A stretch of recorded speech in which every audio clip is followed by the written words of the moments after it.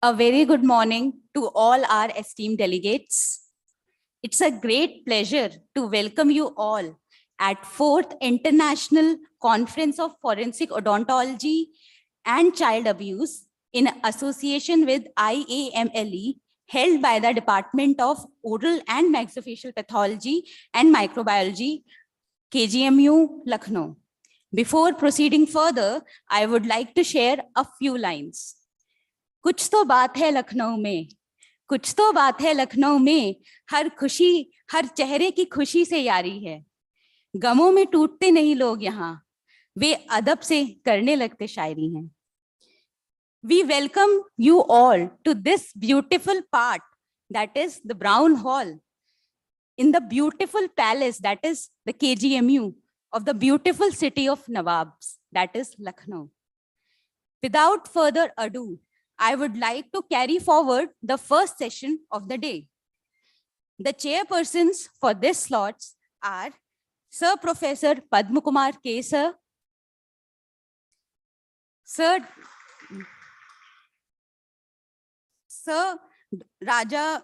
Dr. Raja Rupani Sir.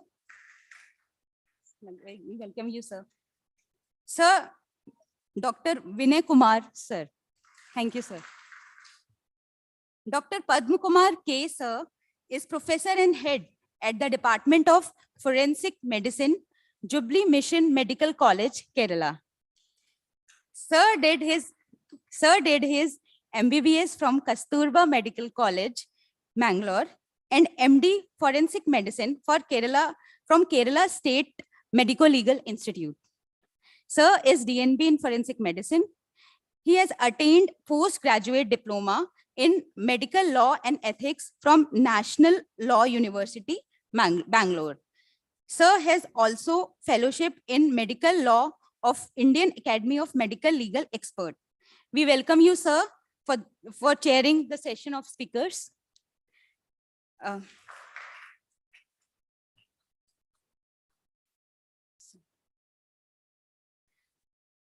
Dr. Raja Rupani, sir.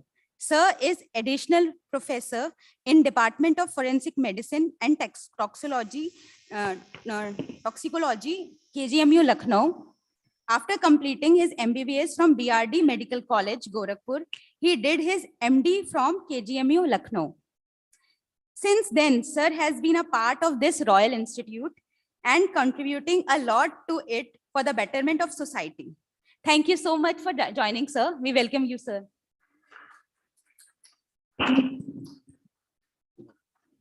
Dr. Vinay Kumar, sir. Sir is additional professor in Forensic Medicine and Toxicology, AIIMS, Patna. Sir is also founder and HOD of Forensic Medicine and Toxicology, AIIMS, Patna. Sir has also been medical legal expert of Bihar Human Rights Commission. We welcome you, sir.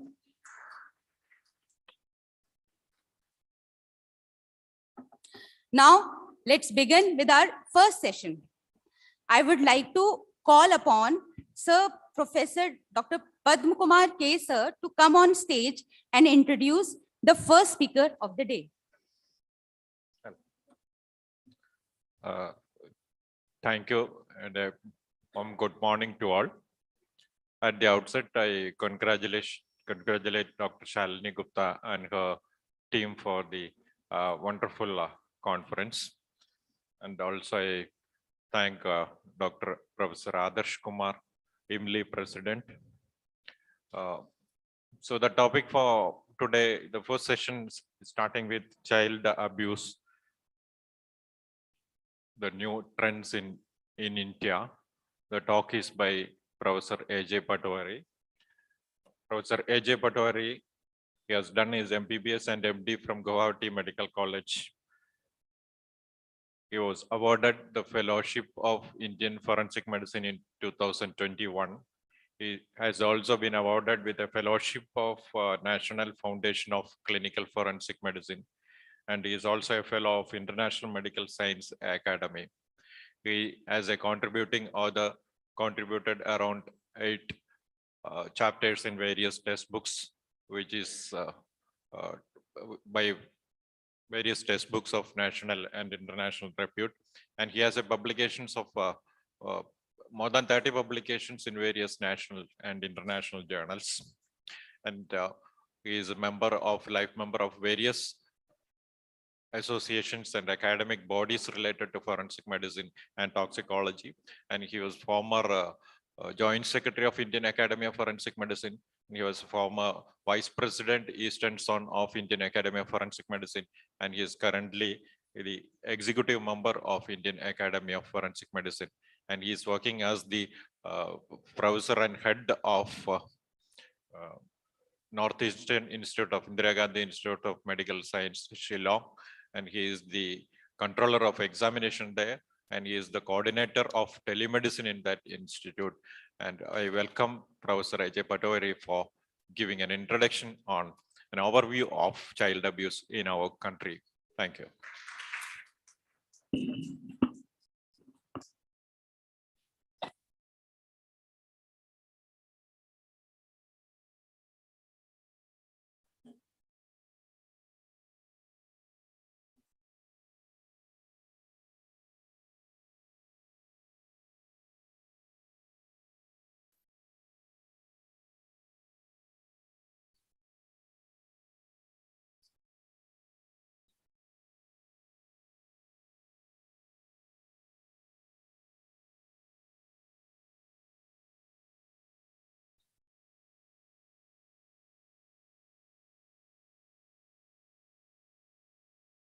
Good morning, everyone.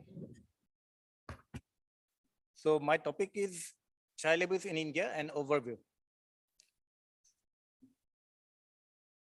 So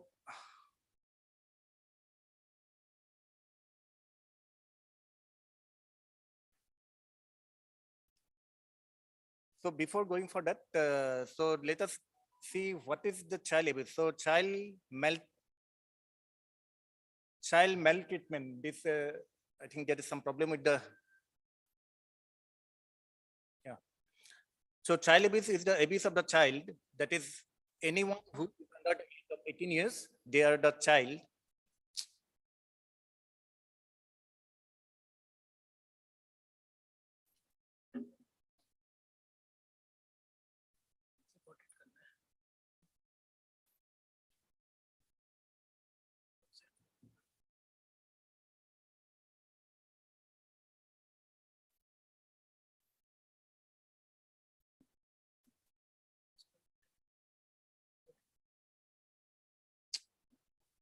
But where is the cursor?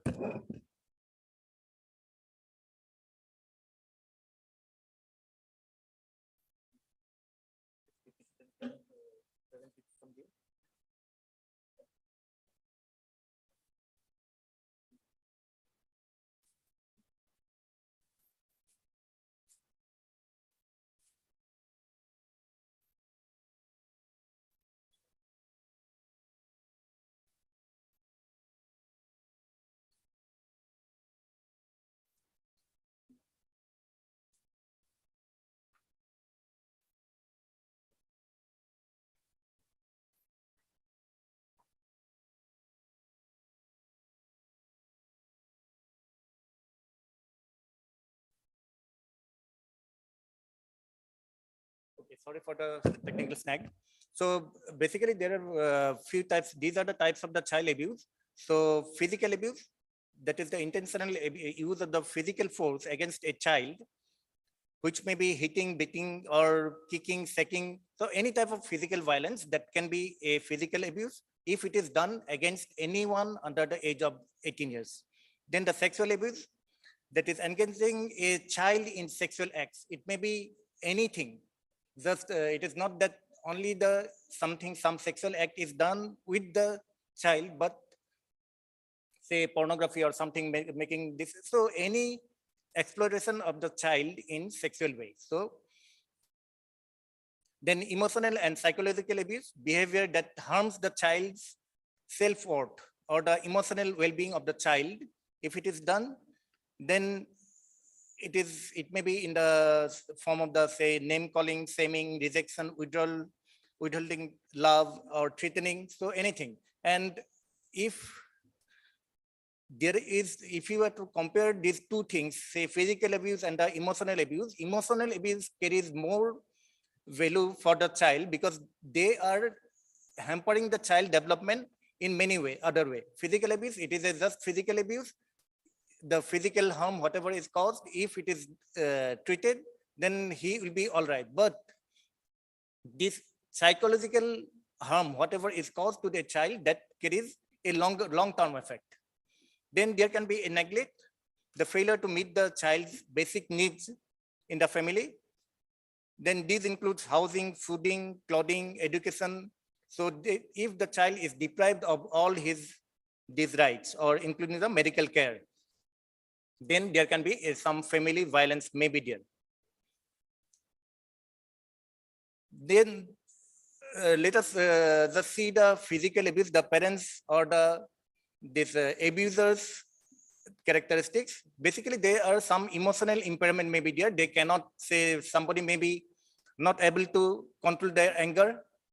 So some emotional impairment may be there. Then substance abuse, that is one of the major cause. So the parents or the abuser who are substance abuse, you'll be finding this term in letter form also.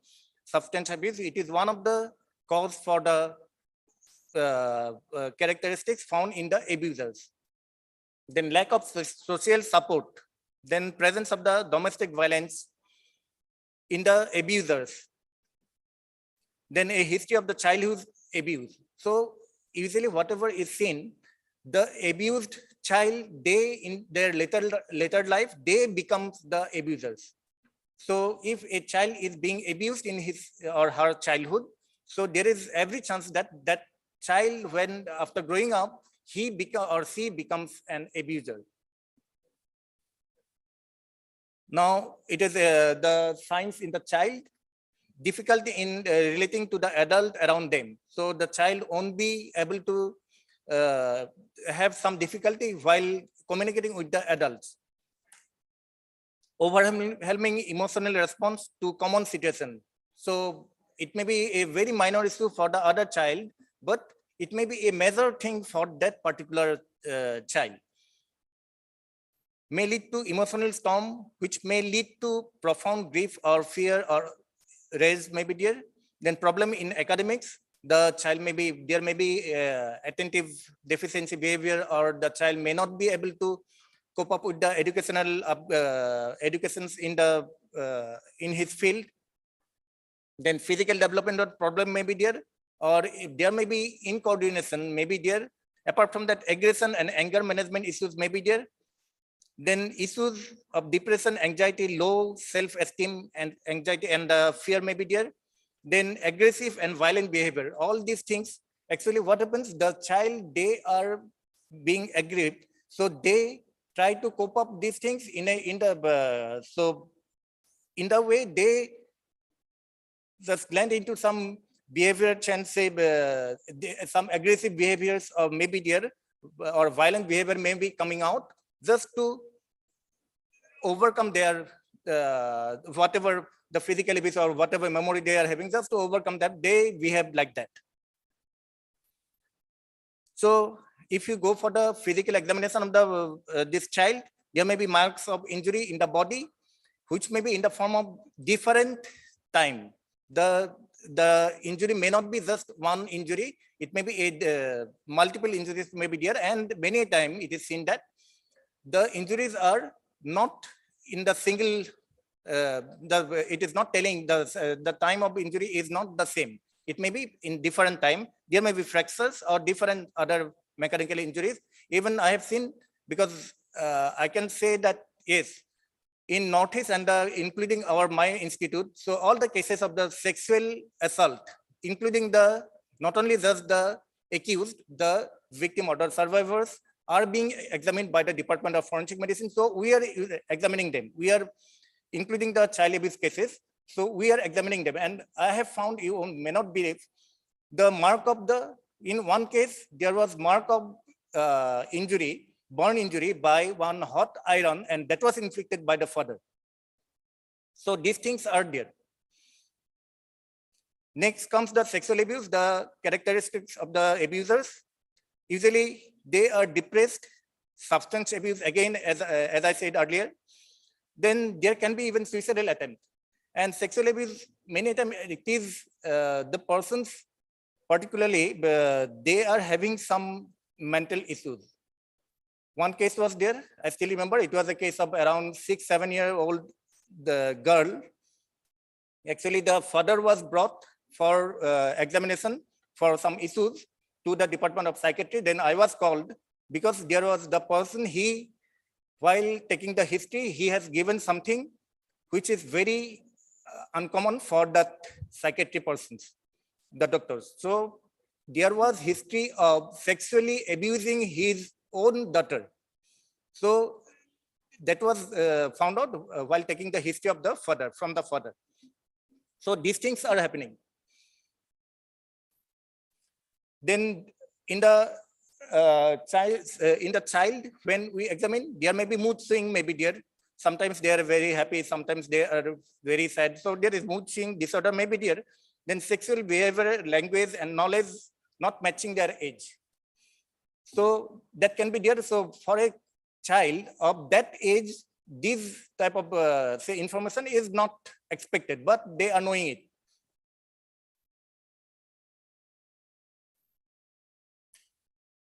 Then bedwetting may be there, nightmare may be there, anorexia may be there, then aggressive and violent behavior, then withdrawn, unhappy, and without any there can be with or without any suicidal attempt may be there. The child may try to commit suicide. Then pain in the body, pain or body ache, that is unexplained pain. So the child should not have that that type of pain, but the child is having that pain. Injuries in the body or the private part, that is another thing. Then emotional abuse, the characteristics of the abuser may have depression or other form of mental health issues, difficulty in personal relationship. It is not only with the child, it may be with some other persons also. It is easily found. Then history of the psychological or psychosocial trauma in the childhood. So as I said earlier, so the abused child, there is every chance that abused child in their later life become the abusers. And in the child, easily they are unhappy, frightened, and depressed, and aggressive or antisocial behavior may be found. Maybe too mature for their age because they are psychologically abused. Psychologically, always they are being suppressed. So they try to just overcome those emotional suppression, and they try to just show off something which are not expected at their particular age. Then difficulties in academics and absence in the class may be there. Then difficulty in making friends. Then malnourishment may be there. And signs of physical neglect. It may be because of the actual neglect of the child, or the child may be neglecting his food and all these things. So because of the emotional trauma. Then neglect, usually it is found in the lower socioeconomic status.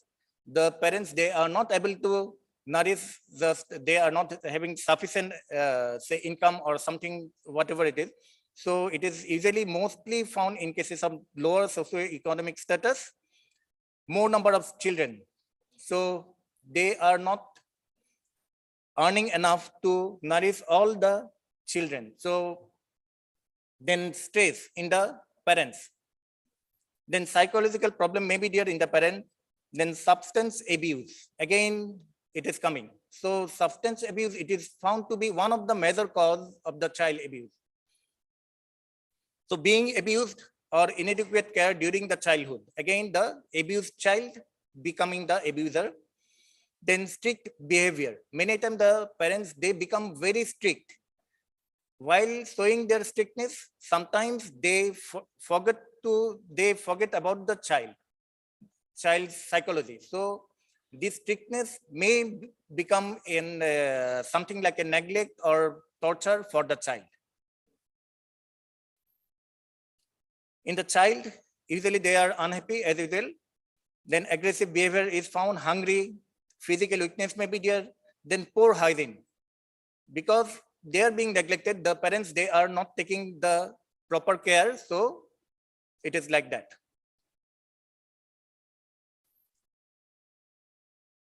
Next is the family violence, signs of the in the child, behavioral or the emotional difficulties may be there. Then learning difficulties, then developmental problems may be there, aggressive language and behavior may be there, then anxiety, restless with or without depression may be there. Now, let us find out something about the data collected from the NCRB. So persons arrested in the crime against the children. So these are the data for different state. I'll just go to the bottom. So if you see total all over India, there is 1,21,329 cases were registered and persons arrested. Sorry, it is 1,24,970 total. Out of that, charge sheeted quite good number. But if you see the total number of the persons convicted, it is only 16,261. So what it says, either the cases which was or the complaints which was there, it is false, and or there was lack of proper just assessment of the cases. The IO was not doing proper his job, the doctor is not reporting it properly, so something was missing. That is why in the court, all the evidence, whatever was produced for this, all these charge sheeted 1,15,280 cases, out of that only 16,261 persons were convicted. So this is one alarming thing. So we have to address this issue. And if you go for the state-wise this thing, so total, as I said, these are the data, whatever I wanted to highlight. So it is a very poor show. Whenever it is a failure in the whole investigation system in India. So we have to address this issue. And if you go for the Uttar Pradesh and Delhi, they are in the topmost, in the top of the list. Then age profile of the victim. So as I said, I found even a 6-year-old girl, daughter abused by the father. Even I found in my life 2-year-old girl, child being abused, sexually abused. It is not always the penetrating or something. So they were sexually abused.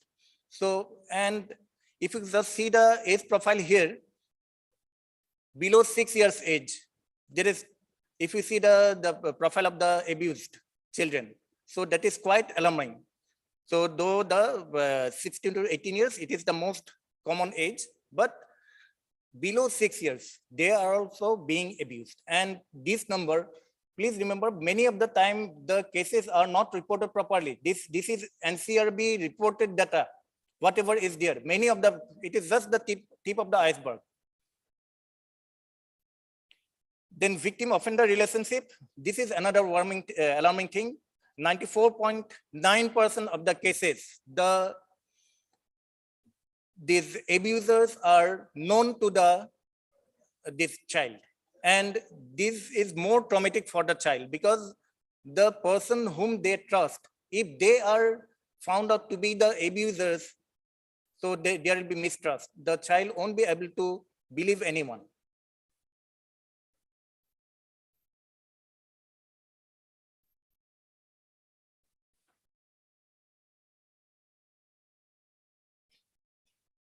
So if we go for the POXO cases, these are the states and these are the total cases and the state-wise distribution. I'm just mentioning the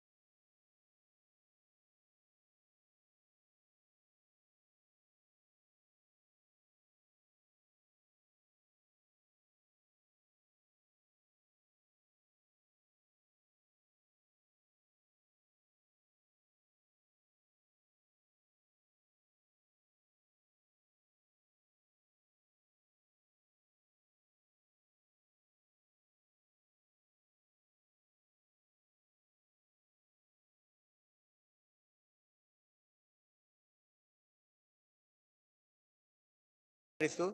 So here you can see the incident only reported is only 44 and the victim is 44. But do you think this is the actual number? It cannot be. So that this is the NCRB data because they are fed this data, so they are depicting it.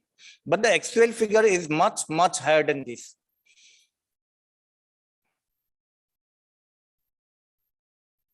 Then selling of the minors for prostitution. This is another issue, and including in some tribes or some communities, there is this, it is a custom. Anyway, so these are the data for the selling of the minors.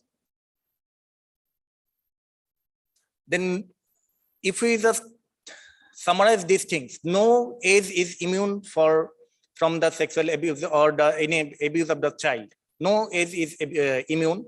So including the, though no gender immunity is there, though the female, they are more vulnerable, but male victims are there, including the sexual offense. So everything is there. So next is the 94.9% of the cases, the offenders are someone known to the victim. So that is more traumatic for the child. The cases ranges from the abandonment, kidnapping, rape, or to rape, murder, or any other type of offense. So no offense is left behind. Then alarming some behavior change in the child, unusual sexual behavior or the knowledge may be there. Then eating and sleeping pattern changes, so even the postural changes while sleeping. That is another issue, particularly in cases of the sexual abuse. Then changes in the school performance or the relationship with the peer. Then inappropriate touching or other compulsive behaviors or extreme harassment. So all these things are found which are not expected in a child of that particular age. Then prostitution may be there, substance abuse may be there, then suicidal thought or depression may be there, child may be there in the child. Then chronic somatic problems such as the stomach ache, vomiting, headache, or body ache, so which are unexplained. So these things are alarming signs. Then affectionless or over affectionate. The child may be having this type of thing. Then aggressive behavior.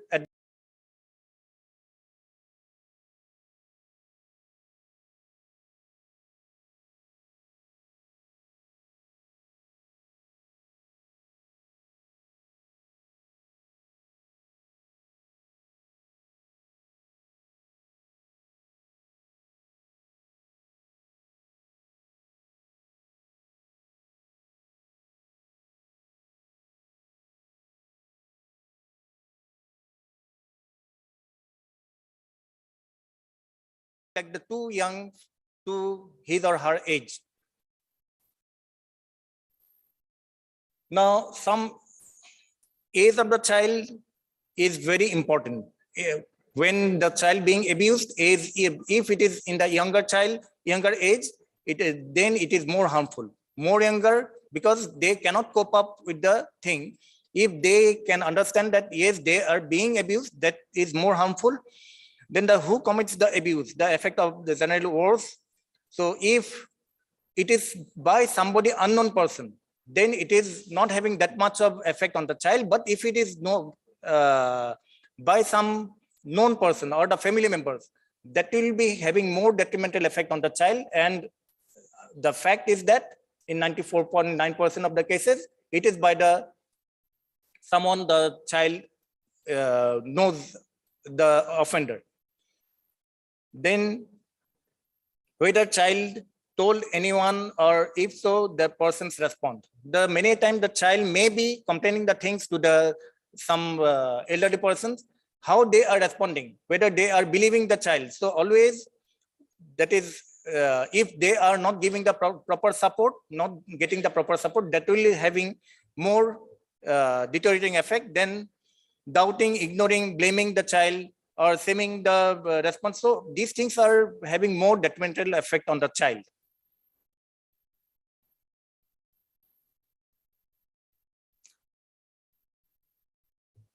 Now, how long the abuse went on? Definitely it will be having effect. whether the abuse involved deliberately humiliating the child or not, then how normal such abuse in that community. If they are seeing that is that is a normal thing in their community, then it is different. But otherwise, it is very traumatic for the child. Then whether the child had loving family members or knew that someone loved her or him. So the care of the child, loving care of the child, that is important. Whether the child has gone some good relationship with the sibling, friends, teacher, coach, etc. Whether the child had any relationship with negative feeling. So negative feelings were accepted and could be expressed and managed safely or constructively, whether they can do it. Then I didn't know how to just prevent or manage this type of child abuse. First thing, the proper assessment of the cases, proper reporting of the cases, it is a must. Otherwise, as I said, if you see, go through the data, it is very poorly reported, very poorly addressed issue. Then identify report the child abuse, cases of the child abuse, listen and pay attention to what the child is telling you. So we have to go for that. Then see if your neighborhood or the daycare facility or the school, it is safe for the child. Look for any signs of abuse or bruises or wooden behavior or fear in certain people, against certain people. Then respect the child's privacy and don't publish his or her name in newspaper or anything. Then find nearest child abuse centers, hospitals and police officers, alert the child family or the police or the child abuse rescue organization regarding if you see any child abuse, cases of child abuse. So we have to take care of the physical care of the child. First thing, as per the requirement, as per the injury pattern. So there may be wound care or the pain management may be required. Then the psychological care. This is more important than the physical care because psychological trauma, it carries a more devastating effect on the child. Psychological support, assurance about the safety and education of the self-management, how to manage the case, manage the situation. This is important for the child. So this is one organization which is dealing with these things with this government helpline numbers also. So all of us, it cannot be one man show or something or only one department involved. It is a multidisciplinary approach must be there involving the doctor, police, judiciary, everyone. So we have to go for a child-friendly, create a child-friendly atmosphere in our neighborhood. Thank you.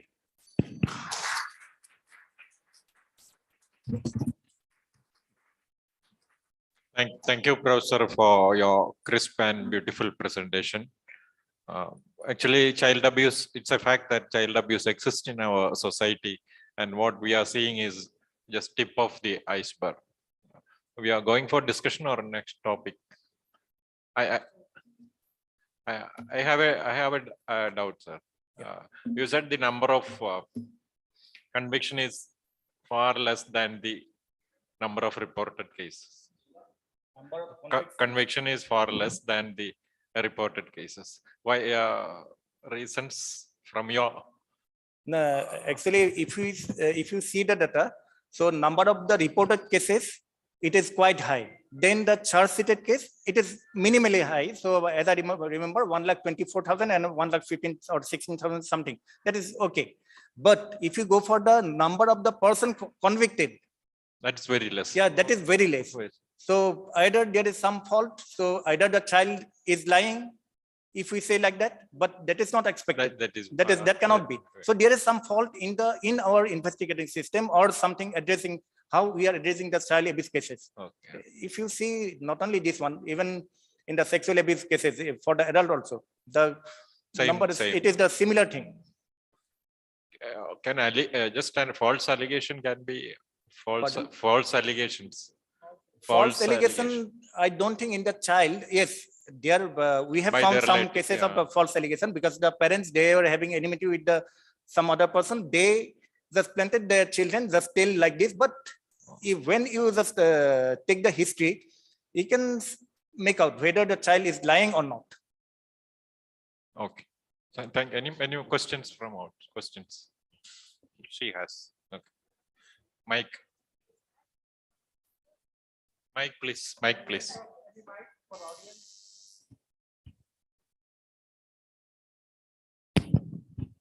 Good morning, sir. My question is that the characteristics of abusers that you have told are of a person that is very much elder to the person being abused. I mean, he or she is very elder to the person who's the child itself. But there are many cases when the children of same age group tend to abuse each other because one of them was abused by somebody else. So Yes, that is how also can there. this problem be like observed and prevented? That is why I said we must be vigilant. So whether there is any cases of child abuse, whether it is abused by the friend, there are instances when the one child is being abused by the same age group, the friends. So whether that is also we have to address. We have to not only the counsel the abused child, but we have to take care of the abuser also. As I said, if you remember the father who was brought for the psychological assessment to the Department of Psychiatry. So he had the problem. Definitely he had some psychological problem. That is why he was doing like this with his 6-year-old daughter. So it is not just you have to treat the abused. You have to treat the counsel the abuser also. It is not just punishment is not enough only. Only punishment is not enough. You have to counsel the abusers also, whether he is a child or an adult.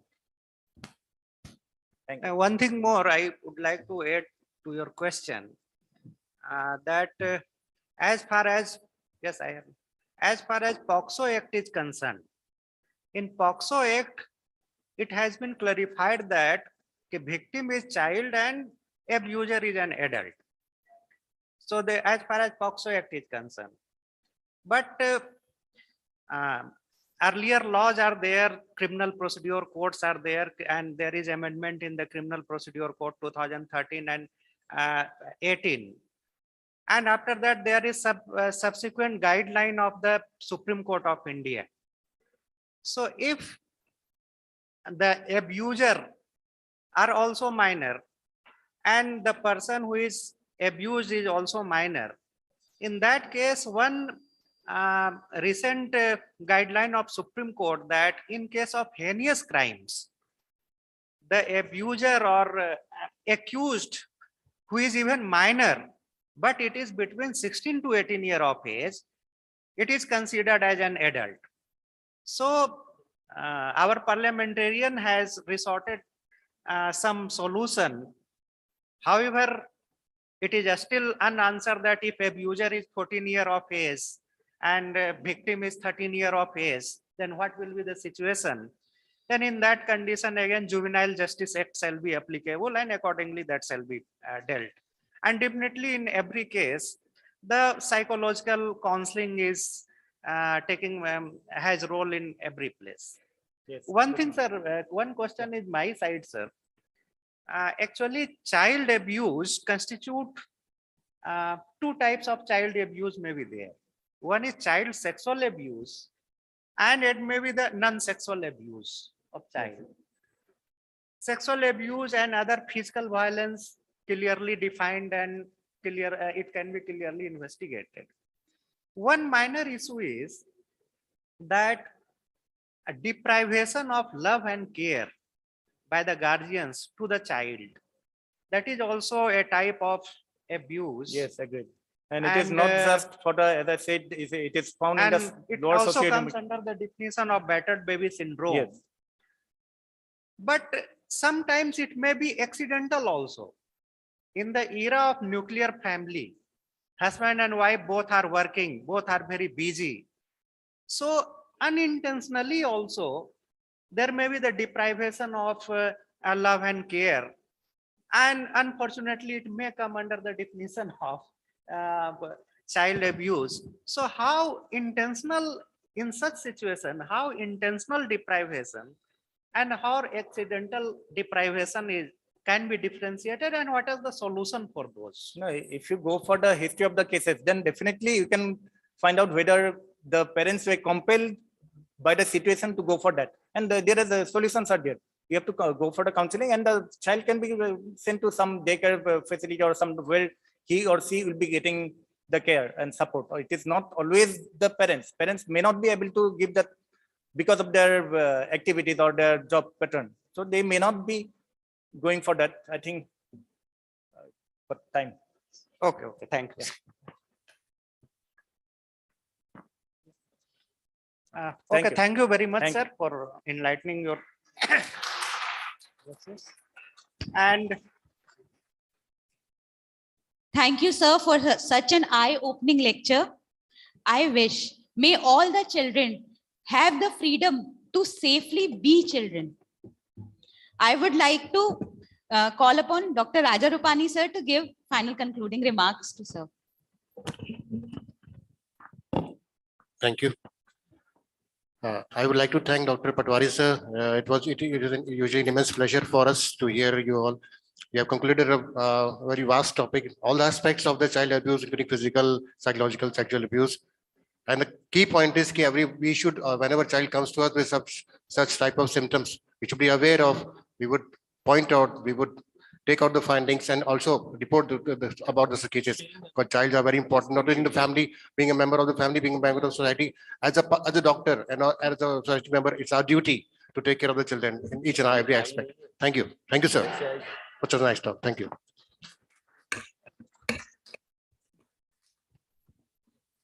Now, I would like to call upon Dr. Binay Kumar, sir, to present memento and certificate to our guest speaker.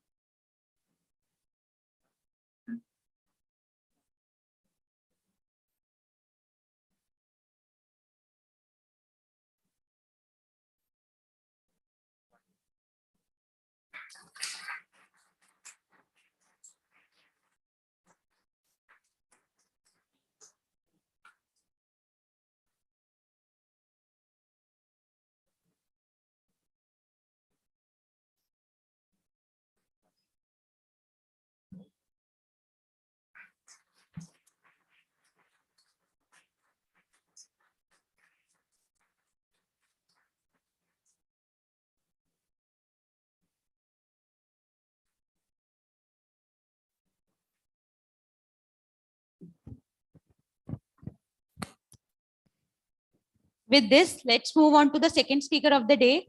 I would like to call upon Dr. Binay Kumar, sir, to introduce the next speaker. the next speaker is definitely very renowned person, Professor Dr. Manoj Kumar Mohanty. He is professor and head of department of AIIMS Bhubaneswar, All India Institute of Medical Sciences Bhubaneswar. And he is also Dean Examination there. And he has vast experience in the field of forensic medicine and toxicology.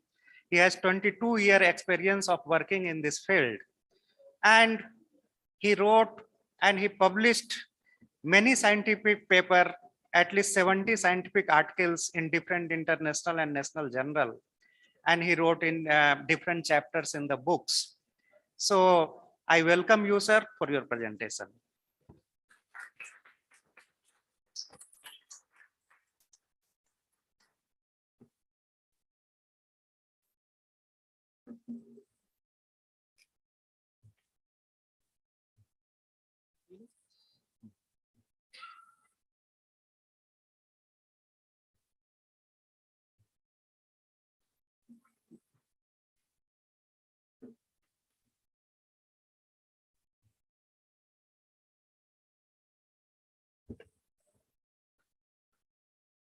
Good morning, everyone. Respected chairperson.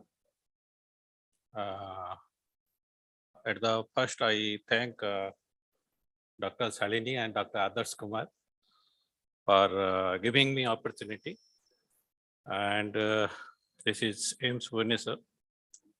I also have a previous speaker, very wonderful, informative by Patwari, Dr. Patwari sir. As you know, my topic, the ethical issues and challenges in child abuse. So we'll start with a small real case.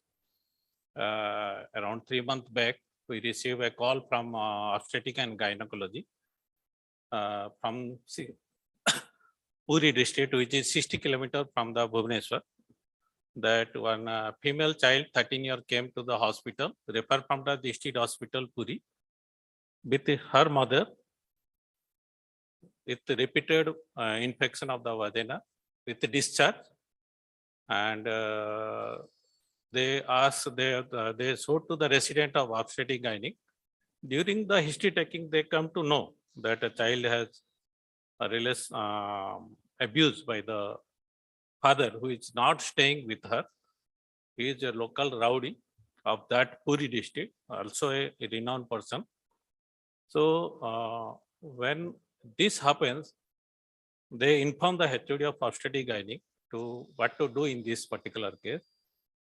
Then the obstetric gynae HOD told because this is comes under POXO Act, so we have to inform the police.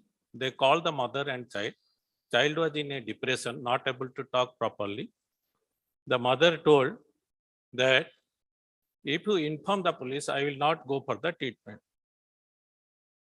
And if you, I don't mind to inform, but if you inform the police, I may not survive tomorrow. My husband may kill me and my daughter also. So for the God's sake, please don't inform the police.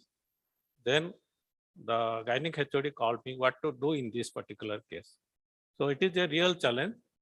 They don't want to inform the police. If you want to inform the police, they want to go away. They don't want to treatment in this particular case. So the issue arises here what to do in this particular case.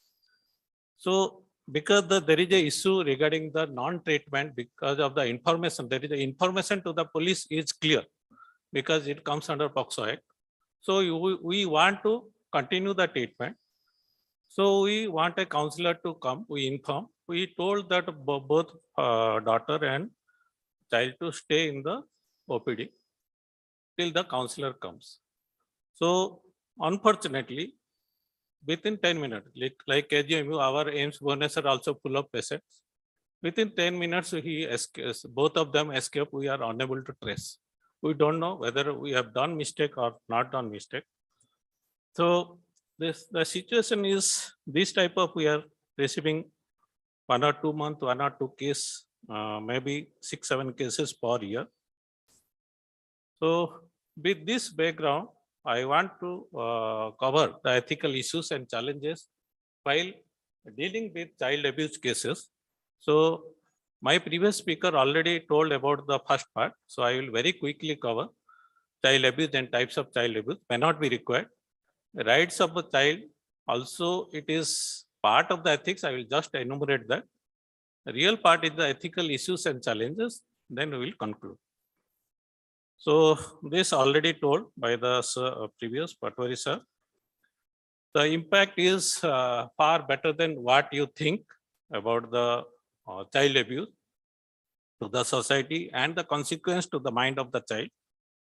And it is also violation of the human right. So whenever there is we read about the ethical issues about the child abuse, we think only 2 things. Ethics is about the right and wrong. So when it comes to the child abuse, we tell it is wrong. Yes, it looks like straight. If you go through the ethics of the child abuse, it looks very straight. It is wrong. So next question, what you will do? I will report it. It's as per law. So it's like it is wrong. We have to report it, but it seems to be straight, but it is not straight because there is a disparity between the views and there is a issues between the doctor, between the child and the parents or the caretaker or the guardian. So there is a conflict. There is a conflict between all 3. So it is not easy the way we think. So this part is over, the different types of child abuse. So I will not cover this. Whenever the child need any care, there are two acts which mainly help the child. One is Juvenile Justice Act. I will not cover that because legal aspect is coming in the afternoon. And the prevention of that, second one is POXO Act, which deals with the sexual offense, and Juvenile Justice Act it deals with the other form of the abuse. So let's come to the rights of the child. So rights of the child is almost, there are many rights, but I will only enumerate the rights which is related to the child abuse. So child has a right to life, right to parental care and support, right to be protected from abuse and neglect, right to be protected from commercial and sexual exploitation, right to be privacy, right to get legal assistance and appropriate judicial process. There is also a talk tomorrow regarding the rights of the child by Dr. Praveen. You can listen it elaborately tomorrow. So coming to the main part, the ethical issues. The ethical issues, there are many ethical issues. I have found out only few of them, which is very important. Day-to-day practice is required. One is under-reporting, mandatory reporting in relation to the confidentiality and privacy, autonomy and informed consent, and beneficence and non-maleficence regarding the benefit of the child, while treatment, maximize benefit, minimum harm, or do no harm principle, whether it is followed or not, whether justice during the treatment or of the child, protection of the vulnerable child, and research in child abuse. We will deal in the ethical issues under the following heading. So as told my previous speaker, large number of cases goes underreported or underdiagnosed. The reason may be many. So there are few reasons I have classified into three. One is child, one is family related, another is doctor related. If you see the child may not able to realize that it is a abuse. So he may not inform to anybody, or child may be in fear. It may be related to the family. There may be threat from the relative or the accused, or there may be a fear of humiliation on the part of the family. On the part of the doctor, there may be failure in diagnosis. There may be inexperienced doctor. They may not be aware of the law that POXO Act is there to report, or there may be, in many cases, the last one is very important. In many cases, they think, why I will inform? Just I will give treatment. It is just a history taking. As if I will consider that he has not given me history. So I will just give treatment, my practice will continue. So that's the attitude of the doctor sometimes comes out. Child abuse is a hidden phenomena. When there is a reasonable cause to believe that there is a child abuse, there are two acts which comes under mandatory reporting. If it is a sexual abuse, as per section 19 of the POXO Act, if any other form of abuse is section 31 of Juvenile Justice Act. Most important part is any evidence showing abuse has occurred that can't be disproven should be treated as an abuse. Mandatory reporting. So whenever you are thinking of reporting a child abuse, you think that it is my duty to report all the cases of child abuse. It may not be the true always. So if you give false report, the many things may happen. It may harm or distress to the family, disruption of the family life, social stigma may occur. The patient point of view, if you see, once they will think that another child also, they will tell, oh, the previous child, he told me that it is abuse. So how can I abuse? So this is just a type of punishment I gave because he is not reading. So they will try to fear or they will not go to the hospital. So whenever there is abuse occurs, there are some dilemma in the mind of the doctor comes out, whether allegation is true or false. Initially it comes to the mind of the doctor. If it is true, whether I will inform to this or not, what will be the consequence if not reported to the concerned authority? What if the intimation version information which I will give it? What happens if after giving information the situation worsen? how to inform authority, they are not aware of that. Or how to inform the authority without informing the guardian, they are also not aware of that. Or any suspicion, if after some time it become wrong.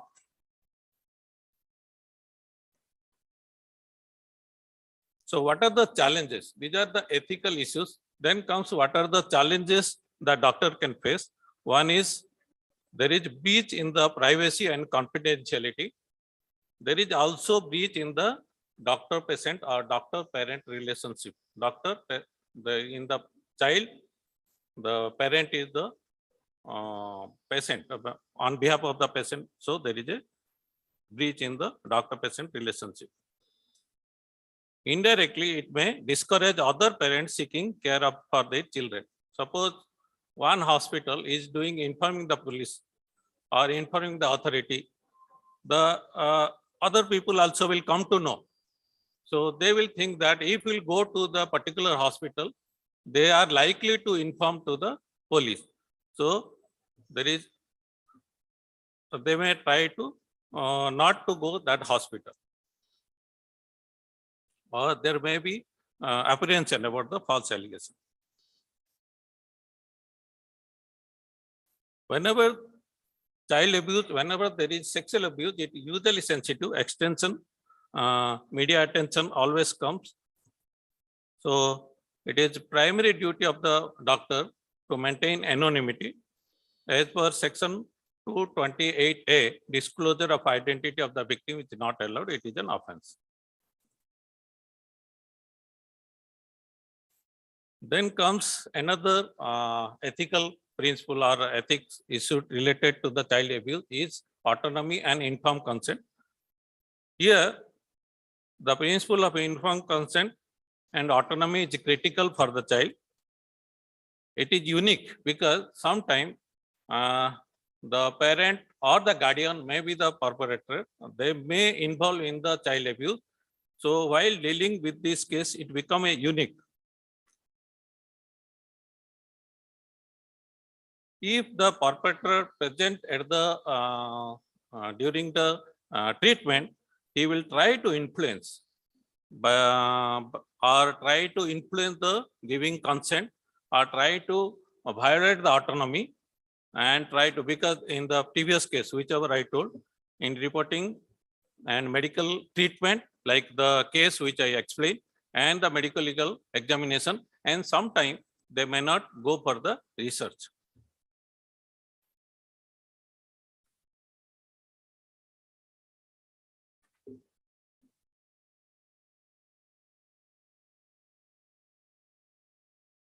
Next comes challenges in informed consent. What are the challenges?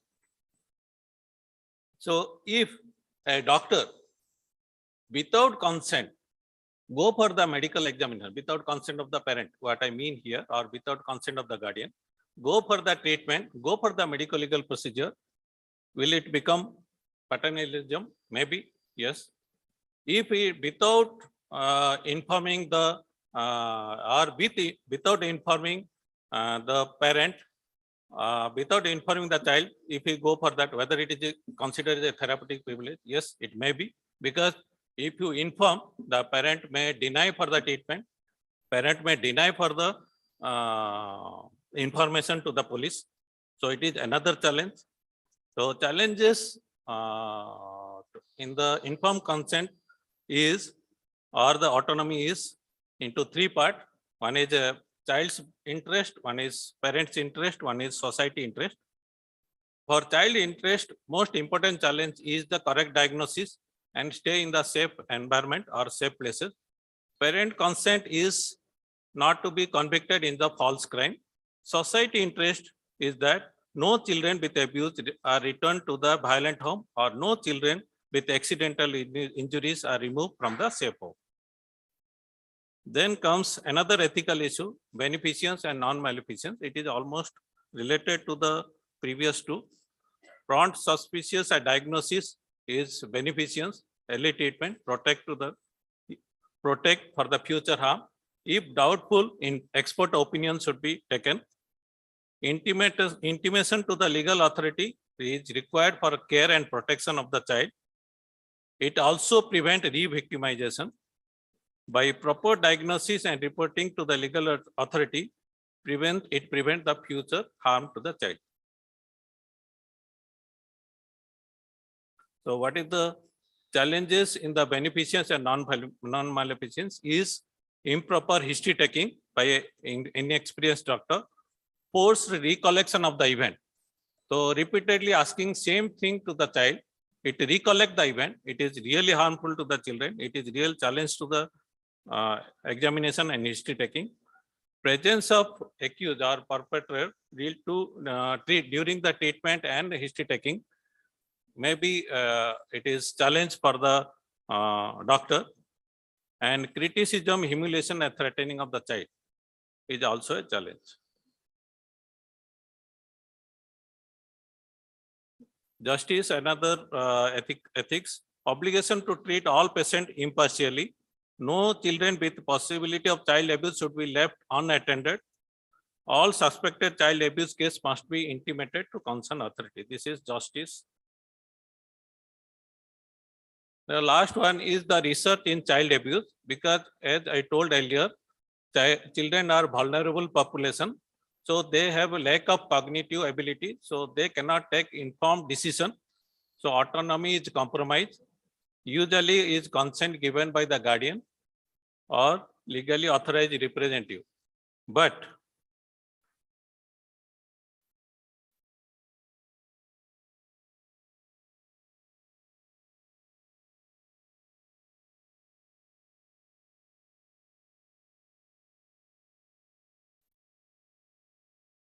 when it comes to the consent part, less than 7 years, consent from the parents, 7 to 12 years, consent from the parent with verbal assent. When 12 to 18 years, consent from the parent with documented consent with signature from the parent is required. Well, what ethical issues related to the child abuse? Informed consent is critical when parent or guardian himself is a perpetrator or accused. As best interest of the parent may not be the best interest of the child. What the child want, the parent may not want, or they may not agree for the proceeding of the research. In that particular case, waiver of the consent may be taken by the approval from the ethical committee. So challenges, one is full disclosure. It is critical. Majority of the abuser may be a parents, may not consent to participate in the study. So full disclosure of objective is a real challenge. When parent is also the accused, the research participant, they also the accused also a research participant, they have a right similar to the other research participant like maintaining of privacy and confidentiality. But law says mandatory reporting. So it is again a challenge.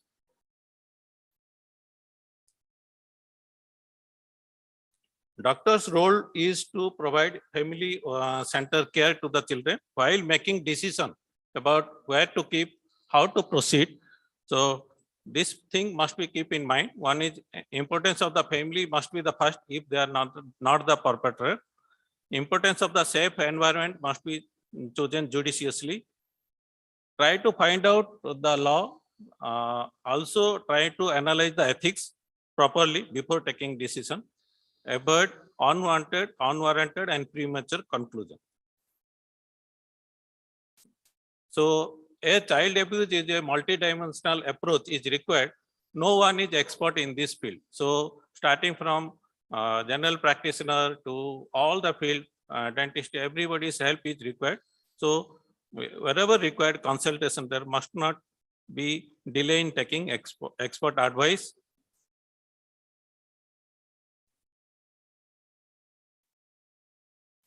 Child abuse cases have various ethical issues. So last point I want to say in my conclusion, child abuse cases have various ethical issues and have unique challenges you have seen in my previous.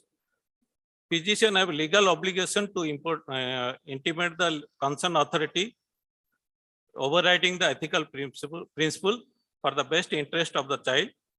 Doctors should recognize the limits of their own expertise and specialists and follow the ethical principle in management of child abuse. Opinion of from the team expert and multidisciplinary approach is required. I conclude my study with Nelson Mandela's saying, true character of the society is revealed in how it treats the children. Thank you very much for patience.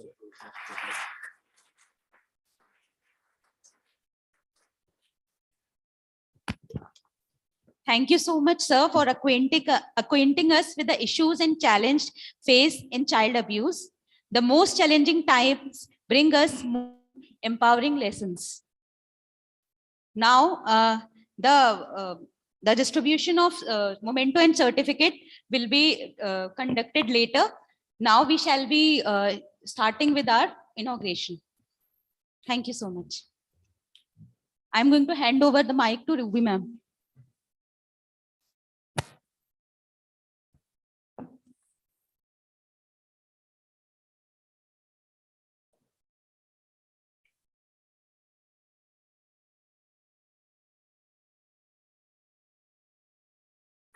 पुराने से लिफाफे में रखा एक शहर आपको कहानियां सुनाना चाहता है। दरगाह की चादर को यह मंदिर के कपड़ों से रफू करता है। लक्ष्मण का ये शहर मोहब्बत से वजू करता है। मेहमानों से प्यार है इसको, मेहमानी भी गजब की करता है। मुस्कुराइए, मुस्कुराने को कहता है ये उससे जो भी यहाँ कदम रखता है। सो मुस्कुराइए कि आप लखनऊ में हैं। The city of Ganga Jamuni तहजीब, that is our Lucknow. A very good morning and a heartfelt welcome to the chief guest, guests of honor, President Imli, dignified chairpersons, eminent speakers, delegates, guests, media personals, and organizing team members. It is a great pleasure to welcome you at the 8th Foundation Day of Forensic Odontology Unit and 4th International Conference of Forensic Odontology and Child Abuse in association with Indian Association of Medical Legal Experts or IMLE, organized by the Department of Oral Pathology and Microbiology, KGMU, Lucknow. I, Dr. Ruby Dwivedi, scientist at DHR MRU, Faculty of Dental Sciences, KGMU, on behalf of the organizing team, welcome you all to the inauguration ceremony and Foundation Day of Forensic Odontology Unit. The Forensic Odontology Unit of the department is enthusiastic to meet and greet all of you through this conference. My heartfelt gratitude to our Vice Chancellor, Lieutenant General PSVM, VSM, Dr. Bipin Puri sir, for bringing us together for this intellectual amalgamation in the form of this conference. I welcome our honorable chief guests, guests of honor, President Emily, our eminent speakers, dynamic chairpersons, and all our dignified guests, and feel obliged for their presence and incredible support. I welcome all the dignitaries who have traveled through far and near to join us for this wonderful academic conjunction in the charismatic city of Nawabs. I also welcome professors, seniors, colleagues, juniors from different parts of the world who have joined us through the virtual mode of this conference. With great joy and immense rejoice, I welcome great cadre of sponsors and our media partners. Prayer is aligning ourselves with the purpose of God. A true prayer is a spiritual transaction between heaven and earth. With this thought, I would request Simple Singh, Khushbu Anand, and Yashasvi Singh to enchant Saraswati Vandana and request Shalini ma'am to guide all the dignitaries on the stage for lighting of the lamp. I request Shalini ma'am to kindly escort the dignitaries on the dais.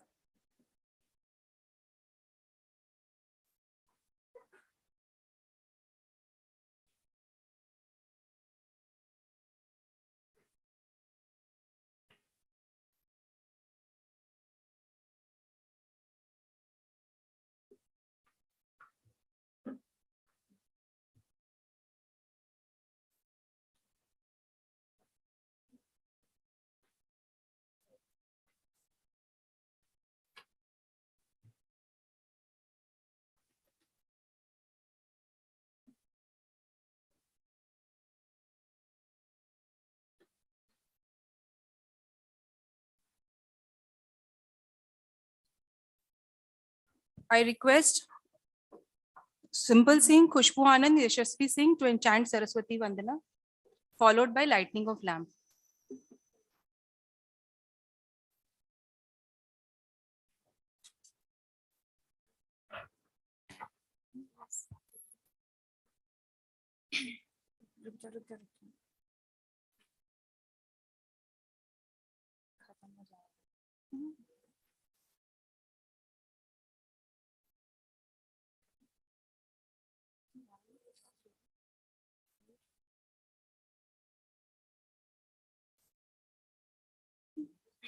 शारदे माँ, हे शारदे माँ, अज्ञानता से हमें तार दे माँ।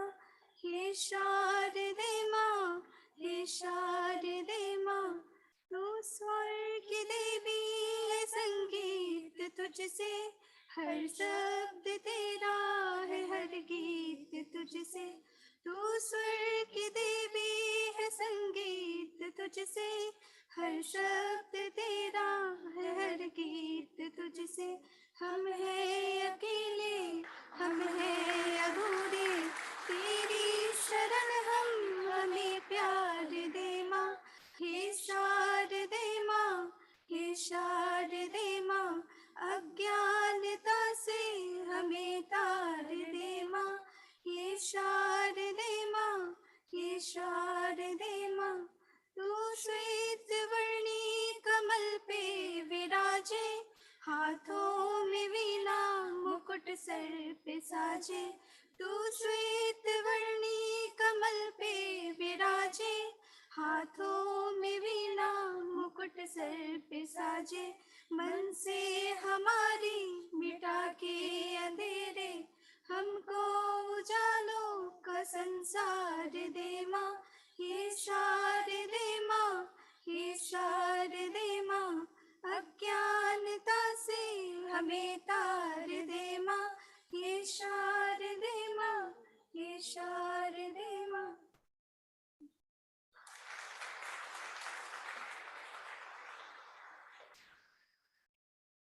With the blessings of Ma Saraswati, I would request now Professor Shalini Gupta ma'am, Organizing Secretary of this conference, to welcome our chief guest, Lieutenant General PSVM, VSM, Dr. Bipin Puri sir, Honorable Vice Chancellor, KGMU, with flower.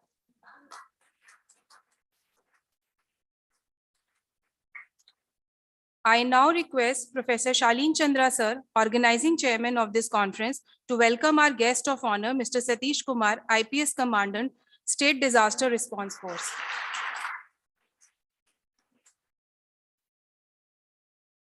I request Dr. Priyanka Singh, Co-Organizing Secretary of this conference, to welcome our guest of honor, Major General Dr. Subrato Rai, Commandant, Command Military Dental Center.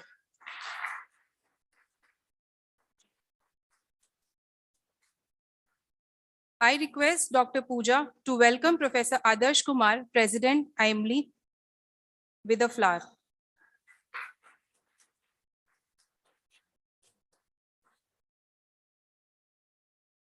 Now I request Dr. Sharon John to welcome Professor Shalin Chandra sir, Head of Department, Oral Pathology and Microbiology, and Organizing Chair of our conference.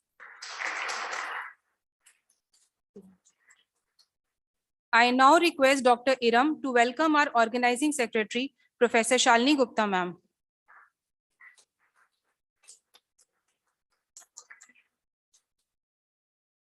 Now I request Dr. Ayushi to welcome Professor Shadab Mohammed sir, Head in the Department of Oral and Maxillofacial Surgery, FODS, KGMU.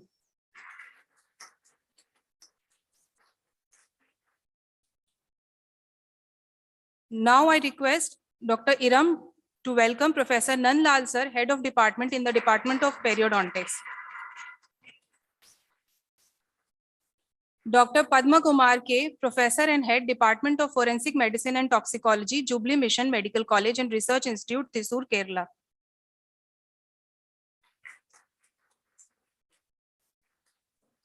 Professor Pavitra Rastogi sir, Department of Periodontics, FODS, KGMU, Lucknow.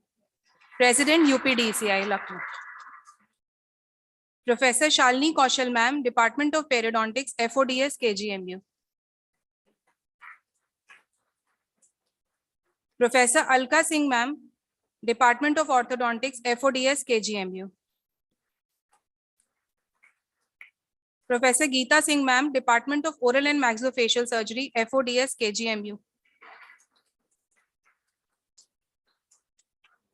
Dr. Raja Rupani, Additional Professor, Department of Forensic Medicine and Toxicology, KGMU, Lucknow.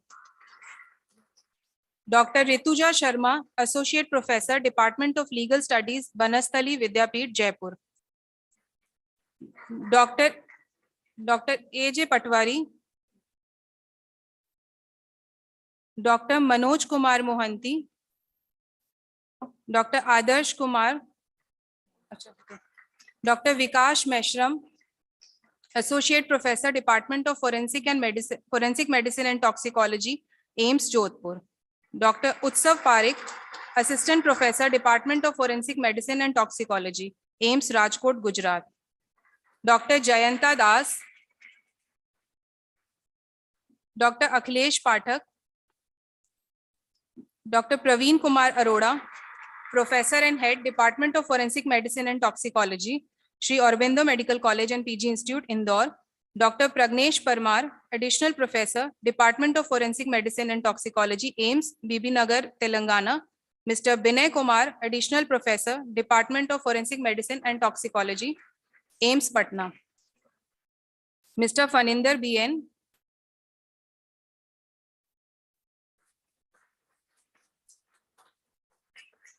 Dr. Raghavendra, Associate Professor, Department of Forensic Medicine and Toxicology, AIMS, Bhopal.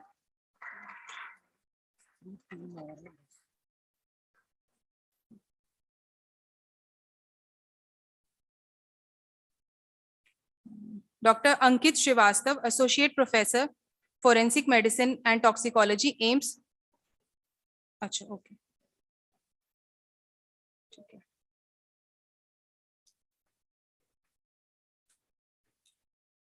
Now I request Professor Shaleen Chandra sir, Head in the Department of Oral Medicine, Oral Pathology and Microbiology, and organizing chairman of this conference, to welcome and address the gathering.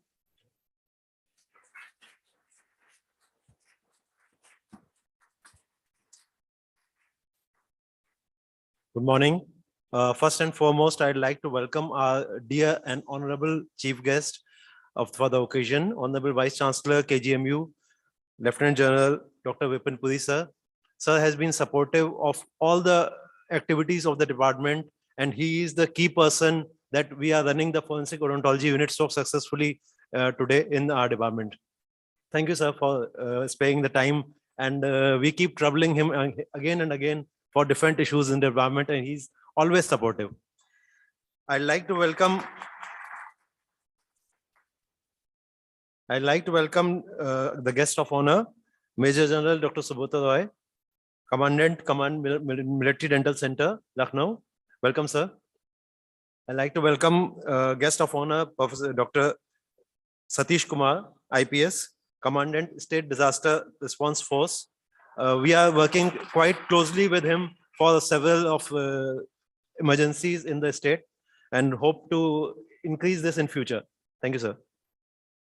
I'd like to welcome Dr. Adarsh, who is my friend since my childhood and my batchmate in MBBS, and he was doing MBBS at KGMU and we were doing BDS. I was doing BDS.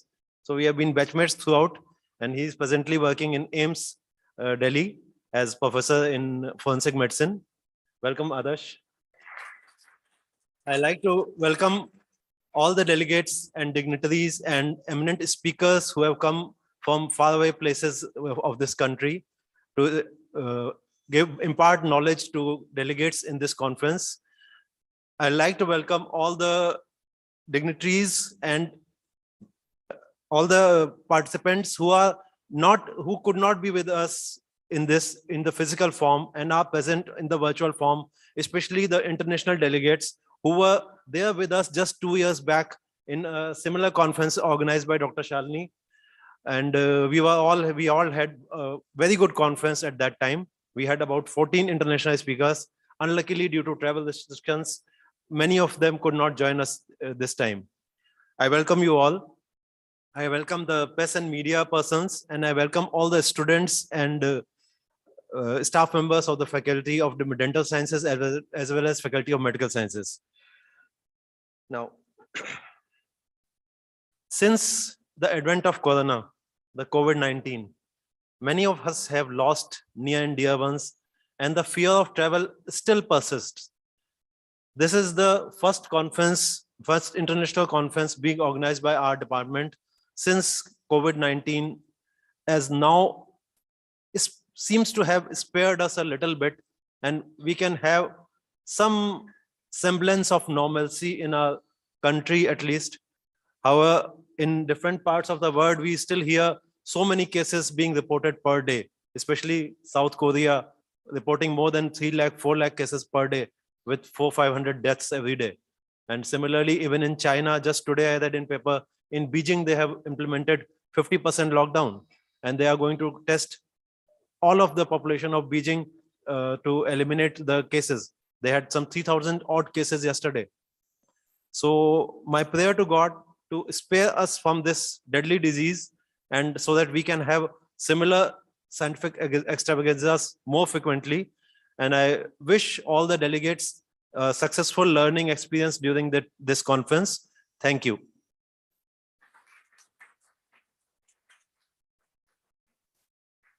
Thank you so much, sir. I now request Professor Shalini Gupta ma'am to introduce our dignitaries on dais. Thank you, Ruby. Now I would like to introduce my mentor and guide, Professor Adarsh Kumar sir, President IMLI. I owe him a lot for my academic career, as he has helped me in facilitating my ICMR fellowship in Dundee University. Thank you, sir, for sparing your time and motivate these young kingling minds.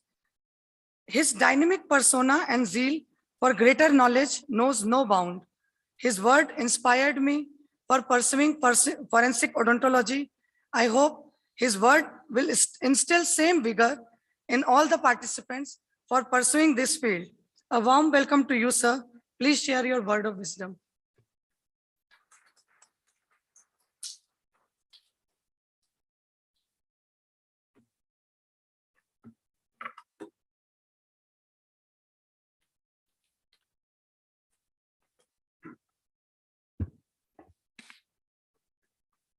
Honorable Vice Chancellor, Lieutenant General PSVM VSM, Dr. Vipin Puriji, Mr. Satish Kumarji, IPS Commandant, SDRF State Disaster Relief Force, Major General Dr. Subrato Roy, Commandant Military Dental Center, Professor Shalin Chandra, Organizing Chairman and my batchmate, and Professor Shalini Gupta, Organizing Secretary of this conference, speakers, chairpersons, delegates, and students, not only from India, but from different parts of the world also. A very good morning to you all in this one of the oldest medical college of India, which also happens to be my alma mater as well. And you can imagine, 35 years ago, I just entered in this very hall, and that my journey of the medical journey started from this very hall itself, the Brown Hall. And you can imagine what kind of feeling I have when I was a student at that time, and now I'm sharing the dais from the other side. It gives a altogether different feeling to me as well. So thank you, Shalini, for organizing this conference and having it in this. This was just a by chance. Otherwise, we are having Kalam Center yesterday, but because of some this PGA, this entrance and mop-up round, the Honorable Vice Chancellor again has been kind enough. I will extend my sincere thanks to him. The last moment only he gave us the permission to shift that conference to this hall, which is a totally different experience to have this kind of conference here. Thank you, sir, once again for that magnanimity. On behalf of Indian Academy of Medico Legal Experts, IMLI, in the capacity of Honorary President, I welcome you all for this 4th International Conference on Forensic Odontology and Child Abuse. Along with this conference, we already had workshop yesterday on the disaster and conflict victim identification, where the Jawans from the State Disaster Relief Force were there.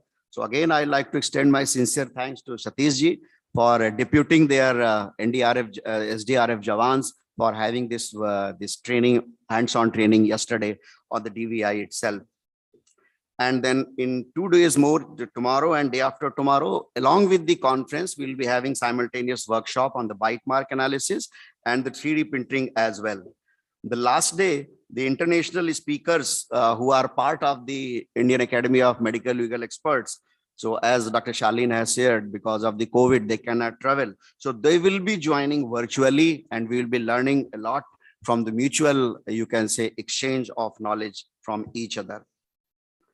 I hope all the delegates and the participants, they will have a very enjoying this academic extravaganza over here and have a memorable experience of Lucknow, जो कि अपनी नजाकत और नफासत के लिए famous है हमेशा.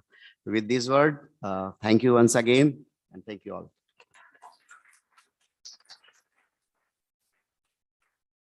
Thank you, sir, for guiding us. Now our guest of honor, a very warm welcome to you, sir. Sir is gold medalist from AAU Anand and has a vast experience in teaching, research and administrative services, Dr. Satish Kumar, IPS. He served the department at Livestock Product Technology, AAU, in the capacity of assistant professor. Sir got 281 rank in UPSC and joined Indian Police Service in 2013 and served at a various administrative positions as SP Cybercrime, SP Barabanki, and SP Jalan. Currently, he is working as Commandant, State Disaster Response Force, Uttar Pradesh. During his academic life, he was gold medalist and selected in Indian Forest Services, qualified ICAR NET, CSIR UGC NET, and published several researches in reputed, reviewed, renowned journals. Sir, requesting you to please share your incredible views with us. Thank you.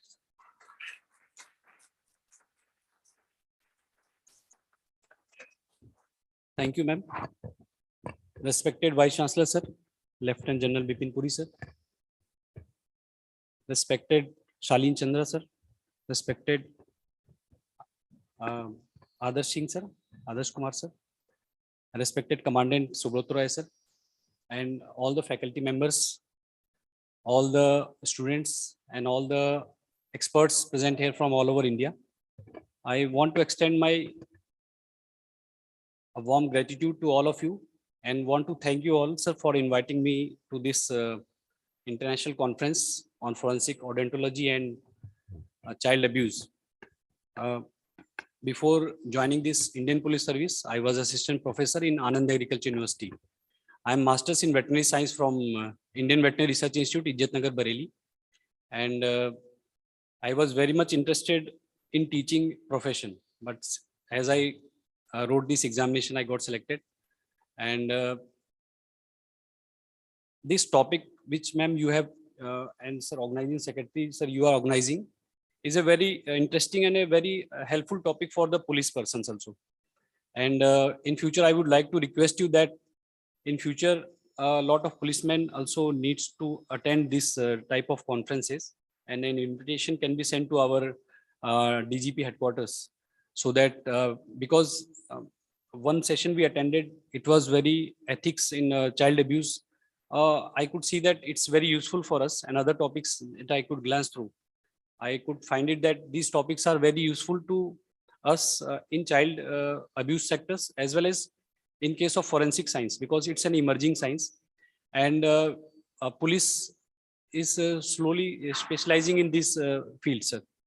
And we can see that there is a lack of specialized professionals, especially who are policemen, especially when there is a disaster or conflict victim identification. Then UN has officers for disaster victim identification, but such officers who are trained in Indian police are, I think, I have not seen anybody. They may be person, but I don't know that there are such persons are there. And we need to sensitize the police and train the first responders, as we are the first responders for any child abuse or any child harassment or sexual harassment that takes place with a child, and how to deal with that, whether we should be in a civil dress, whether we should be trained. We call child line child helpline, which is 1098, but sometimes it happens that it takes some time to reach the place, and our untrained police professional treat the child, which stigmatizes that child, because everybody sees police with a fear psychology, and especially with the child. And similarly, in case of forensic science also, a lot of experts in police are now emerging, and we have few senior officers who have done PhD and doctoral in science in forensic sciences, and we have to take expert help. So I think this type of conferences and training programs in future will help us in making the policeman, a lay policeman, you can say a simple constable, to learn about these simple things and help the forensic science, help the forensics knowledge to identify the a case study which we can say at the level of the first responder, we can do some mistakes. And moreover, in case of child abuse also, it will help us. So I would like to request ma'am to organize such conferences for especially for police professionals. And I would like to thank everybody for inviting me to this conference. This is first time a police officer has been invited to this conference, and thank you very much. Thank you, everybody. Thank you.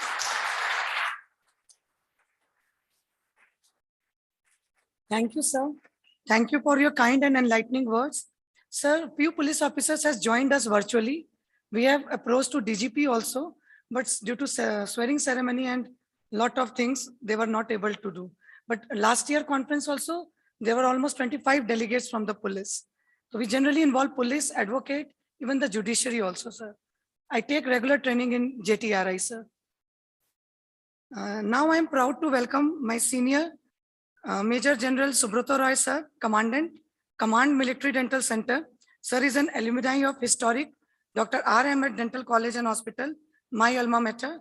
During his more than 34 years of services in Army Dental Corps, he has held many coveted and challenging appointments.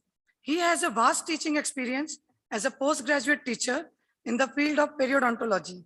He has, to his credit, numerous publications in various journals, national and international repute. He has been awarded Army Commander Commendation Card twice in 2017 and 2019 for his contribution in Army. He has served as military observer in Sierra Leone from September 1999 to September 2000. He has served as CEO and Corps Dental Advisor at Leh and Ladakh. He took over as Commandant of prestigious Army Dental Center R&R and Professor and Head of Department of Periodontology in New Delhi in July 2016.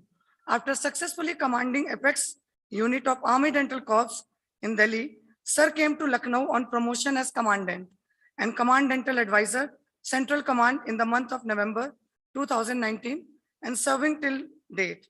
I'm highly delighted to have you, sir, amongst us as a guest of honor to grace the occasion. We welcome you, sir.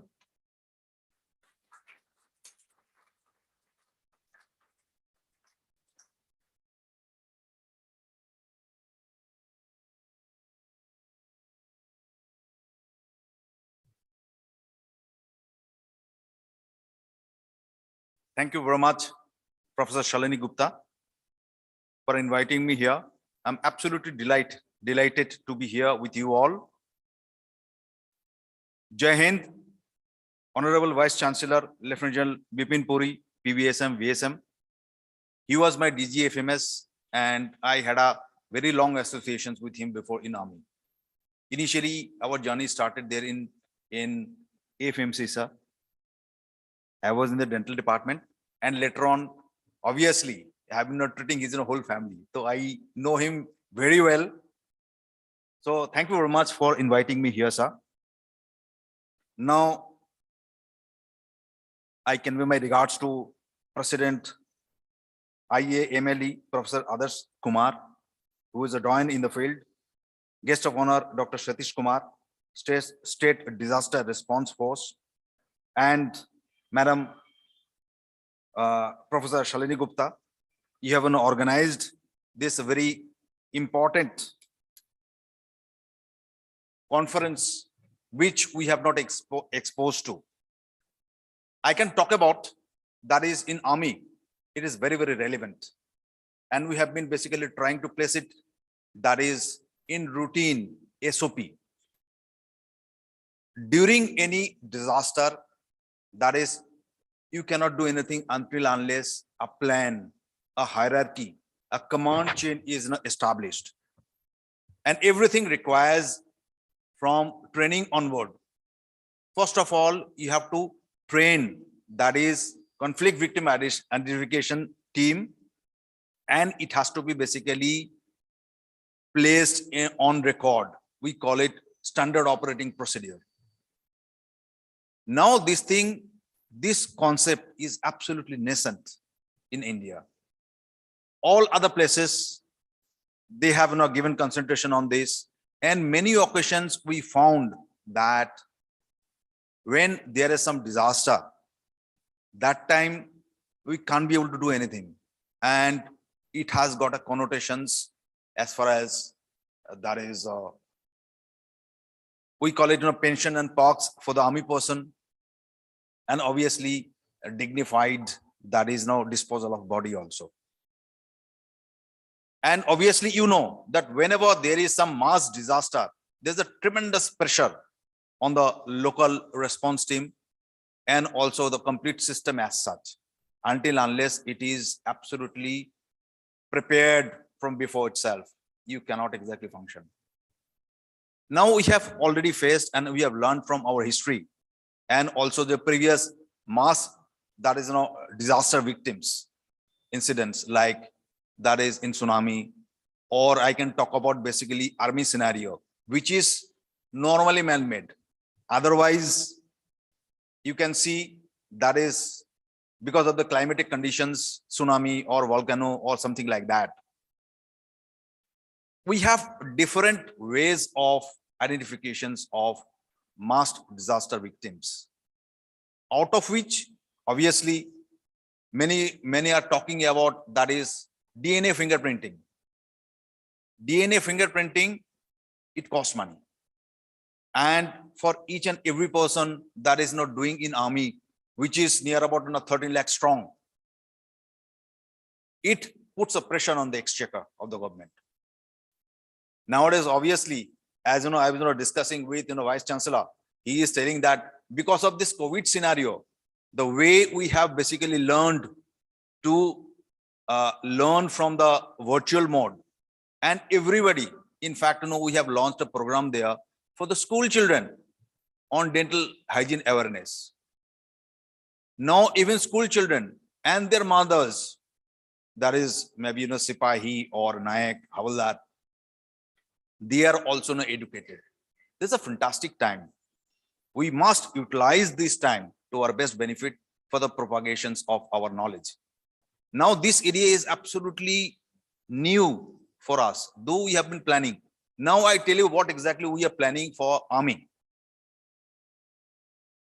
There's a possibility of casualty, blast, or a different scenario where there will be mass disaster, and we have faced it. And I can give a quote that is on INSH Sindhu. It's a submarine. All of a sudden there was a blast inside, and all the bodies, it was absolutely charred beyond recognition. How do you identify? Ultimately, I must tell you, here forensic odontology, our dental team has helped to identify the bodies there. Because we have a system already, that is, we do annual dental inspection for everybody, full complete troops, but it is not yet exactly placed it, that is digitally.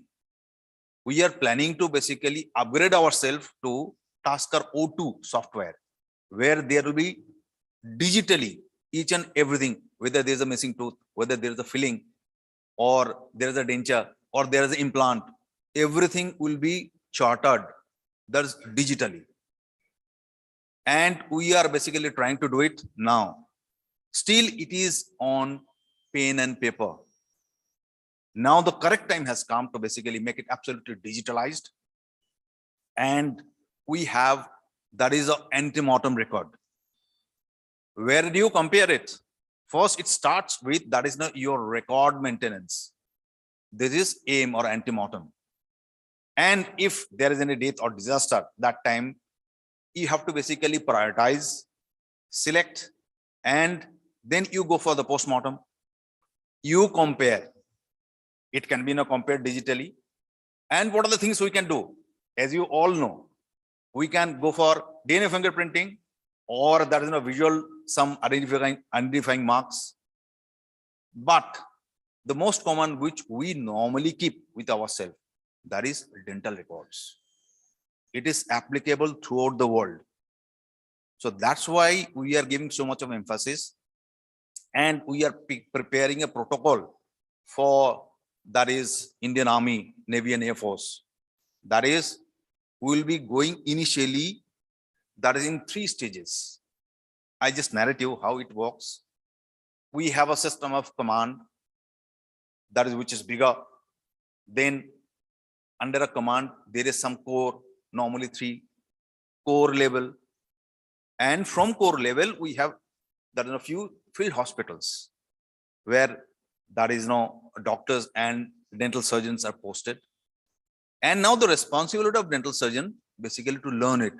That is how we have divided that in all stages, that knowledge should percolate down till there's a nursing assistant, and ultimately it has to be percolated down to all the infantry and artillery and other fighting forces. How we can basically train them? It is not possible alone if you do it. Now we have another group in a battlefield, that is we call battlefield nursing assistant, BFNA. Now we go to teach them. If we teach them, then it is possible. Now the protocol, what we are following in Army, I tell you, it is very simple. We have a chart, though it is not yet digitalized. But we have, that is a medical record book where we have a dental chart for each and every soldier. Every year they come, it has to be upgraded. One thing is that we have a chart. Secondly, we have to go for some photograph. We have decided to take 5 photographs of individual. One is right and left lateral, then that is your frontal, upper and lower, that is maxillary and mandibular photograph. We normally take require some armament that we have already listed what are the armaments are required. So apart from that, we are basically going for orthopentamogram X-ray. These are the basic requirement for our basically preparation. And it has to be basically matched with your antemortem. So you require a record for antemortem. Now I tell you also, this is an unfortunate incident. All of you know that our CDS General Vipin Puri, he passed away because of helicopter disaster. And all the bodies were charred inside. Here also, that is forensic odontology came into play, and ultimately we have identified the body. So there is a tremendous scope because we had our records, obviously for all senior officers, all generals, and we have also identified and given priority whom to basically to start with. In fact, all the process started during General Vipin Puri's time. He has only basically started this program there in Army. We have his letter only how to basically go about it, and it has to be done. Now we have basically prioritized whom to basically approach. Those who are basically prone for that conflict, like you must be knowing about Ghatak platoon. In an army, that is we've selected very fit person, a very bold person. They comprise, that is Ghatak platoon. If there is any assault, they'll be going fast. Similarly, we have NSG, we have para commandos, we have that is our para commandos and Garur commandos. So we have to identify from them those who are prone under sir guidance, there was a initiations of project. That is all the prone, that is person, blood samples was collected, and this thing was preserved there in Armed Forces Medical College. So that was basically for DNA profiling. And he was only telling me today, now it has become much more cheaper because of the RT-PCR, what we have been doing, and it has come into existence, research has gone in. So things have developed. It was not that expensive like before. So all these things are coming up now.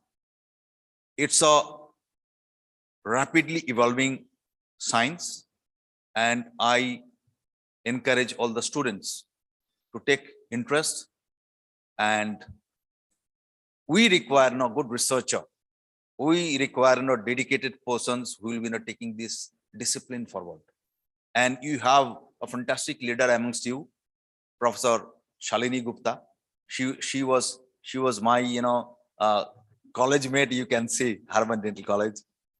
And when she came and spoke to me, I was really very impressed with her basically effort, and wish all the best for this place of learning.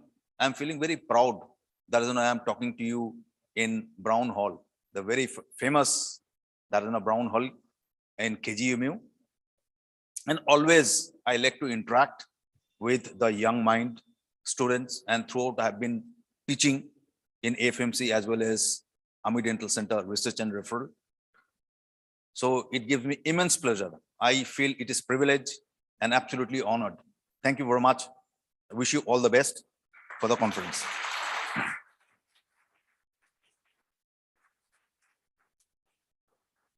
Thank you, sir, for your kind and enlightening word, and for your sharing your experience of army background.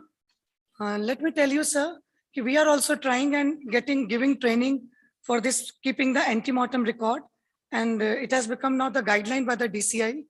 Dr. Pavitra sir can also tell, being the UPDCI president, it is a guideline. You have to keep the records, sir, at least for 3 to 5 years.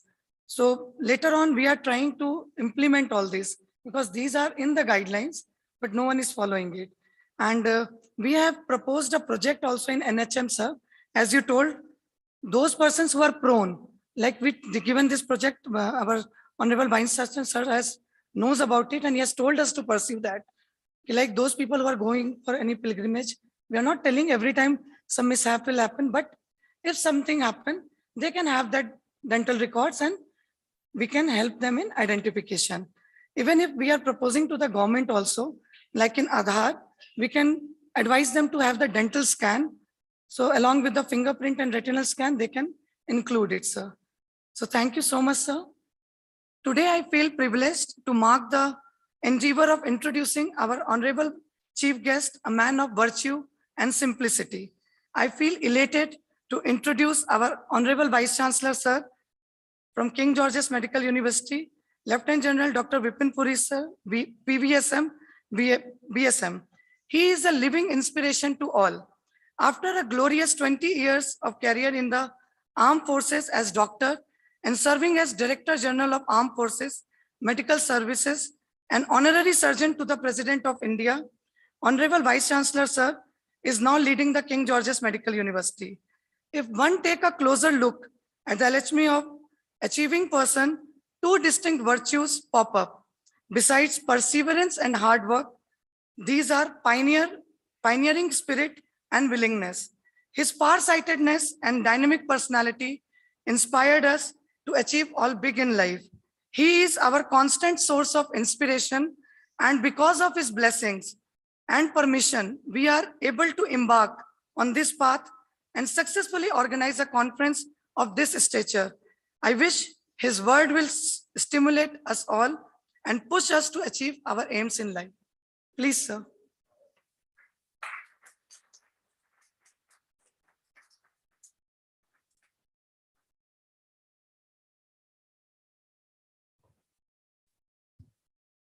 Thank you, Shalini. Professor Shalin Chandra, Head, Department of Oral Pathology, Microbiology, and the organizing chairman of this conference, Professor Shalini Gupta, organizing secretary of this conference, Dr. Satish Kumar, IPS, Commandant of the SDRF, Major General Subroto Roy, a very dear friend of mine, the Commandant of the Command Dental Center, distinguished faculty who has come in from the length and breadth of the country. Very, very delighted to have each and every one of you. And on behalf of KGMU, I extend a very, very warm welcome to each and every one of you. Of course, my own faculty here from dental sciences and all the students of the college, university, distinguished guests who are on the online platform with us nationally, and I'm told a huge number of faculty from the international platform, from Australia, Turkey, Indonesia, Ukraine, Malaysia, Italy, Sudan. So across the world, very, very pleased to welcome each and every one of you to this very interesting 4th International Conference on Forensic Odontology and Child Abuse. And friends, ladies and gentlemen, this time the theme of this conference is a saga of child abuse and neglect, time to act and react. Something I think it's a very profound statement, something which has been picked up as a theme subject for this time's this conference. And I think it is very relevant in today's times. And I congratulate the Department of Oral Pathology, Microbiology, KGMU, Professor Shalini and Shalini, for conducting this 4th International Conference on Forensic Odontology. So also must I mention my greetings, my felicitations to Professor Adarsh Kumar, who is a professor in forensic medicine from AIIMS, New Delhi, and is also the honorary president of the Indian Academy of Medical Legal Experts. And also not talked about, but medical legal expert to the NHRC and the CVI. So a very, very important person who's here amidst us this morning. Well, friends, I'll try and be relevant to the theme of the conference. Child abuse is a worldwide public health problem. I sincerely believe it is a fall from grace and a curse for any society. It is, you'll all agree with me that it is a serious breach of a child's right to health and protection. And be as it may, whenever such a situation occurs, it is a serious, look at it from the child's point of view. What happens to the psyche of a child, the psychosocial, the psychiatric scarring which occurs as a result of, I think it's need for us to try and introspect as society when we look at child abuse as a curse in our society when it happens. It questions the credentials of a society.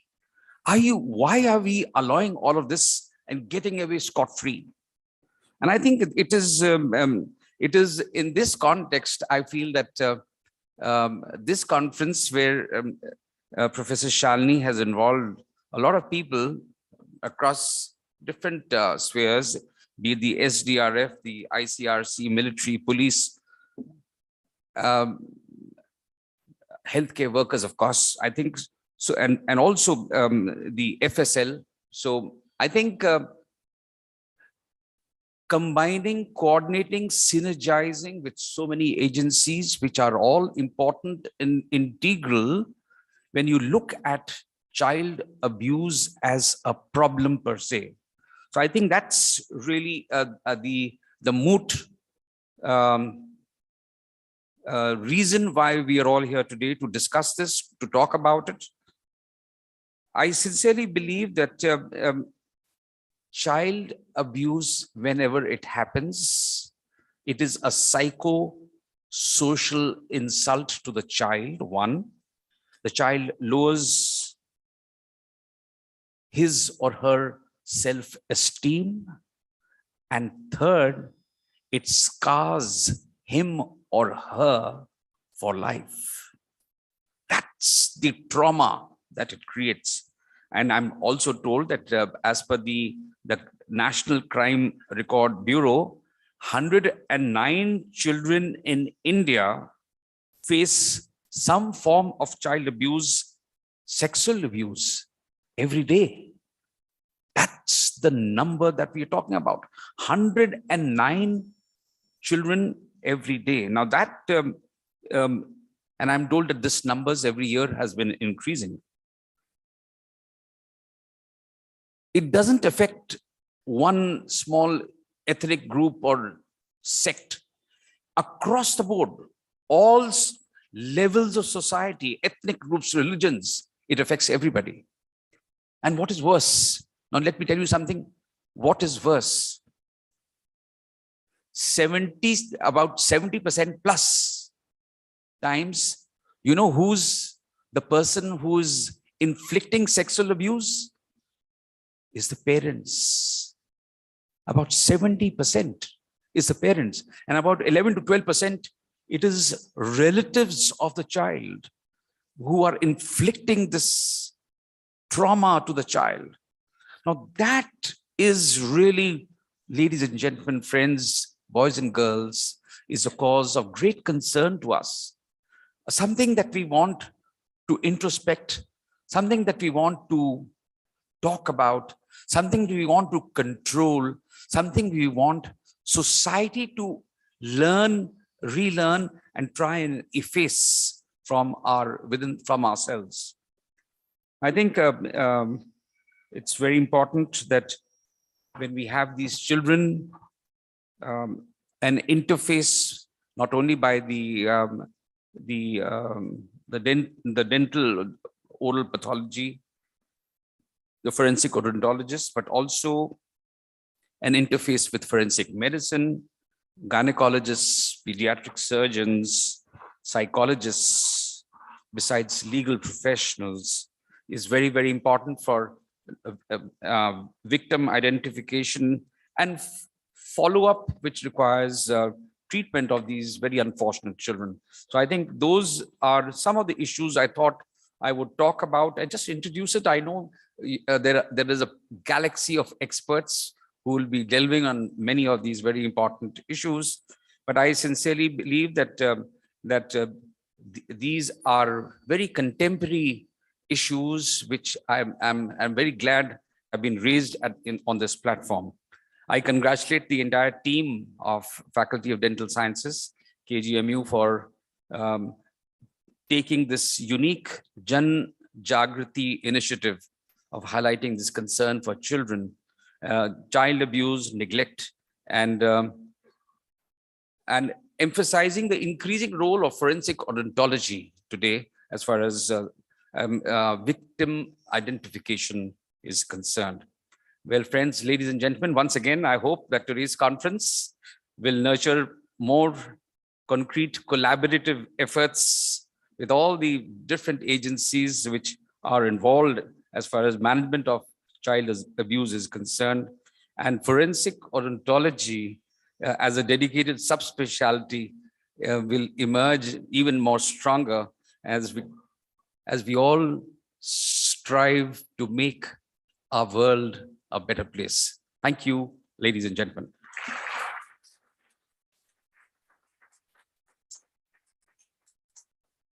Thank you, sir.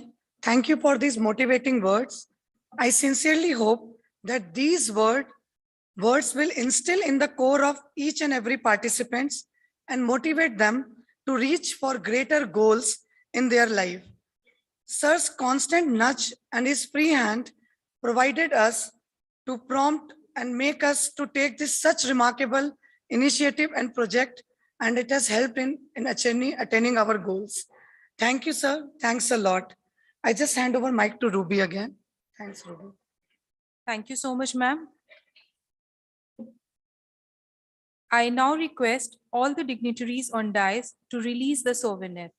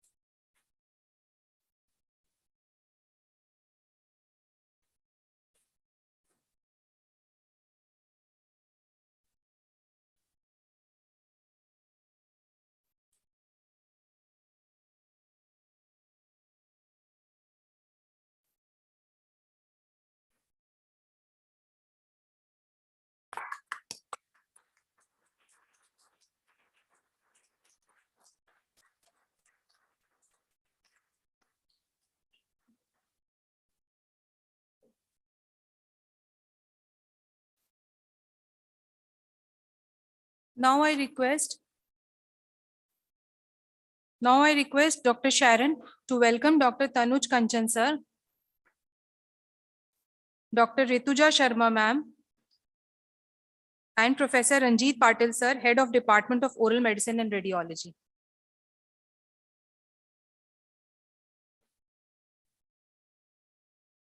As a token of gratitude, I request Professor Shaleen Chandra sir, Professor Shalini Gupta ma'am, and Dr. Priyanka Singh ma'am to present a memento to our chief guest, Honorable Vice Chancellor, Lieutenant General Dr. Bipin Puri sir.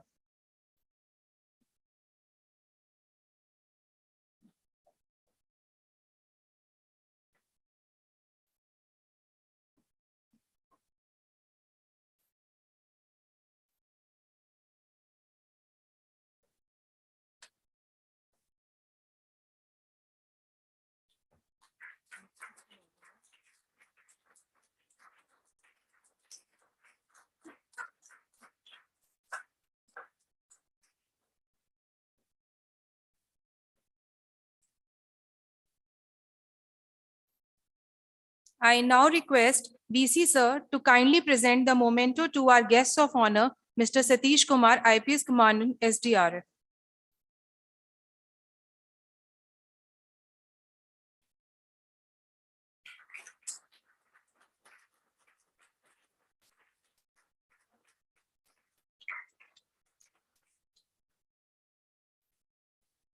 I request VC sir to kindly present memento to Major General Dr. Subrata Roy, Commandant, Command Military Dental Center.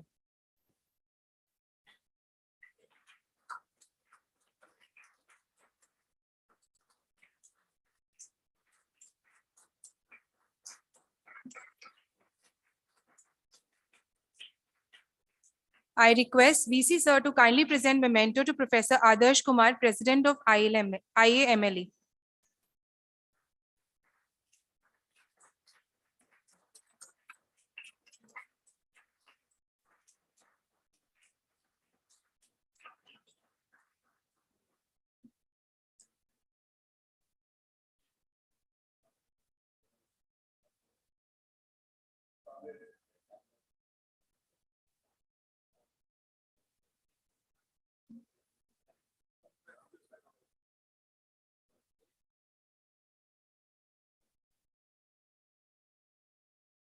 Thank you, sir. Thank you, ma'am.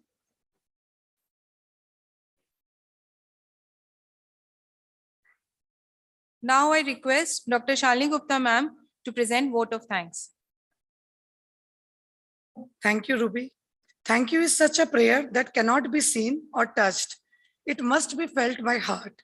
I feel honored and privileged to thank our Honorable Chief Guest, Lieutenant General Bipin Puri sir, PVSM, VSM, Honorable Vice Chancellor, KGMU, and our guest of honor, Mr. Satish Kumar sir, IPS Commandant, SDRF, Major General Dr. Subrata Roy sir, Commandant, Command Military Dental Center, and Professor Adarsh Sir, President IMLI, who blessed us with their presence.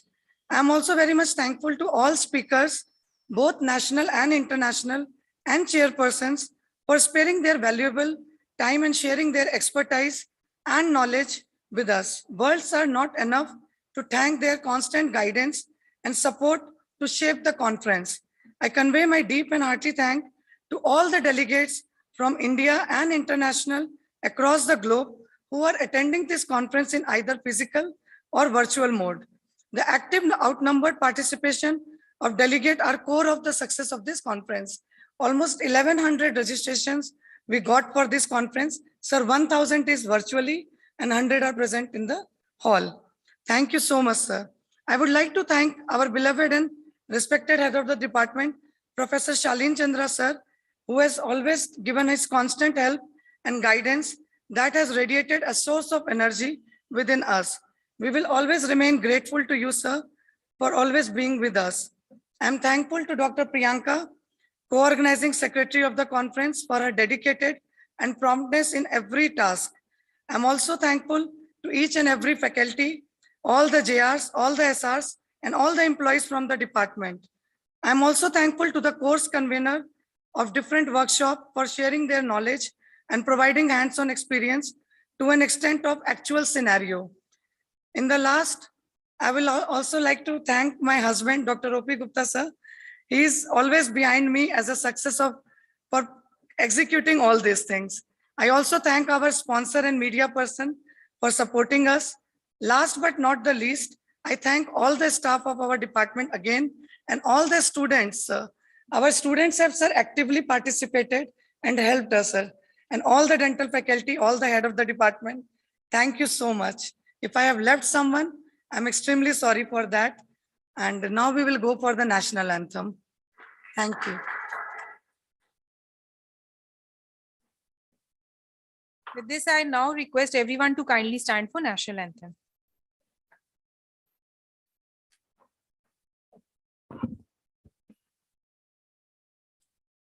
Jana Gana मन अधिनायक जय हे भारत भाग्य विधाता पंजाब सिंध गुजरात मराठा द्राविड़ उत्कल बंगा विंध्य हिमाचल यमुना गंगा उच्चल जलधि तरंगा तब शुभ नामे जागे तब शुभ आशीष मागे गाए तब जय गाथा जन गण मंगलदायक जय हे भारत भाग्य विधाता जय हे जय हे जय हे जय जय जय जय हे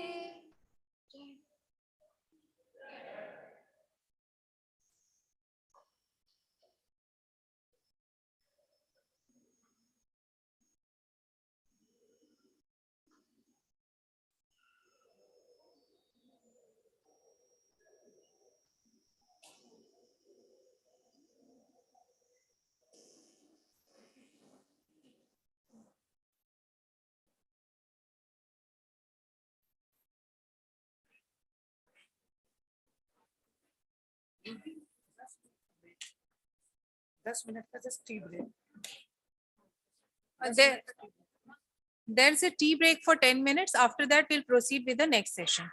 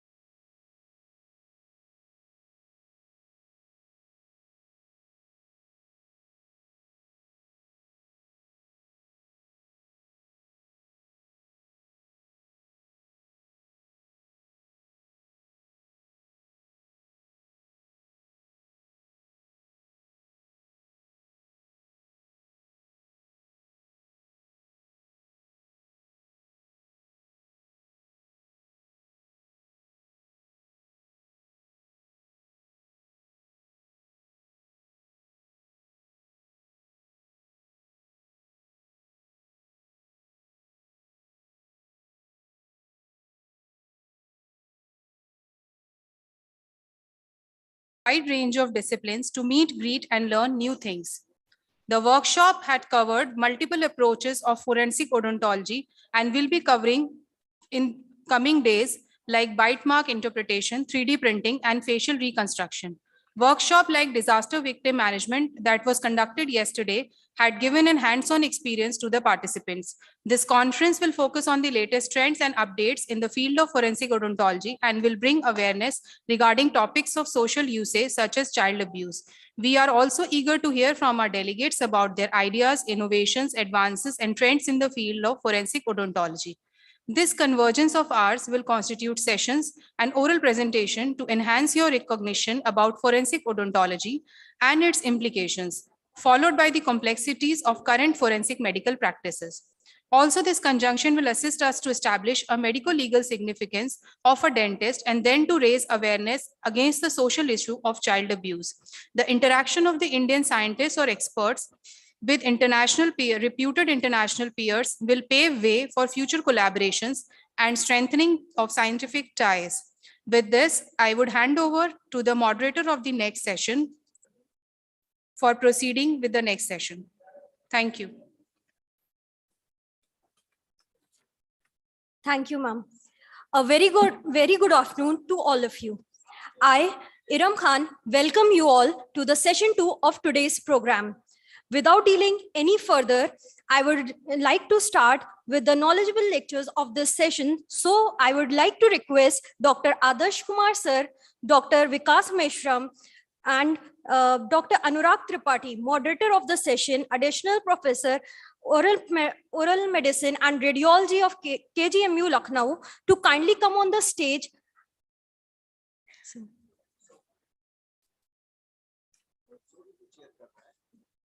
Yes, sir. Sorry. Dr. Utsav Parekh to come on the stage.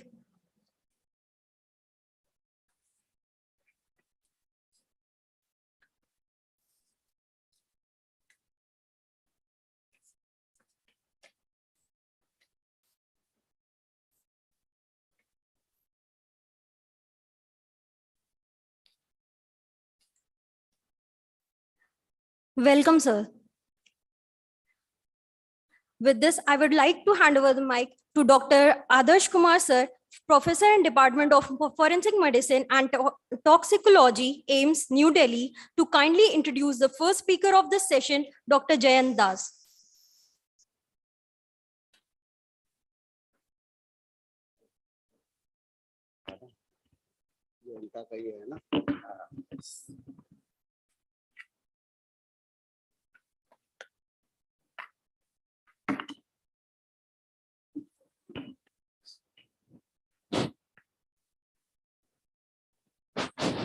Very good afternoon to you all.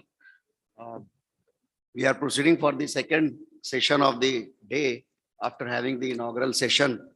I request the coordinator to ask the audience from outside to be inside the hall so that the real purpose of dissemination of knowledge can be solved. Any volunteer, please coordinate from the outside. The students and delegates who are outside, just ask them to come in.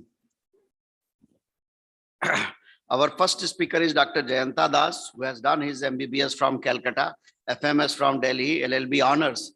He's a dialysis access and peripheral vascular surgeon and is also a medical legal expert. He's an executive committee member of the Venus Association of India, an ethical committee member, Sister Florence College of Nursing, faculty Bharat Center of Canada, faculty and member of Board of Studies, ICFAI University, Tripura, course coordinator of this postgraduate diploma in medical legal services at West Bengal University, National University of Juridical Sciences, that is NLU, Kolkata, and course director for Malaysia. He's a director for Dillon's Medical Legal Consulting Services and a formal medical director of Nehru Memorial Techno Global Hospital and review committee member of the Malaysian Journal of Medical Research and Journal of Health and Translation Medicine. And last but not the least, he also happens to be the vice president of IMLI. Welcome, Dr. Jayanta Das, and he will be speaking on child rights and abuse, the legal issues. Thank you, Adarsh sir, for this wonderful and lovely introduction. I don't know whether I deserve this or not. Thank you to the organizing chairperson, Dr. Salini Gupta.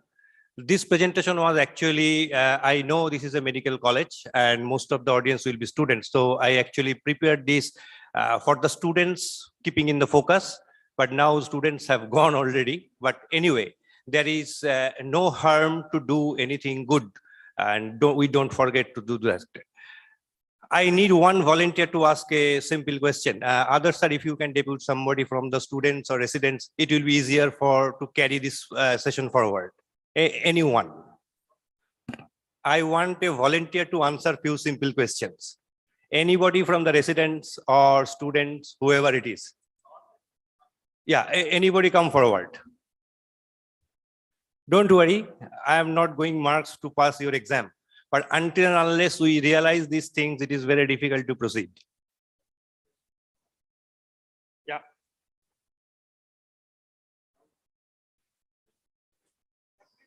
Yeah. Can you identify this? Who is this person? Yeah, it is difficult. I am from West Bengal. This is the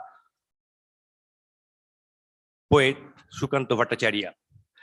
He is the first person, even our global elites, global scenarios, have uttered a single word for the child rights and how the world should be. I am not reciting this Bengali poem, it's written in Bengali, but actually what exactly he meant. He meant that I am promising to every newborn my endless efforts to make a livable world for the child till my last breath. That was his concept, and he said this and printed this in 1948, even before the formation of United Nations.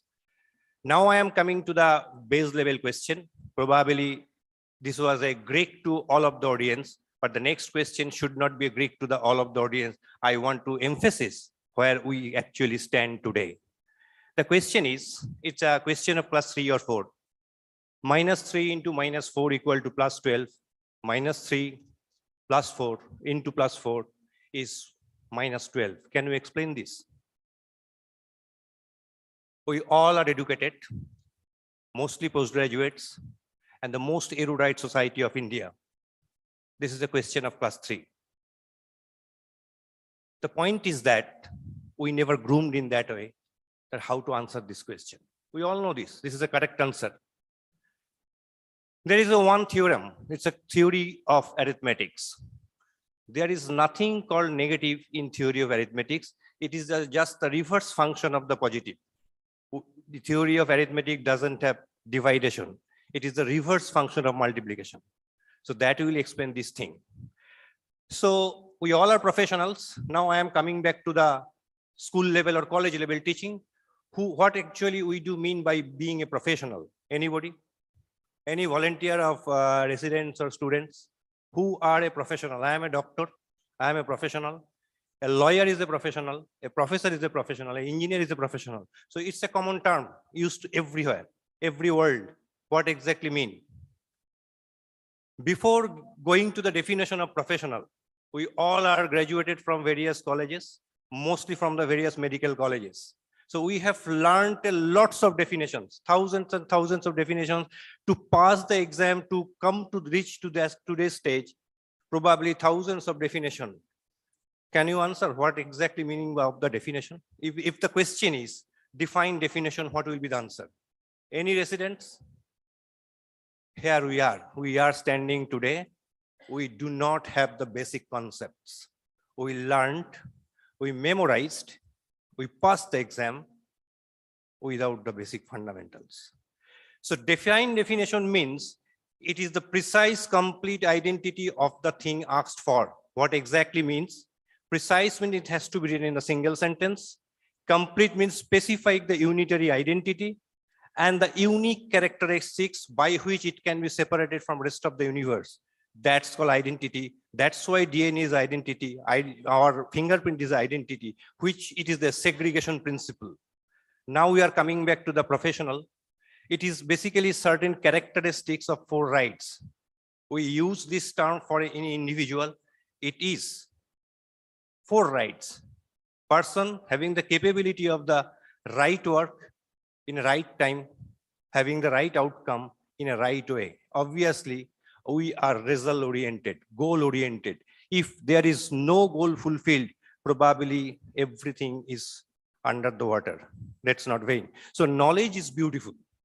Today, we are trying to replicate this knowledge and fundamental consideration of the child abuse and this legal interpretation.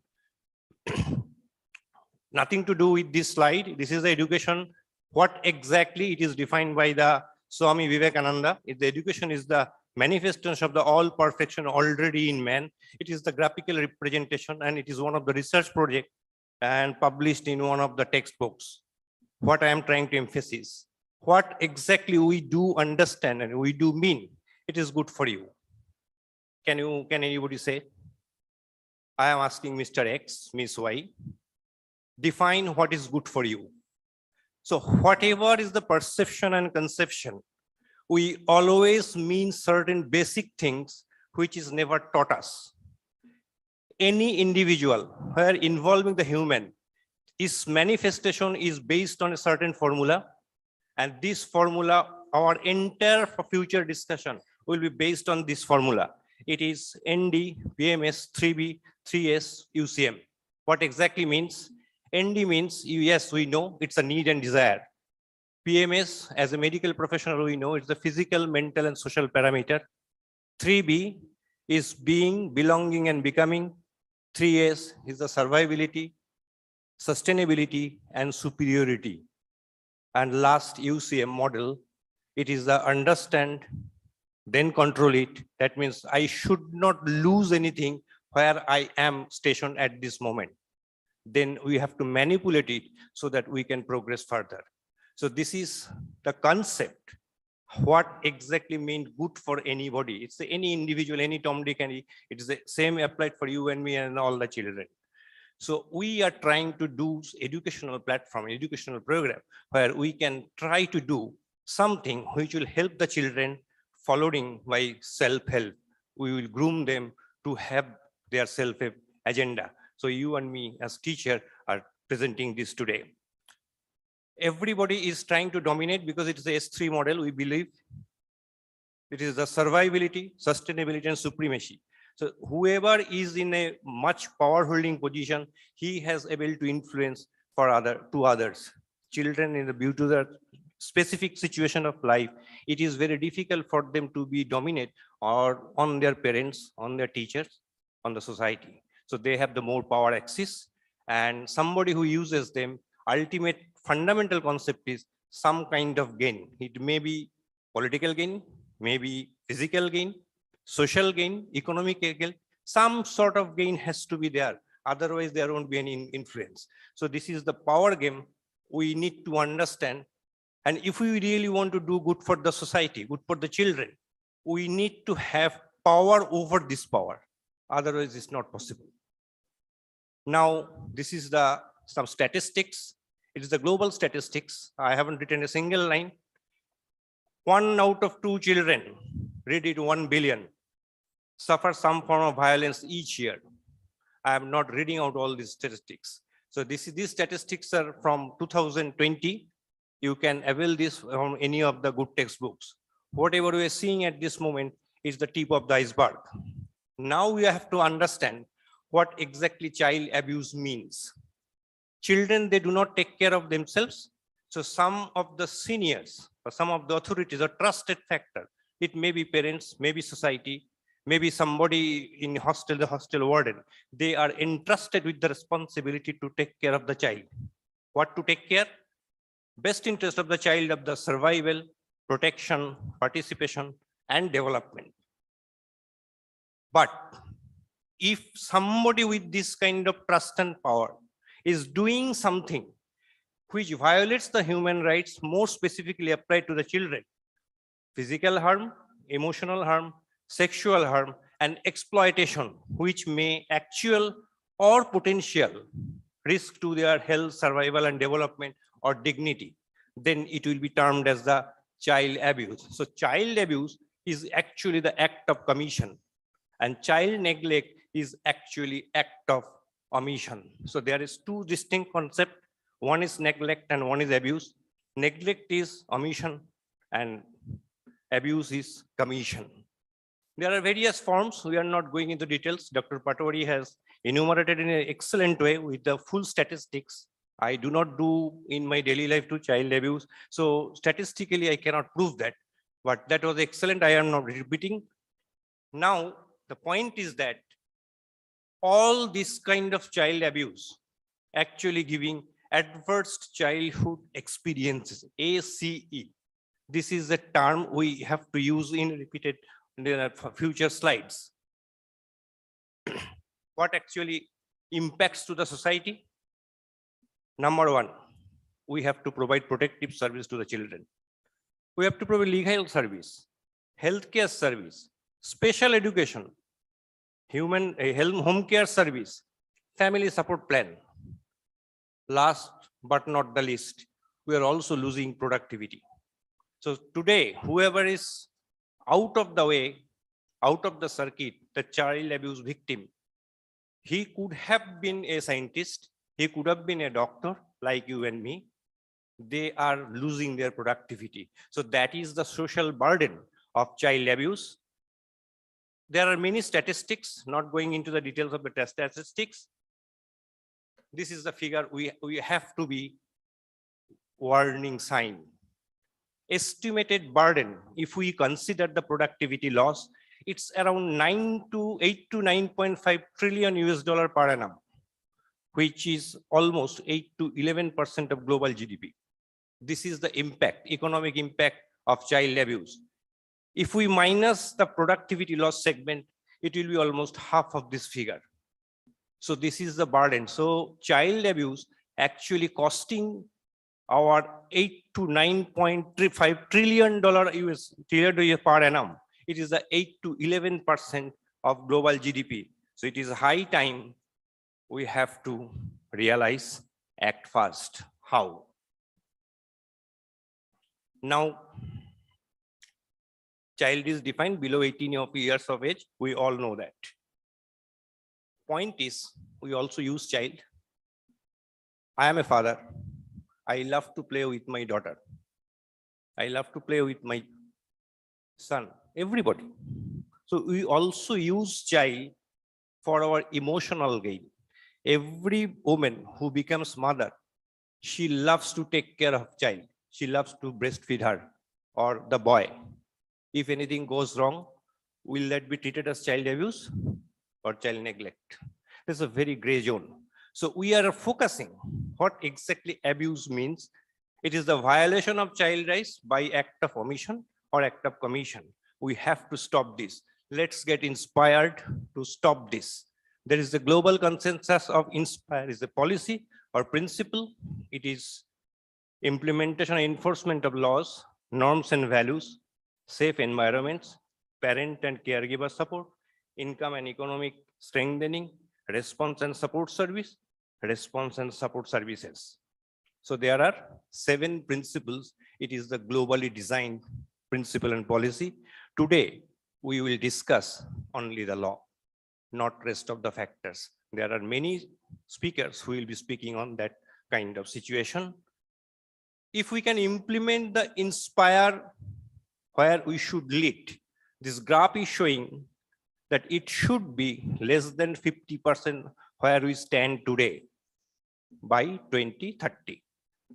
Basic principles is the same, UNCRC, non-discrimination, best interest of the child, right to life support, right to be heard, etc., etc. Everything is written, all fancy things, whatever you can think about for best of the society. But it is the point when it comes to the implementation. It is not so easy to implement things because you have to play with the many power sectors and power circuits you can't imagine.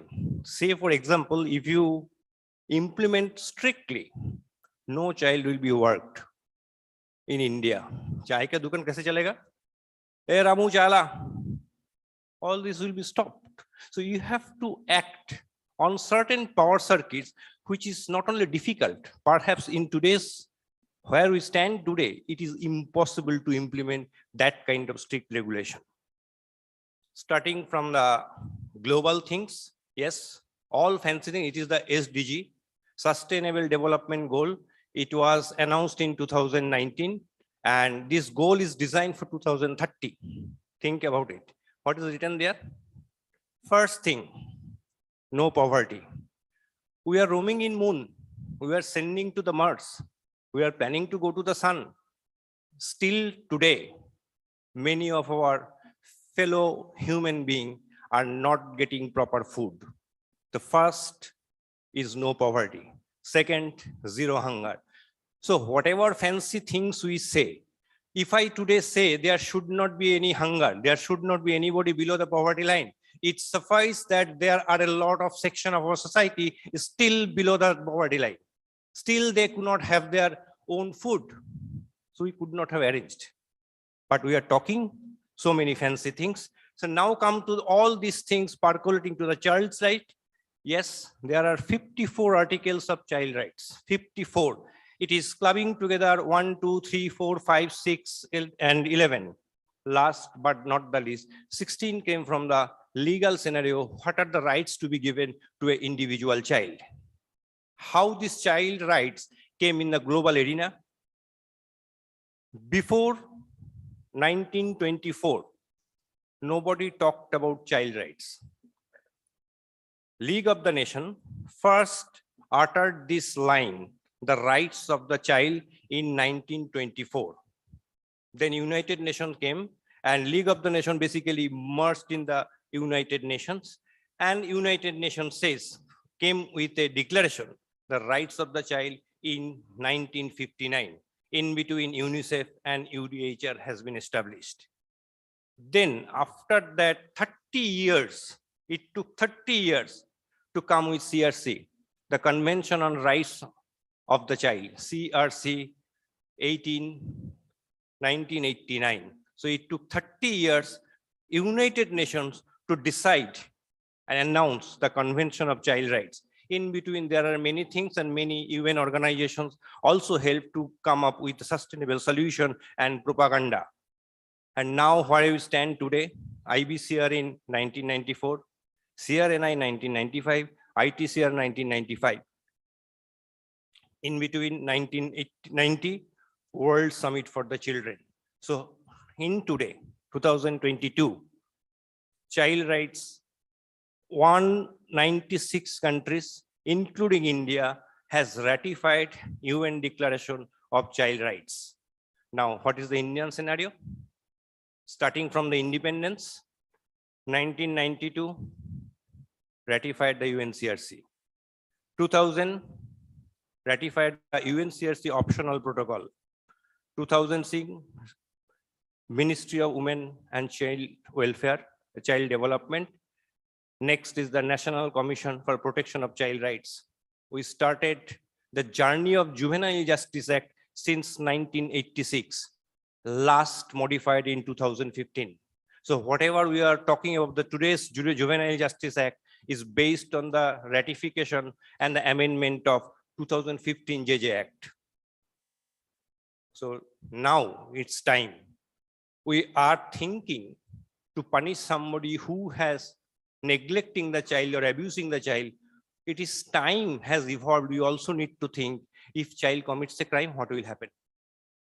That segment is included in Juvenile Justice Act.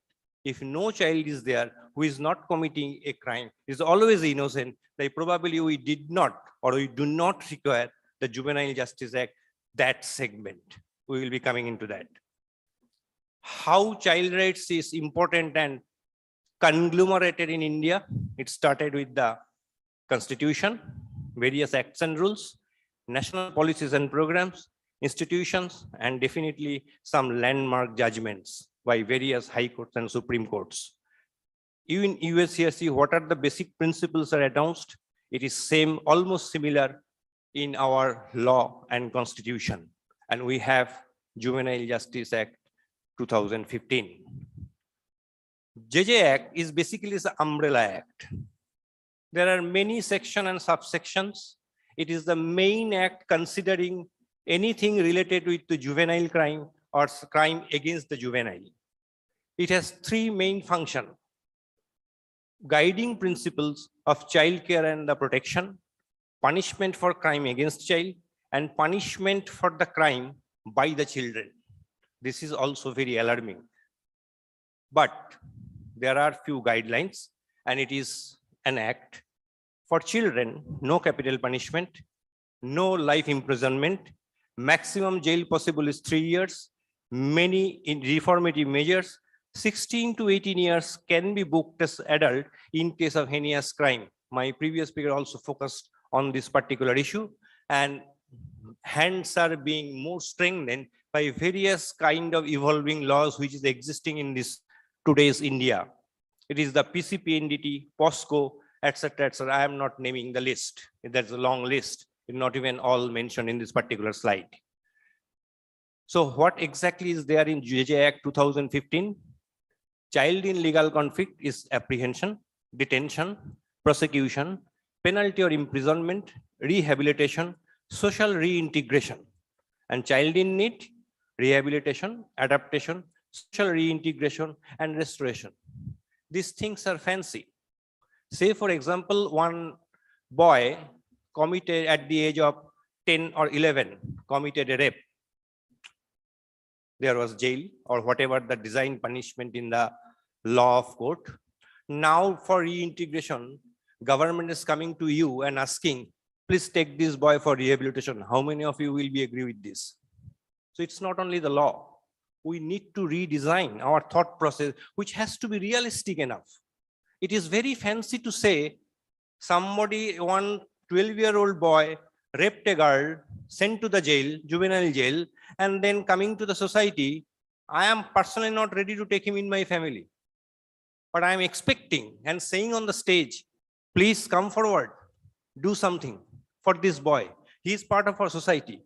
So I think we also need to think about it, the rationality of the recommendations. We can have fancy ideas, but it don't solve the issue. We have to come to the base level where it can be solved. Whatever is designed in law, it's best interest of the child. There are various kind of principles discussed. I am not naming on the list, but everything is designed for the best interest of the child. If anybody commits a crime against the children, there is provision of up to 7-year imprisonment and 5 lakh fine. Any other combinations is possible. I am not just reading out all the list. Starting from the Constitution, yes, there are child rights as defined, right to equality, no discrimination, special provisions in 15(3), under which basically free primary education comes in, right to education, prohibition of employment of children in factories, constitutional ramifications. There are many other constitutional provisions, provision for child labor, health and safety, environment for child development, up to 6-year childhood care and education is government responsibility. Parent and guardian is responsibility up to 6 to 14 years. So if anything goes wrong up to 14, parents can be caught under the law. Institutionalization of the child care. Few IPC and CRPC, I am not naming. The fundamental thing is jurisdiction should be separate for juveniles, no capital punishment, maximum 3-year punishment is possible if a child commits a crime. We have many national policies for the children. To name a few, national policy for children in 74, national policy on education, national charter for children, national plan for action of children, and the 12th fifth-year plan for at 2012. That is mostly governmental plan for the child welfare and child rights. There are many programs and schemes. As a doctor, we are involved in many programs in the government setup. So we know actual reality of these programs. It's not what is designed, what is opt for, or what we are achieving. If we really analyze these things, we will find there is a huge gap and everybody passing the buck to the next person. Nobody is taking the onus. हम क्या करेंगे? उसने नहीं किया. So this is the situation. Specific child programs for the girl child. Beti Bachao, Beti Padhao. If you can go to the even the government announced data, you will see the real life scenario of Beti Bachao, Beti Padhao. I am coming from West Bengal, where our chief minister announced a specific scheme for daughters, school-going daughters. It is cycle free, one tab free, specific amount of money to buy textbooks free, everything free.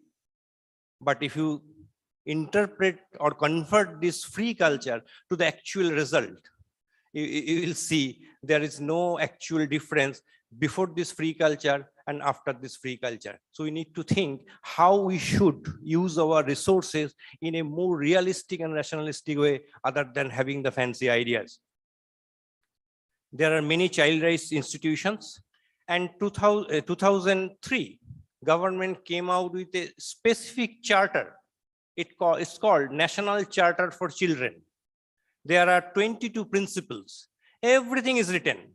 Survival, life and liberty, promoting health and standards, assessing basic minimum needs and security, plays and leisure, early childhood care for survival, growth, development. So whatever fancy things you can see, it's written there. Who will implement? How will implement? Yes, there are plans, there are budget, there are sanctions. But today we are standing in 2022. It was announced in 2003. If you look back and analyze the data, then you will find what actually positive outcome it gave to us. So do we think that we need to revisit? I think it's yes. Few landmark cases in MC Math and state of Tamil Nadu. Court said state to prohibit child labor in hazardous conditions. Sanjay Suri versus Delhi administration. The court laid down orders to transfer some guilty officers and laid down the rules to protect children in jail. Gaurav Jain and Union of India, rehabilitation for child prostitute is state responsibility. If you are involved in social work and you have ever opportunity to visit any of the brothels, you will find everybody knows where it is, what it is. Nobody is doing anything. I personally work with a NGO who specifically deals with the prostitutes and their children. I have visited a couple of times. The situation is atrocious. If being a civil citizen, I am not from government or any defense organization or any CBI. If I know this is a prostitution and we are going official visits, do you think government is not knowing this? Police is not knowing this? Everybody is knowing this. What the impact? That's a huge question mark. Vishaljit and Union of India, rehabilitation homes for children, beggars and minor girls pushed into flesh trade is a state responsibility. Yes, it is also written, but how? There's a great question mark. Now I am showing you the complete different picture. It's a statistical data, it's official data of 2019. Sorry, when I prepared this, I could not found 2020's data.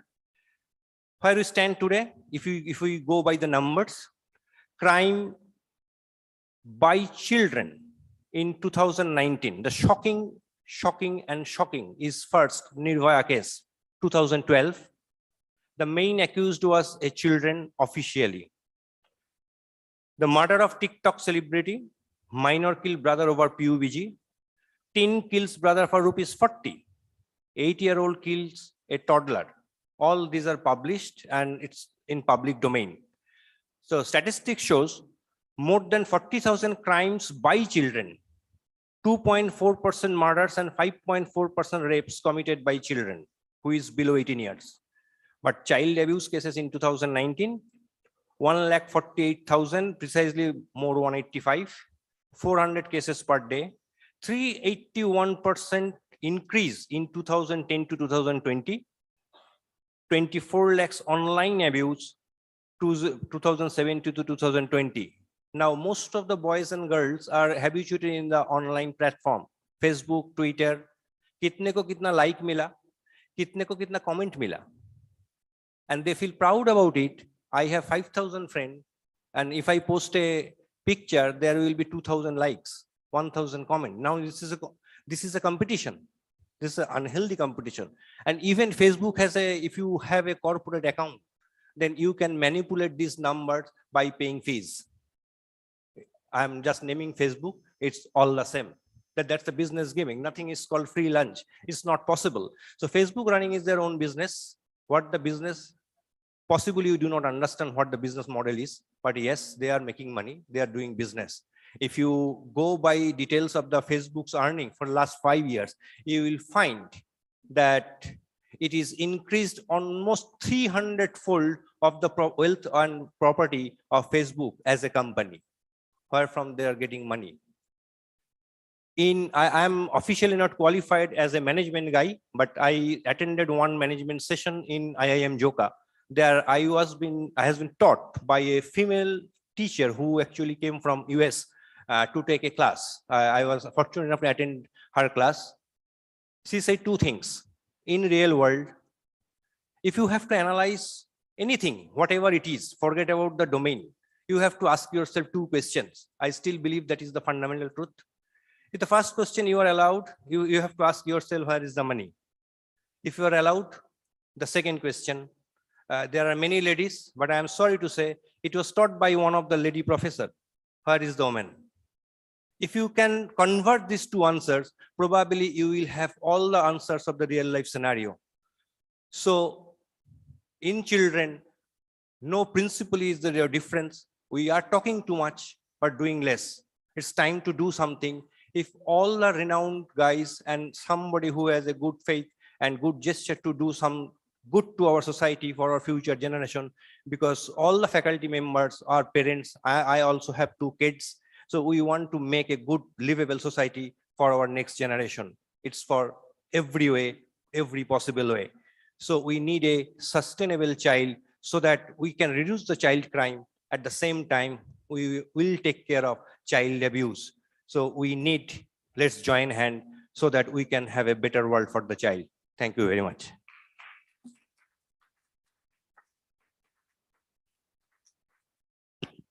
Thank you, Dr. Jayanta, for this nice illustrating talk, and especially your word, the key word what I could get is was inspire. And I think that's and so many domains of the child abuse you discussed. Because of the paucity of time, maybe we'll not in a position to have any questions. We may have afterwards. And for the next speakers, again, I will request them to please stick to only 20 minutes, please, because we have back-to-back schedules and it's already running too late. Request Dr. Vikas to please introduce the next speaker. Thank you, sir. Good afternoon, everyone. This is my privilege to introduce to you our next speaker, Professor Akhilesh Pathak. Is currently a professor and head at Department of Forensic Medicine at AIIMS Bathinda. He passed his MD in Forensic Medicine from prestigious SMS Jaipur in 2030. He has over 20 years experience of teaching. He's an avid researcher, having published 55 research papers and also on the editorial membership board and reviewer of multiple journals. He has been bestowed upon at the AIIMS multiple responsibilities apart from heading the department. Currently, he is chairperson of recruitment cell and chairperson of procurement cell. So, Dr. Akhilesh Pathak. He'll be speaking on the challenges in the prevention of child abuse in India. Thank you. Thank you. So my topic is challenges in prevention of child abuse in India. So I will not take much time. First of all, I would like to give sincere thanks to Adarsh sir and Shalini ma'am for giving me this opportunity. So most of the things has been repeated so many times. Patwari sir, Mohanty sir, and our Das sir, Jayanta Das sir, because this is a new topic. The data is the same almost. Even our VC sir has also discussed about the same thing. So I'm not going in details. This will be the learning object. What is the child abuse? We have already discussed about that so many times. What is the prevalence of it? कितना फैला हुआ है हमारी society में, कहाँ पे होता है, किस तरह से होता है, कैन बी प्रिवेंटेड, क्या हम इसको रोक सकते हैं, Then what are the role of various stakeholders? So all these stakeholders, whatever they are coming in the picture, what is the main role to reduce the incidences? Then what are the challenges to prevent it? So I would like to discuss a case here in 2002, an 8-year-old girl that was brought to us for the examination with alleged history of fall. The girl was having the contusions. So she was having the injuries over the body part from chin, over the face, both arms, both legs, thighs, inner part of the thighs, right? And what was the history in that particular case? The history of fall was there, and she was brought by the police for the examination to us. But the thing, as a forensic examination person, the injuries were of different duration and they were not corresponding to the history of fall. Means उसके शरीर पर जो चोटें थी वो इस तरह की नहीं थी कि वो गिरने से आ सके. And then we finally went into the details of the case. History was taken, and finally it was concluded that the father was torturing her physically since long back. So she was tortured by her own father since long back, and that's why she was having the multiple injuries over the face, arms, legs, inner part of the thighs and all that. And these injuries were of different duration.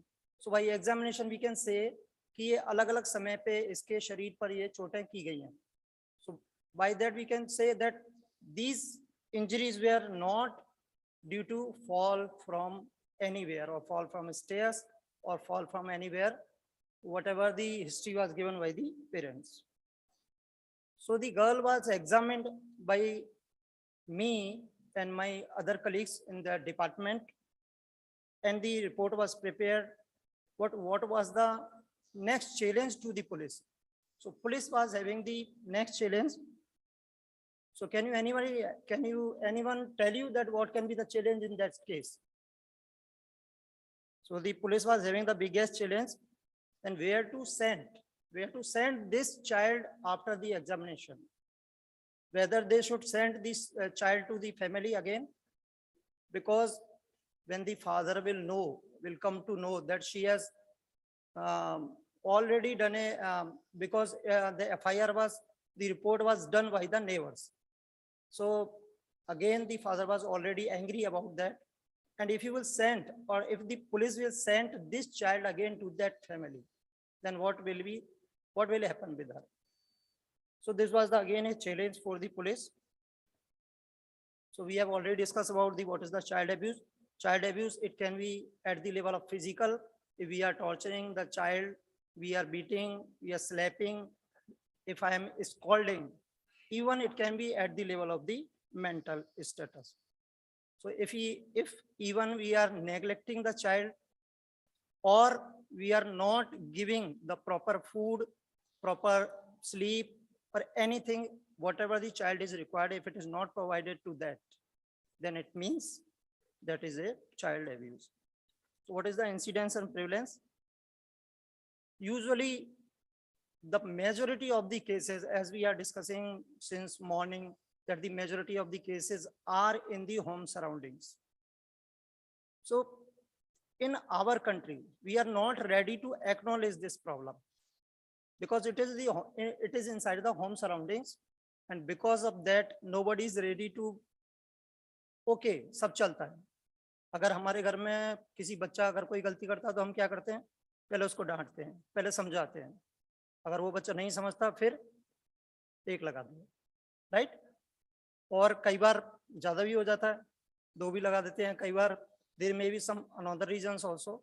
So these are the things in our home surroundings, while in other areas, if you can see, there are lots of the other problems are also there.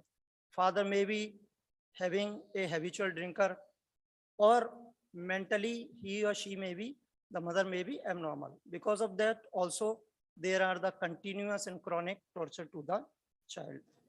But these cases, commonly they are not reported, right? So cases are commonly not reported, and you can say a near miss. Once you will, if you are going with a bike or with a car, अगर आप बच गए हो, तो आप बार बार नहीं बचोगे. Definitely you are going to hit by one day. So a near miss is the next accident. So whatever the cases we are discussing here, and the data we are having online, or you can Google that data. So whatever the data is available, that is only of the reported cases, right? And that reported cases is just a tip of the iceberg. So it is, I can say it is only very small data, whatever we are studying. Otherwise, in large or in the majority of the cases are not coming to the police and they are not reported. So that is again a challenge. So Das sir and Monty sir, and they have already discussed that a total of 1,20,000 cases of crime against children were registered during 2020 and showing a decrease. So in 2019, it was somewhere around the 1,48,000, right? Majority of the crime against children during 2020 were kidnapping and abduction. So when the data was analyzed, it was observed that majority of the cases, because what happens when the case is of severe, if it is a nature of the sexual abuse, or if it's some child is missing, right, kidnapped by someone for ransom, for begging purpose, or for sexual abuse. So if it is a severe kind of crime, then only it come to the police, or then only the case is reported. Otherwise, whatever the other cases at the minor level, they are not reported. One more thing that is very common nowadays days, that child abuse can be done through the online child sexual abuse. So even through the various social medias, the child abuse can be done. So this was the data of the Goa, and you can see the child abuse, it can be done at any place, even in home. The children are not safe even at home, schools, place of worship, in neighborhood, at playground. So it can happen at any place. So I have observed some of the cases. Suppose the children has gone for the playing, and there is one pet dog is there. The pet dog start running behind a child, and the girl was screaming like anything. She was completely terrified. So again, that honor of the pet, that was, he was not caring. It must be in the chain that pet should not be allowed in that area where the child's or the children's are there.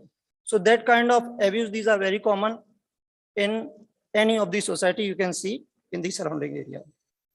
So at any place it can done, and from all the societies, from rich to poor, and in the schools, home, in all societies can be seen.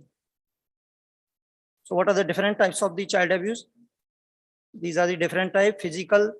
So if we are having the physical contact, sexual and various form of sexual abuse that can be done, at emotional level, and verbal. So when the verbal is there, that can affect the child also at the emotional level. If we are neglecting the child, then also it is a child abuse, and definitely through the social media.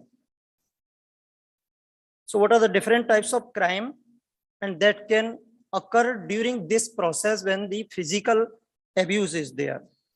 So there may be any kind of the simple injury. So if you are doing any scratch over the face or body of a children, if you are doing any kind of the injury which is causing the contusion, like that.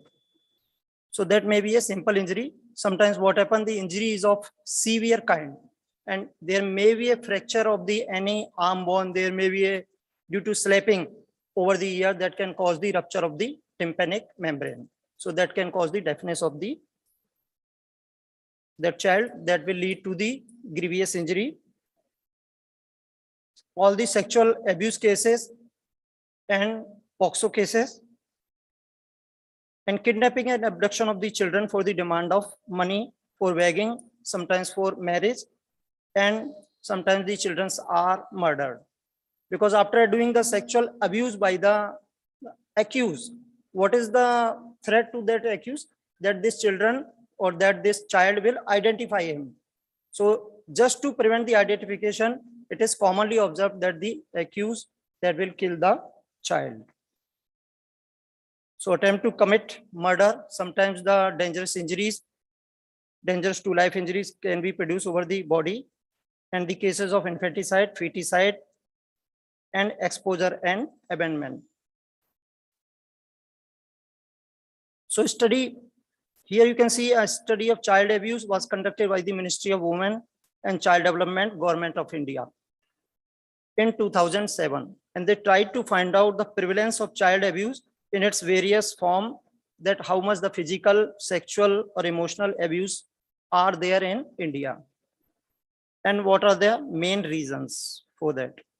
But remember again, that study was only done over the reported cases in 2007. The data on the physical abuse revealed that the physical abuse is very common. And 2 out of every 3 children were physically abused. And the majority of them were the boys. And this one is the most important, that majority of the physical abuse, it occurs in family surroundings. So it is something very unusual.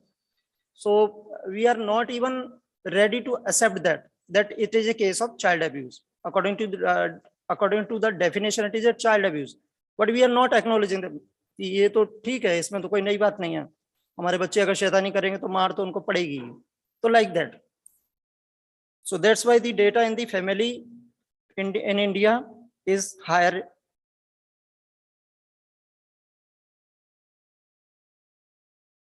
When the data were analyzed according to the state, so Andhra Pradesh, Assam, Bihar and Delhi where incidences were higher in these states, while in Manipur and Nagaland, the incidences were less as compared to the other states.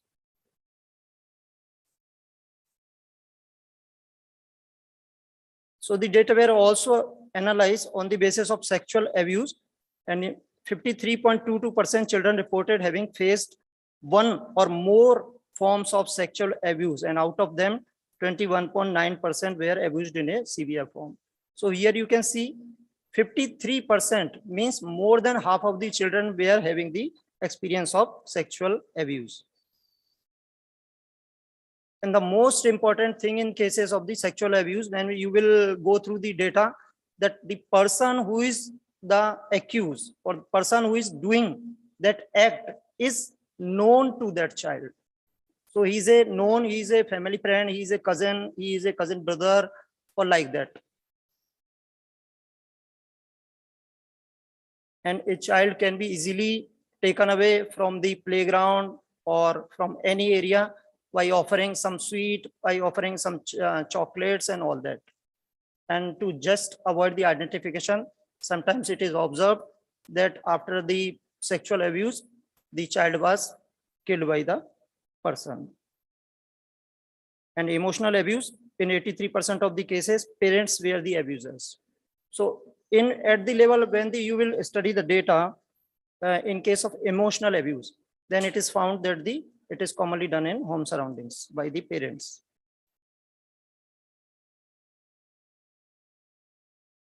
So how it can be prevented?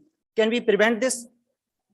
So it is almost difficult or impossible to prevent this child abuse, because it is there in the home surroundings and it is commonly done by the parents and the near one.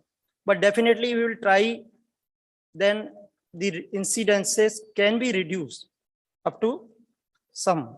So what is the role of various stakeholders in this? So what is the role of children? What is the role of parents? What is the role of school teachers? What is the role of ourselves, means as a society? So there are lots of issues. If that will be keep in mind, or every stakeholder will do their own role, then the incidences can be reduced, otherwise not. So what is the role of children?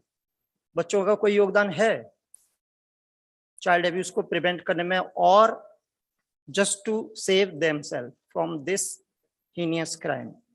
So these some of the things can be done or that can be taught to our children. हमको अपने बच्चों को ये सारी चीजें बतानी चाहिए, उनसे डिस्कस करना चाहिए, and all these things are important. So children should know their name, address, parents' name, and especially mobile number. When if you will talk to the small children who are playing at the ground, then they should be able to at least know about these things. They should always go or accompany with parents or the person in charge. Children should inform parents before going anywhere or get into a car. So if they are at the play area, or if they are moving from the play area somewhere else, or if they want to go in a car with some other person who may be known to them, that information should be given to the parents. But it is again a challenge, because if the children are playing, they are not having any kind of mobile or anything else. So how they will inform? That is again a problem. Children should always inform the parents or a trusted adult before accepting anything from anyone.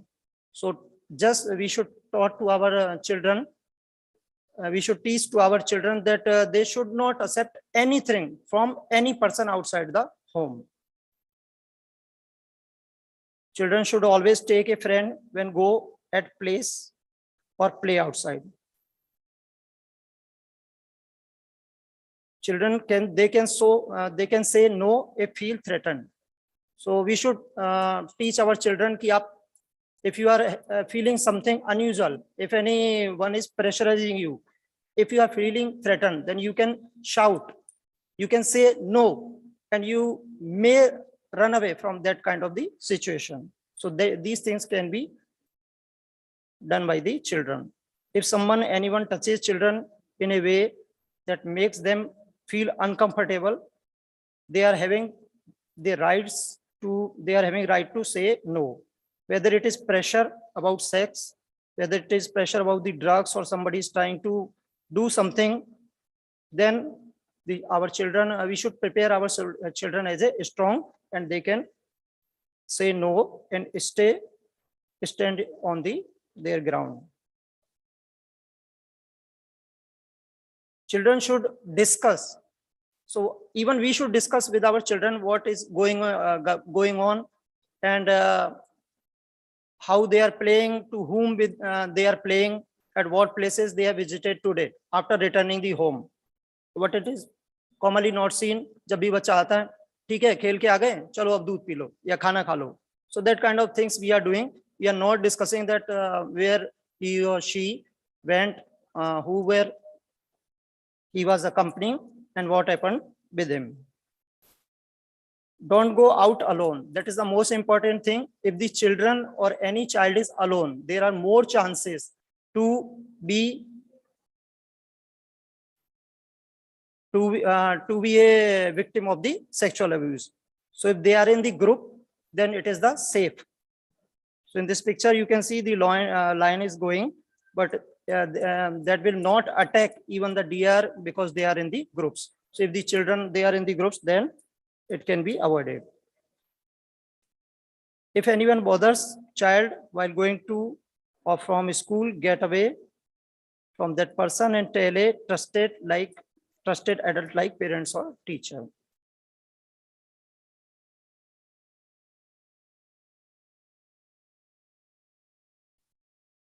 So different kind of touch. So that is also must be taught to the children, that what is the good touch, what is the bad touch. All children should be aware. If anyone is trying to touch a child or a children, then they can refuse that, and they should be aware regarding that thing. What is the role as a parents? The role of the parent is just to discuss. We should inform about all these things to our children, and we should discuss the detail, where they are going, how should they behave in the society. So role of parents, a parent is the best person to teach a child about the personal safety. Listen to your children, know your children's daily activities and habits. listen to what they like and what they don't like. Parents' role in child protection: encourage open communication. Let your children know they can talk to you about any situation. Reassure your children that their safety is your first concern. Teach your children, set boundaries about the places they may go, people they may see, and things they may do. Reinforce the importance of the buddy system. It's okay to say no. Tell your children to trust their instincts.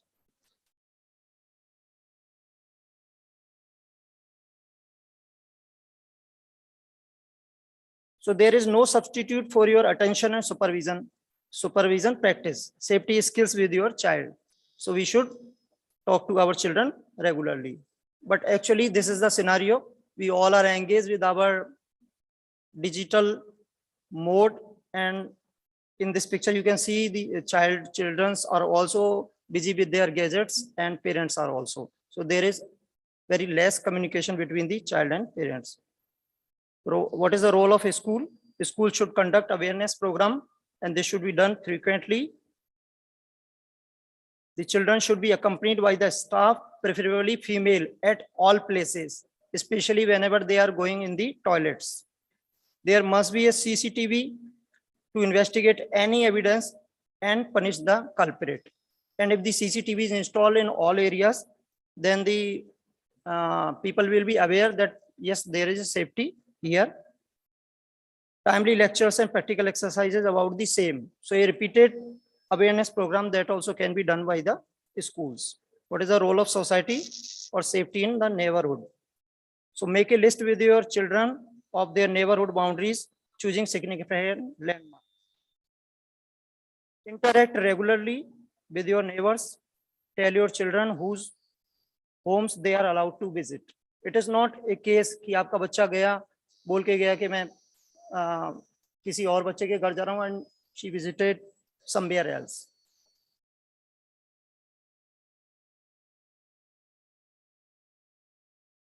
So never leave children unattended in an automobile. Children should never hire or approach a car when they don't know and trust the driver. If they are not knowing the driver, they should not take the car. So that's why open like auto and that are comparatively safer. So children should never go anywhere with anyone without getting your permission first. They should never go anywhere with anyone without your permission. So what are the challenges in prevention? How we can reduce the incidences? The children are not aware that what they should do before leaving home. पहली बात तो बच्चों को पता ही नहीं है कि उनको क्या करना है. So they are not aware regarding the things. Majority of the time, no parents are there to accompany them. So it is usual. It is a very common phenomenon that we are sitting at our home and our children are going outside for the playing. There is no way to inform parents if anyone is giving something. So children have gone outside the playing, but they cannot inform that what is happening with them. Or if anybody is trying to do something unusual, then there is no way to inform. Some children are not strong enough to avoid the unusual things. They are not aware about the good touch and bad touch. A parent is the best person to reach a child about personal safety, but it rarely happens.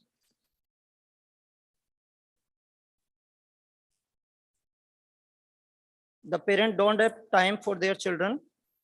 They are not aware about the movement and company of their children.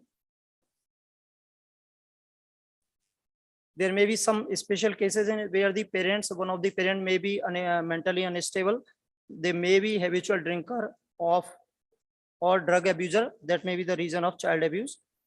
The child may be unwanted by gender, or that may be the reason for the child abuse. So people are not aware about it.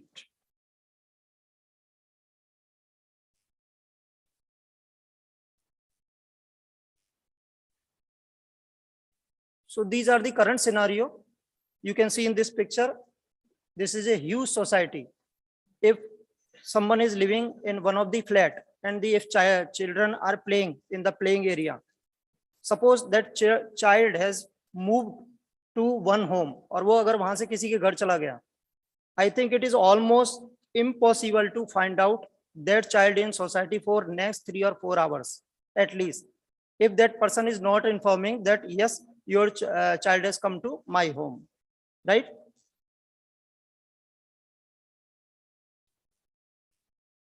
So keep a complete precautionary measures. What we can take, we can keep a complete description of your child. Take color photographs of your child every 6 months.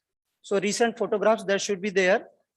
Then copies of your children's fingerprint record. So record of the fingerprint. If you are having the antemortem details, then only the whatever the postmortem findings are there, that can be cross-matched. Otherwise not.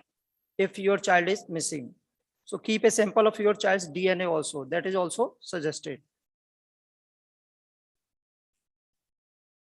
So what we should do if our child is missing, immediately we should report to the police, and we should limit the access to our home until the law enforcement agencies are not arriving there. So give investigator all information you have on your child, including fingerprints, photographs, and whatever the details we can submit. So this was the another case I want to share with you. An 18-year-old female put her query on public domain. So this is current scenario I am discussing with you. A girl wrote this on internet. My life has become hell. Parents torture me a lot emotionally and I can't take it anymore. What should I do at this point of my life? So that was the question. And there were lots of the responses. And so many responses were saying that it is not only you, it is happening to me also. So of the different age people, so many children, they have responded even on the internet. You can see it is available on the internet. So I have chosen some of the responses. You can go through that.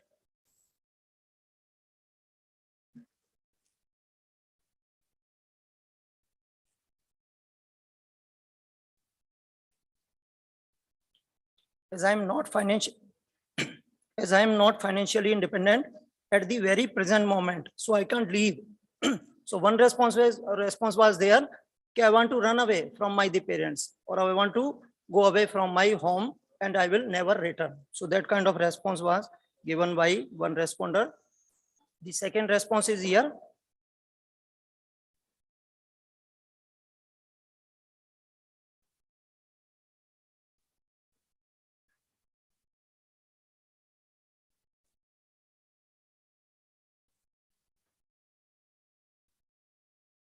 So this one is the third response you can see here. So around more than 100 responses were there over that query of a female who was 18 years old. So that is the biggest challenge, that by this response, our going through all these responses, we can say that the things are starting from the home. So again, it is a very difficult task to prevent it, or how to solve this problem. That is another a big challenge. So now I would like to conclude my session. Child abuse is very common almost at all places. It is commonly done in home by the known persons. We cannot prevent it, but definitely we can reduce the incidences. Though we are having a wide range of laws to protect children from abuse in India, the challenges in implementation is due to inadequate rehabilitation services and human resources capacity. So initially I discussed the case that where the police should send the child, that female child. So we are not having that kind of the facility in India. So again, if anyone is making a complaint, then again it will be a big issue for the administrative agencies, then where to keep all these child.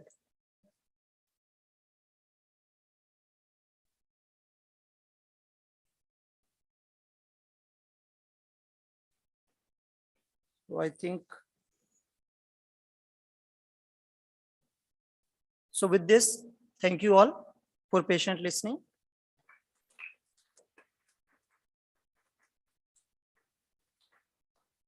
Any question?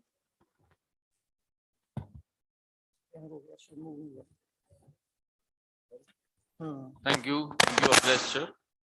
Now I would request Dr. Rituja Sharma to please come forward for your presentation. Madam is Associate Professor of Law and she has done LLB, PGDCL, LLM and PhD from the University of the Rajasthan, Jaipur. She received Fellowship Award of IMLE in year 2018. Ma'am started her career as a lecturer in 2005 in Law College and joined Jamnalal Bajaj School of Legal Studies, Vanasthali Vidyapit at Nevai, Rajasthan. And she is promoted to the post of Associate Professor in March 2017. Also, she is the Vice President of IAMLE.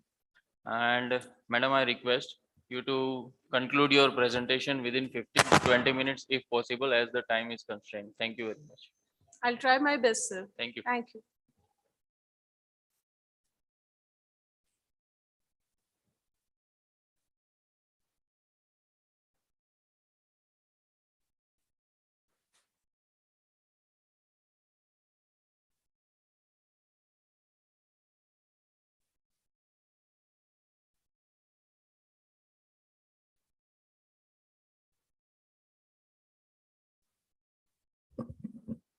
Good afternoon to one and all present over here.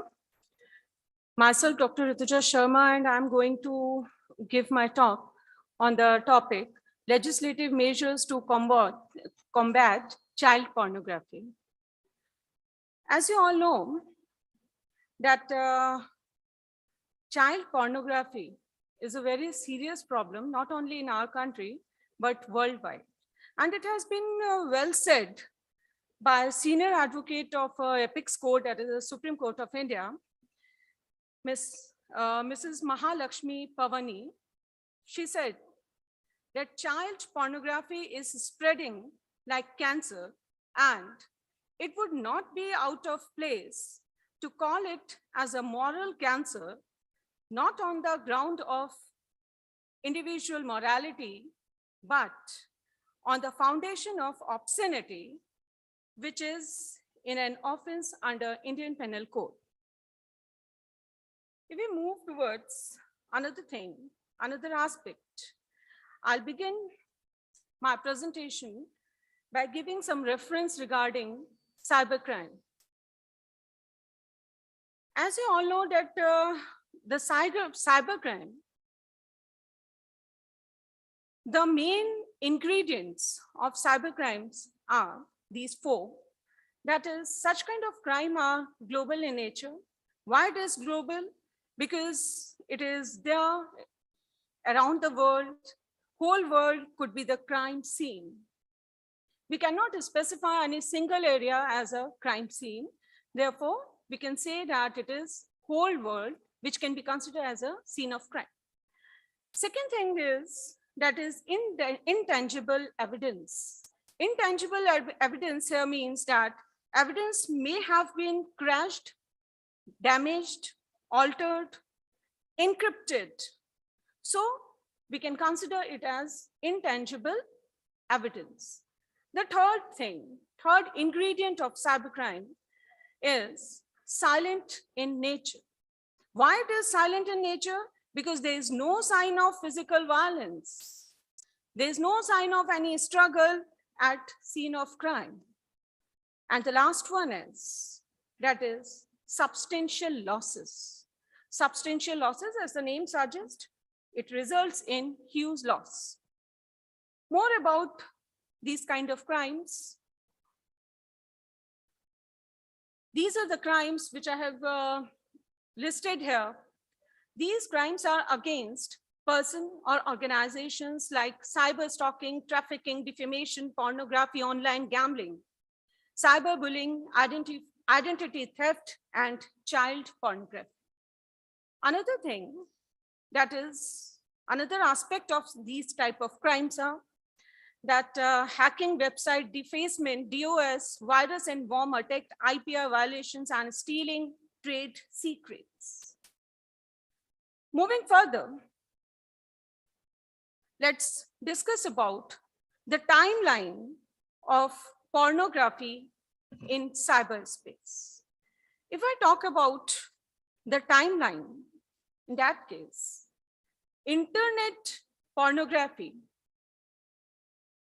In February 1993, the internet made public. In 1995, the largest child pornography investigation begins. In the year 1996, the Communication Decency Act, that is the CDA, enacted, and the Association of Sites Advocating Child Protection, ASACP, created. In the year 2004, China attempts to ban internet pornography, and in the year 2007, internet child pornography launched an investigation worldwide, and in the year 2009, media streaming gradually improved while bandwidth cost dropped. So these are certain things which I have mentioned here. One more year, that is in the year 2015, India decided to ban near about 236 porn sites featuring both young women and children. However, the problem of rising pornography, child pornography, and sexual assault of children for the purpose of sex tourism was not yet properly addressed. In this map, I tried to depict some areas where a survey has been conducted, and the things or the criteria for this survey are, first of all, I want to talk about the colors which indicate certain things. Dark green, that is countries meet all criteria. Next one is the countries meet all but the last criteria. Next is pertaining to ISP reporting. Next, countries in which there is a general ban on pornography, and thereafter countries with some laws, and countries do not have laws on child pornography. These were the five different criteria. The first criteria: are there existing laws criminalizing child pornography? Second one is, does existing laws include a legal definition of child pornography?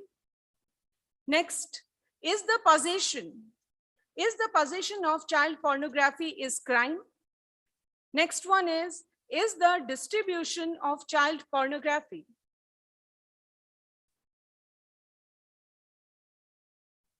via computer and the internet a crime?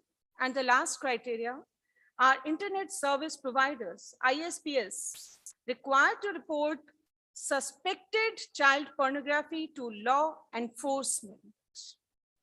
So these were the different criteria which were depicted in that map that I've shown earlier.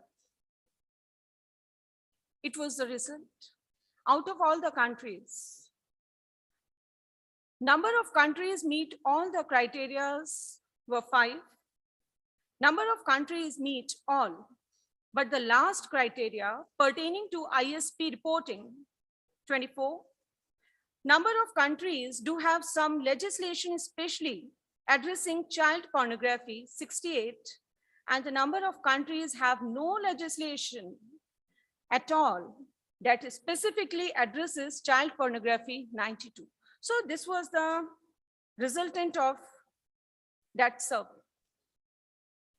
Moving further, now the question arises that why cyberspace is suitable place for child pornography.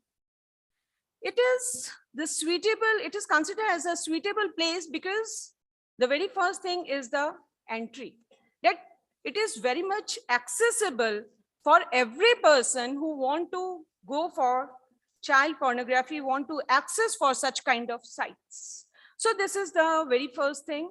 Second one is ease to handling and circulation. Thereafter, legitimizing functions, complication of monitoring and tracing. It's very much difficult to trace out that who uploaded such kind of files and who are the consumer. Consumer here means that who are seeing such kind of videos or such kind of pornographic sites. Thereafter, the motivation to produce and make, sale and trade, because it is considered as a very profitable business also. So these are few things for which pornography is very popular, especially the child pornography. Now, another thing which I want to quote here, it is a statement given by Justice Patrice Stewart. He tried to explain by saying that hardcore pornography, or what is obscene, by saying that I shall not today attempt further to define the kinds of material I understand to be embraced, but I know it when I see it.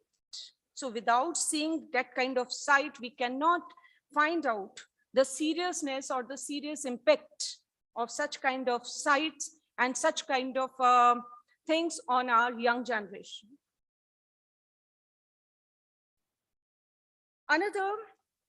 This is an overview about impact of child pornography.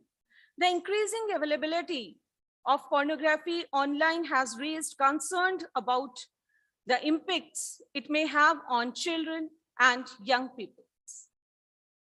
Then knowledge of and attitude to sex, sexual behaviors and practices, attitudes and behaviors regarding gender equality, behaviors and practices within their own intimate sexual or romantic relationships, and the risk of experiencing or perpetrating sexual violences. So it's a kind of overview. Now let's move towards the definition portion of child pornography, that how it has been defined. Child pornography, before moving towards the definition portion, child pornography has basically three components are there. The first component is oral communication about the sex.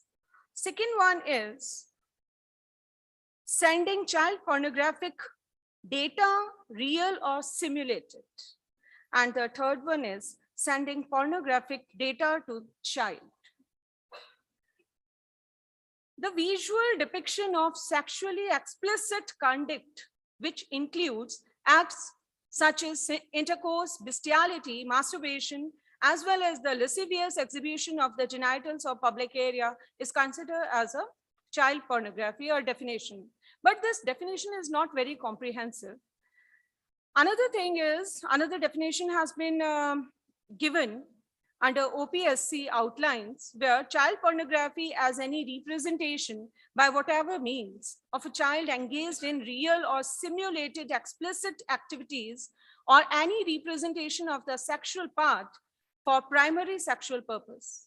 And another thing, that is another definition given in Budapest Convention, that is that child pornography shall comprise pornographic material which visually depicts a minor engaged in a sexually explicit conduct. Not only these definitions, few more things which I want to discuss regarding the definition portion. After Budapest Convention, the Council of Europe Convention on Cybercrimes states that child pornography shall shall include pornographic material that visually depicts a minor engaged in sexually explicit conduct. And in the same manner, convention cybercrimes consider realistic images demonstrating a child engaged in sexually explicit conduct is treated as real image and falls under the purview of child pornography. It's a sort of comparison between three different countries, and the criteria for comparison is the definition only. A comparison between India, Thailand, and United States. India has domestic laws that can be possibly be deemed to provide definition of child pornography in any form. If you talk about the Thailand provide neither a definition of child pornography nor pornographic obscene objects under the domestic legislation. And the third one is the United States. United States have strict and clear definition of child pornography. Let's talk about international perspectives and what are different various conventions. The very first convention which I want to discuss here is CRC, that is the Convention on Rights of Child. Second one is OPSC, Optional Protocol Convention on the Rights of Child on the Sale of Children, Child Prostitution and Pornography. Next one is the Budapest Convention, and as I have mentioned earlier also, Convention on Cybercrime, and the last one is the Lanzarote Convention, Convention on the Protection of Children against Sexual Exploitation and Sexual Abuse. Now the first one, that is the CRC, it has been enacted in the year 1989. It was based on 4 core principles. Various measures for ensuring the human right of children was adopted by the General Assembly of the UN in 1990. The agreements contemplates an extensive diversification of the term human right for children, containing cultural, political, civil, and social rights. Here, especially I want to mention Article 1 and Article 34 of CRC. Article 1 of the agreement, it outlines the term child as every human being who is below the 18 years of age. And Section 34 of CRC, the government should protect children from sexual exploitation, being taken advantage of, and sexual abuse, including by people forcing children to have sex for money, for making sexual pleasures, for sexual pictures and films by them. Another one is the OPSC. It is a convention of the year 2000. UN General Assembly adopted 2 optional protocols. The first one is to protect children from involvement in armed conflict. I'm not going to discuss that thing. Second option was to prohibit sale of children, child prostitution, and child pornography. OPSC is the prime international institution serving as regulation for rights concerning child on the internet. It is one of the most significant international official requisite instrument that can be used to examine the jurisdictive and supervisory methods of Asian countries to address child pornography crimes in arrangement with applicable universal principles. Third one is the Budapest Convention. Request Dr. Rituja to please conclude. We are too much late of time. 2:30 it is already Yeah, I'm there. trying to conclude, sir. Just give me a few minutes. Yeah, sure. Also to give this. Yeah, sure. Budapest Convention, first obligatory intergovernmental instrument that deals with computer facilitated crimes. And the last one is the Lanzarote Convention, features child pornography misdemeanor, especially Article 20.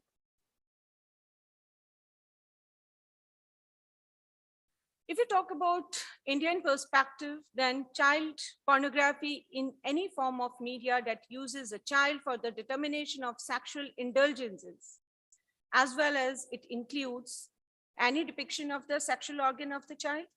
Second one is any demonstration of a child involved in real or replicated sexual acts.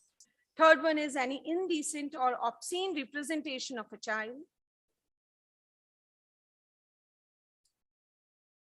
And not only POCSO 2012, IT Act of 2000 it also contains certain provisions, especially section 67B. Child pornography in electronic form includes depict children engaged in sexually explicit acts or conduct, and second one is the depicts children in an obscene or indecent or sexually explicit manner.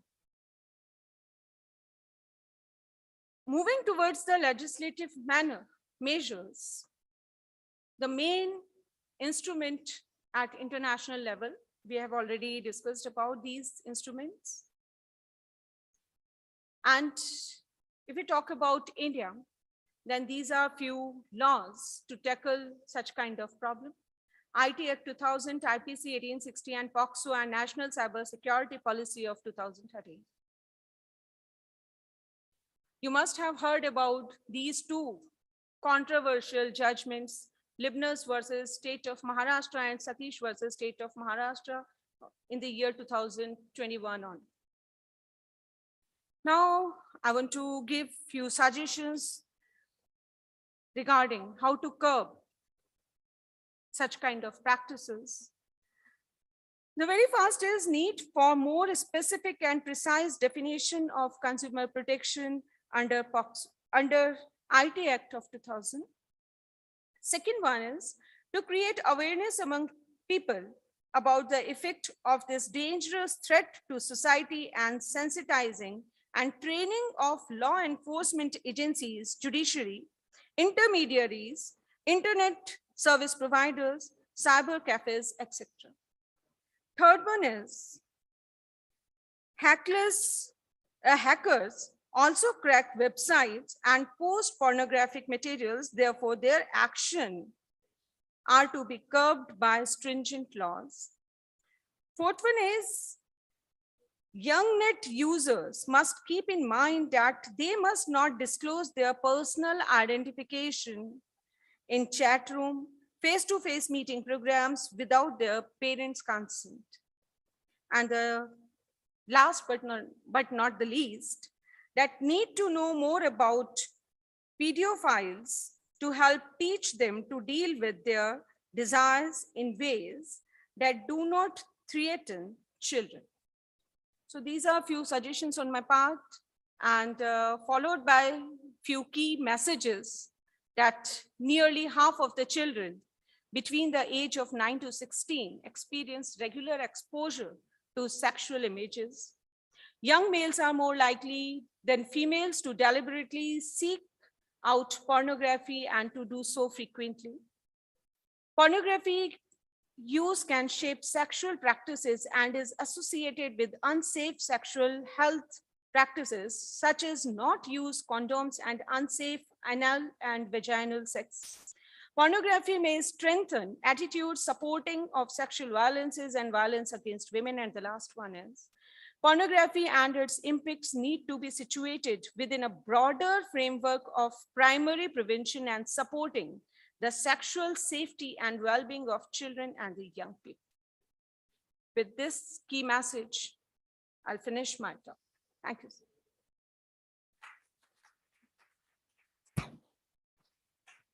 Thank you so much, ma'am, for acquainting us with this knowledge. I thank all the speakers of this session and all the chairperson for chairing this session. I request all the chairperson to come forward for felicitation.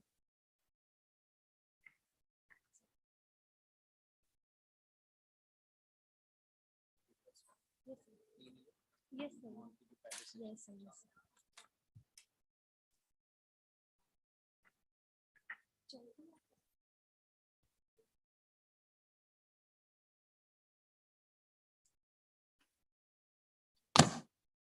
I request Dr. Adarsh sir to kindly give memento and certificate to Dr. Jayan Das sir.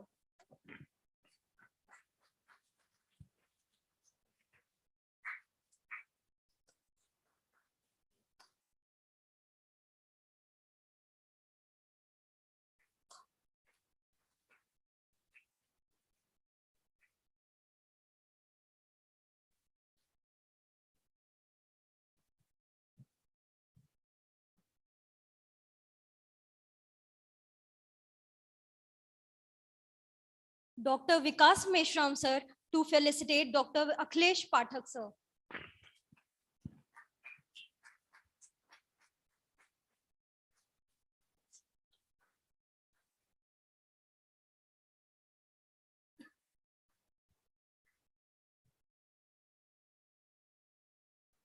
Dr. Utsav Parekh to felicitate Dr. Rituja Sharma ma'am.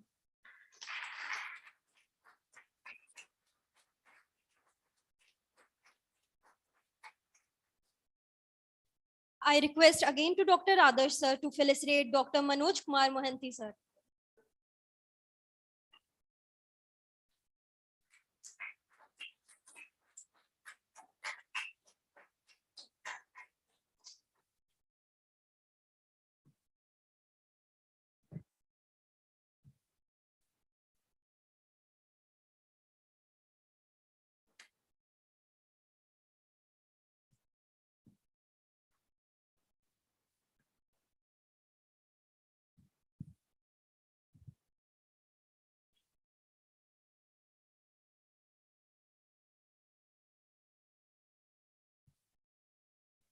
Now I would request Dr. Shalin Chandra sir, Dr. Shalini Gupta ma'am, and Dr. Anurag Tripathi sir to give memento and certificates to our chairperson, Dr. Adarsh sir.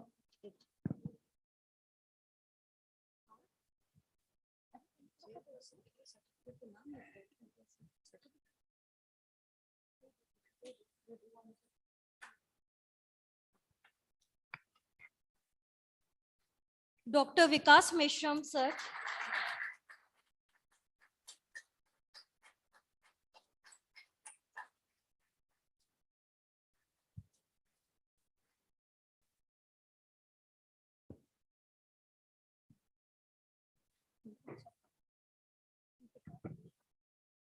Dr. Vikas Meshram sir.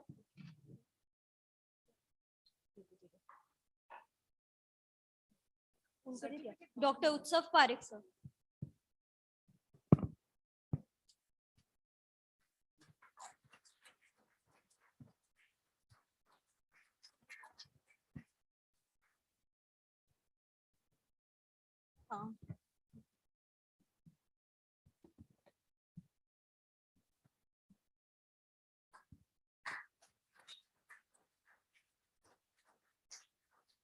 I request chairperson of previous session to kindly come for felicitation. Dr. Raja Rupani sir, Dr. Padma Kumar sir, Dr. Binay Kumar.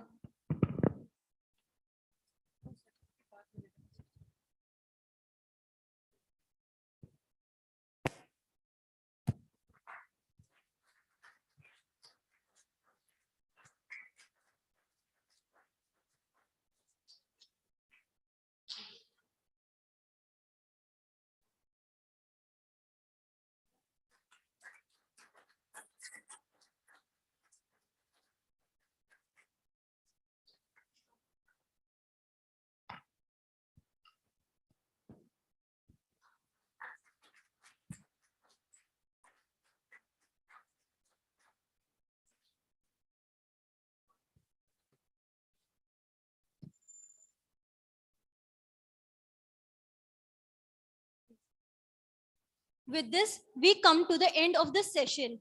I request I request everyone to kindly proceed for lunch. We will gather back again after half an hour by 3 o'clock.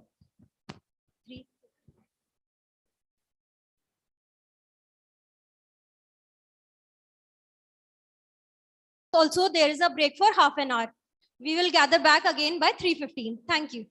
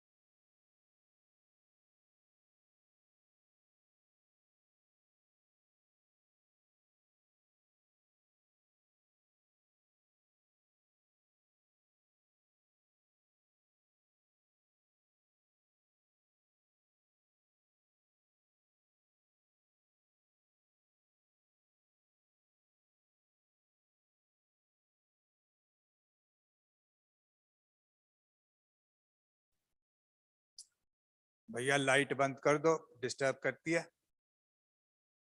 हमको नहीं, जिनको सोना है उनको। कोई light नहीं बंद करेगा? Well, it's so nice to meet Dr. Adarsh Kumar today after a long time from AIMS, New Delhi, and met also the forensic scientists who have come all the way from far and wide to attend this conference. Forensic sciences has been taking tremendous strides over the years, as we know. And the role of dentistry in forensic is also having its own importance. And now more importance is being paid for this on this issue. For example, if there is a identification mark, and like you have to say, forensic experts have to say that it is the mark of the, suppose, the maxillary central or the maxillary left maxillary canine. That is how I think they would put it. The mark is left maxillary canine. And if I say that you put it, the mark is L13. So it is much simpler, much easier. L13 represents same as the maxillary canine, the left maxillary canine. So what is important in the dentition is, over the years, what is important is nomenclature. The tooth has to be identified. And this nomenclature, I'll just put on this. Soumya, इसको आगे करो. You see, several hundred years ago, even then the teeth were identified. There was a nomenclature.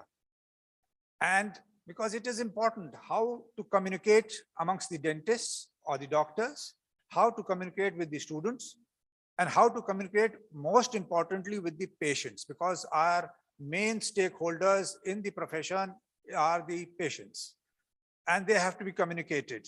What is wrong in which tooth?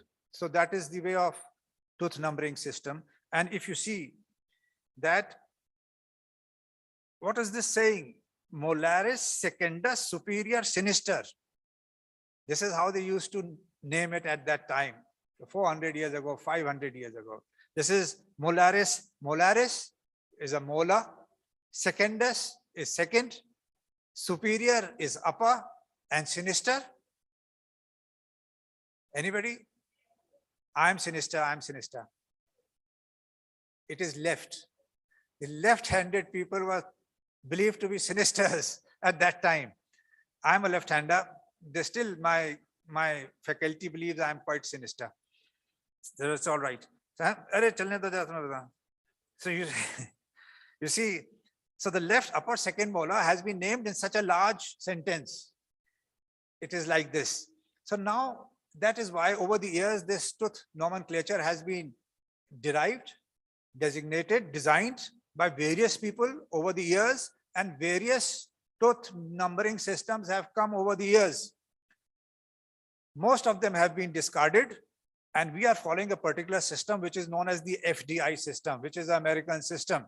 And that is what is universally accepted, and we are following it. What I want to tell you is that I have been following this system also, but over the years of period of time, I found that there are certain lacunas, there are certain loopholes, certain drawbacks in the universal system which is being applied. So I have designated and derived a system which is simpler. I have patented this system, and we call it the TT system. Why the TT system? The Tikku and Tikku system. Why Tikku and Tikku? अरे वो एक हमारे स्वामी जी श्री श्री भी लिखते हैं, तो हम टिक्कू टिक्कू लिखते हैं. But it's not like that. The second Tikku is my wife. If I don't add her name, I'm in trouble. So it is Tikku and Tikku system. And our co-author with this is our senior resident, Dr. Soumya.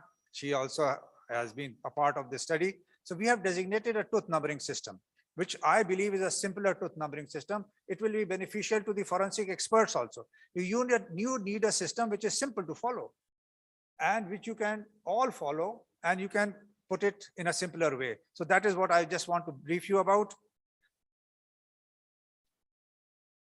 So, you know, this This is what I mean to say. This is maxillary left, first premolar, dense premolar, sinister superior, 4 words, 26 letters. And if you see what our aim is to shorten it into 2, 1, 2 or 3 numbers, which can be easily remembered, which can be easily written, which are computer friendly, which can be computerized, and which can be followed. The prime concern, my prime concern has been the system which is in existence. We will see, I will ask Dr. Soumya also to explain to you. You will see the system which we follow.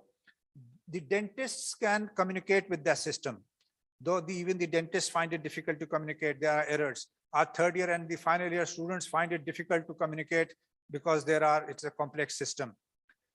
And the basic drawback in that system is that it is not user friendly in the sense that the patient does not understand a word of that system. We write it on the prescription, which tooth is faulty? 4-8, 3-8 is faulty. You will see it.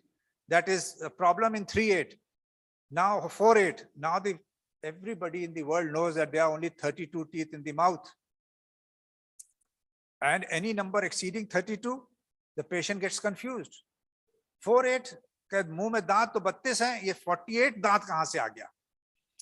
So this is not user friendly. The patient does not understand this. But we write it on the prescription, we give it to the patient, it is the patient's property, and our main stakeholder is the patient, who does not understand a head or tail of what is written on the diagnosis. What is 3-6? Patient doesn't know what is 3-6. We know what is 3-6. So we have, the FDI system is designed to communicate between the doctors, but not to communicate basically with the doctor and the patient. But our important stockholder is the patient. So that is what is the change in the system. And this, I will ask Soumya to just brief you a little bit, and then I will continue further.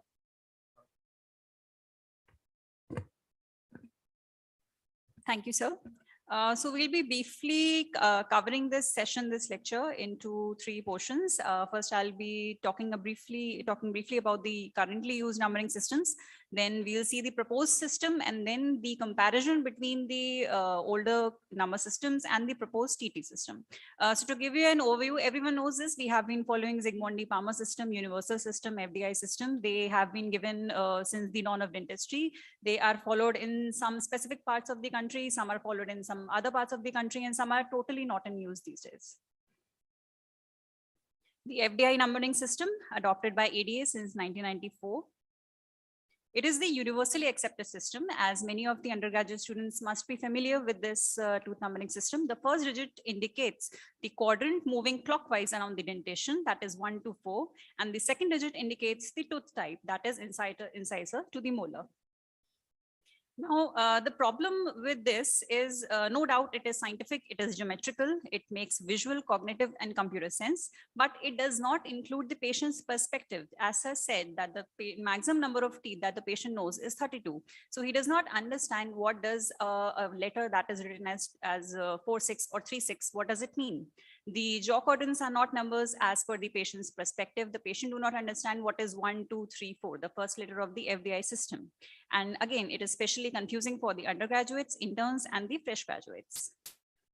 We often might have came across this scenario when we write on a prescription paper that you have caries in 4636, missing is this, and the patient suddenly asks you, Doc Sahab, itne daant to hai hi nahi, aapne shayad galat daant dekh liya hai. So this is what our primary purpose of the proposed TT system is. Also, not only the patient and the clinician, sometimes the dentists, the treating clinicians of various departments also get confused. This is a OPD prescription from our college only, the dental faculty.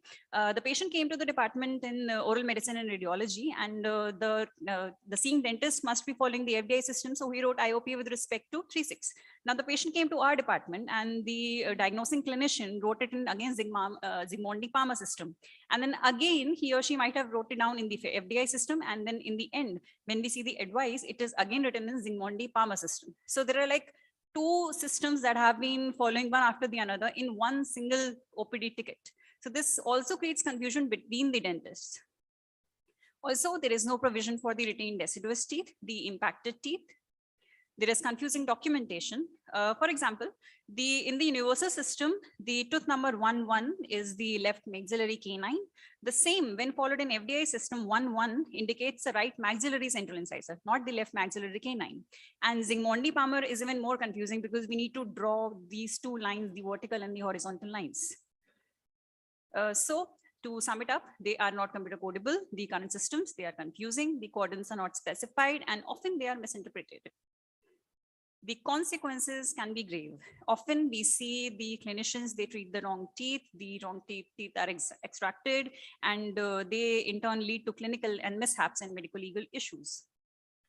The wrong tooth extraction, they have been documented in the literature very well. So a whopping 20 to 25% of the percentage of the wrong side surgeries has been documented in the literature.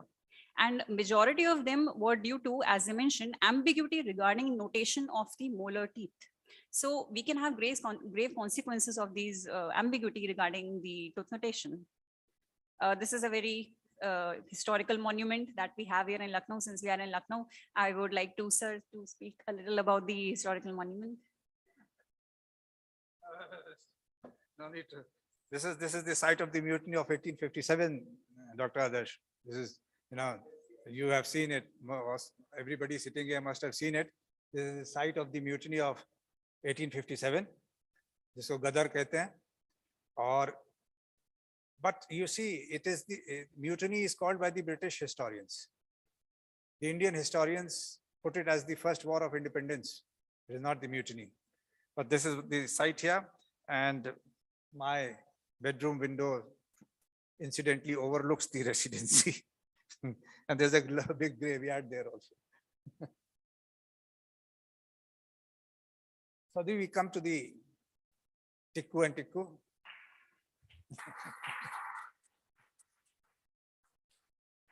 Thank you.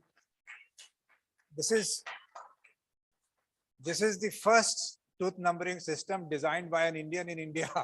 It has all the tooth systems which we have been following have been designed abroad in the West, and we are just following it blindly. The FDI system also designed by Americans, we are following it blindly. But there is a lot of lacuna in this. I will just tell you. This system is a simple two arch system. The upper arch is designated as 1. It is the immovable arch. The upper immovable arch is 1. The lower movable arch is 2. Left and right are designated by L and R. And the tooth number is as per the number of the arch. 1, 2, 3, 4, 5, 6, 7, 8. So L1 means left maxillary. 1 is maxillary.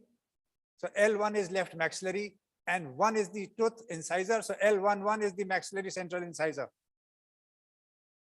You see, L12 is the left maxillary lateral incisor, second tooth in the arch. L13 is the third tooth in the arch. L1 remains constant because L is left and 1 is the maxillary arch. If you just put it R1, that is right maxillary arch, and the tooth number remains the same. So that means the tooth, the central teeth, that both the center teeth, the incisors, L1 and R1, 1, 1, they are the same number. The number has not changed. In the current FDI system, what is the number for the left central incisor? If somebody will tell me, what do you call the left central incisor? 1. And the right? So both the central incisors are different numbers. They are both central incisors, but one is 1, 1, one is 2, 1. It is confusing.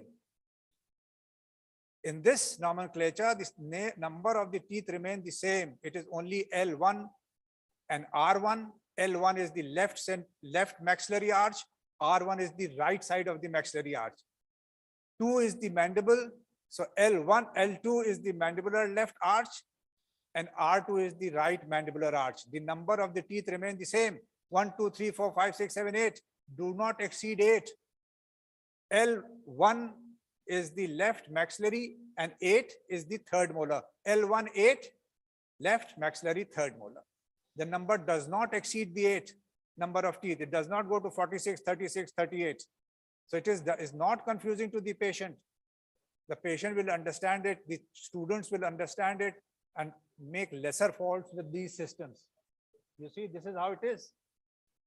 One is the maxillary, two is the mandibular. The L28 and the R28, R27 and the L27, the number of the tooth, the same tooth in the different arch remains the same. It does not change in the FDI system, which we are, for example, if I say L26, R26, the same, one is L is left, R is right. Now in the FDI system, if I tell you what is the first mandibular molar, what do you call it on the left side? 3, 3, 6. And on the other side, opposite side? So you see, the same tooth on different arches have drastically different numbers. And it is confusing for the students. If you go to the second molar, it is 7. 3, 7, 4, 7. Their number of teeth are only 32. 3, 8, 4, 8. The patient gets confused. The students in dentistry, I'll tell you, sir, in dentistry, students start working on the patients from the 3rd year. Then they come. It is different from medical science. They start clinical work from 3rd year. So from 3rd year, they start, they do it in final year, they do it in internship, then they do it in the post-graduation. So, for a 3rd year student or for a final year student to understand the FDI system, okay, 1, 1, 4, now patient, the student is wondering, this is 1 or this is 1 or this is 2 or this is 2. There's a little confusing and sometimes they make error also. Sometimes they make error. So this is what it includes the patient's perspective that the number does not exceed 32. It stays within the 8. The number is the same on the both arches. Only the left and the right. See, R, left and right, everybody knows. R and L, everybody knows. It's universal in the world, like hello. Telephone, you know. Hello. Universal word in the whole world, no matter what language. You go to any part of the world, Germany, France, Italy, when you pick up the phone, they will say hello. So hello is a universal word. The same way left and right are universal words. They know, everybody knows. Now you see, the FDI system does not give nomenclature to the deciduous and the impacted teeth. But if we put I or D in front of the tooth, designated as D or I, it will designate a deciduous or an impacted tooth.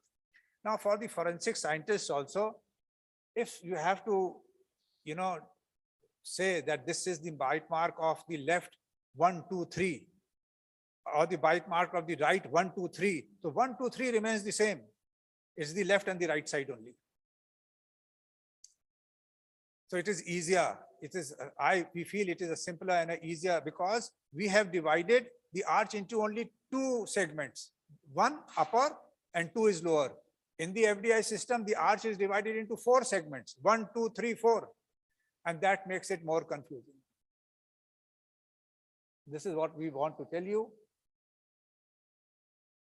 And this is, the survey shows patient's perspective. See, patients, we in the FDI system, we have not bothered about the patient, whether the patient understands, doesn't understand what he thinks. He does not understand. They don't know what is 3.8, what is 3.6, what is 4.8. But if you tell him that this is the 3rd tooth on your left side, it is written L3, L1 is the upper, L1, 3, third is the tooth. He can easily count his teeth, 1, 2, 3. He can count up to 8, 1, 2, 3, 4, 5, 6, 7, 8. So it is easier for the patient to understand. And it is easier for everybody to understand. And I feel I don't know, it is your perspective. Because at the moment, I really don't know how you all, how the forensic experts designate the bite mark. I don't know. But if it is, maxillary, second molar, this, and you write only L15, L16, or L26, it may be simpler, it may be easier. We have patented this. We will be asking the FDI. We have asked the FDI. Dr. Adarsh, I have told them, yeah, this is, I feel we are the simpler system. It's less confusing for the students also, undergraduates also. Patient will understand. लेकिन देखिए गोरे हम लोग की बात सुनते नहीं है. ये मैं आपको बता दूं. We have to hammer it again and again. But I will be asking the FDI of the India section to take it into consideration and to implement this system if they find it better, at least in India. If we can implement it in India, then maybe it can be followed somewhere else also. So now you see, what I mean to say is, in the FDI system, if they all know, उसमें sir ऐसा होता है, इसको 1 किया है, इसको 2 किया है, इसको 3 किया है, इसको 4 किया है. So they start from here, 1, 2, 3, 4. If this is a clock, suppose this is a clock, then where is the 12? This is the 12 now. So 1 कहाँ होना चाहिए? इधर. लेकिन 1 है तो इधर. ये क्यों है? किस वजह से इसको 1 किए हैं? अपनी मर्जी से. If it is cyclic, if this is a clock and this is 12, this should be 1, this should be 2, this should be 3, this should be 4. If you go like this, well, it's not like that. I tell you why it is like this. Because they have taken it as a 360-degree circle from 0 from here and 360-degree, taking this as 1, 2, 3, and 4. But there's again what I'm showing you. This 360-degree 1, 2, 3, 4 kaise hoga? If I see him from the front, we take it like this, 360-degree, like this. I am seeing the patient from the front. Every part in the body is as per the side of the patient, not from the front. My left kidney or my left lung is from my side. This is my left side, so this should be the left lung. But if you see it from the front, then this is the left lung. If I see it from the front, if I said my left, the person who's seeing from the front, this is his left, this is my left. Same way in dentition, what they have not done is, they have not done it from the side of the patient. The 360 degrees also from the side facing the patient, which is not the right. All the parts of the body are from the side of the patient. Then why not the teeth? Why they have not considered that here? So there are a lot of flaws. There are a lot of complexities in the FDI system which we follow. So this is now, you see, it is simple. If you see in an X-ray, all the teeth are same number. Only the upper arch is 1, lower arch is 2, and left and right is LLR. That is all. So it is, I would say, rather simple to understand and to follow for the undergraduates. See, कोई भी system हो, इतने system अभी Dr. सौम्य ने दिखाया आपको, ये सब systems world में आ चुके हैं. They have been there for some time, but then they are taken away because a simpler system comes. So there is a change. So I'm telling the FDI people, this is a simpler system. Please change it. But since it has come from India, it is a subcontinent, it is an Asian country, they refuse to listen to us. But it's all right. If we can implement it in our country, we'll be still happier. And then maybe the world will follow. It is a matter of time sometime. So Soumya, please explain this. Thank you, sir. So we'll be briefly seeing when we compare each of the current use systems, the Zygmunt Universal FDI, when we compare it with the TT system, what exactly are the advantages of the proposed system? The Palmer system, the simplest system, but very difficult for verbal transmission. You cannot say anyone what is vertical and horizontal lines. It's not verbally transmissible.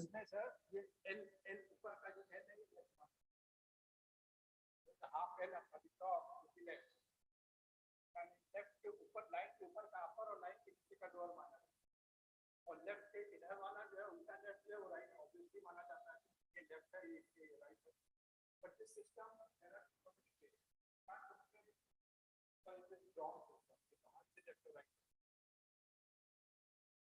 So apart from drawing, it cannot be computer coded. We cannot write it in computer easily.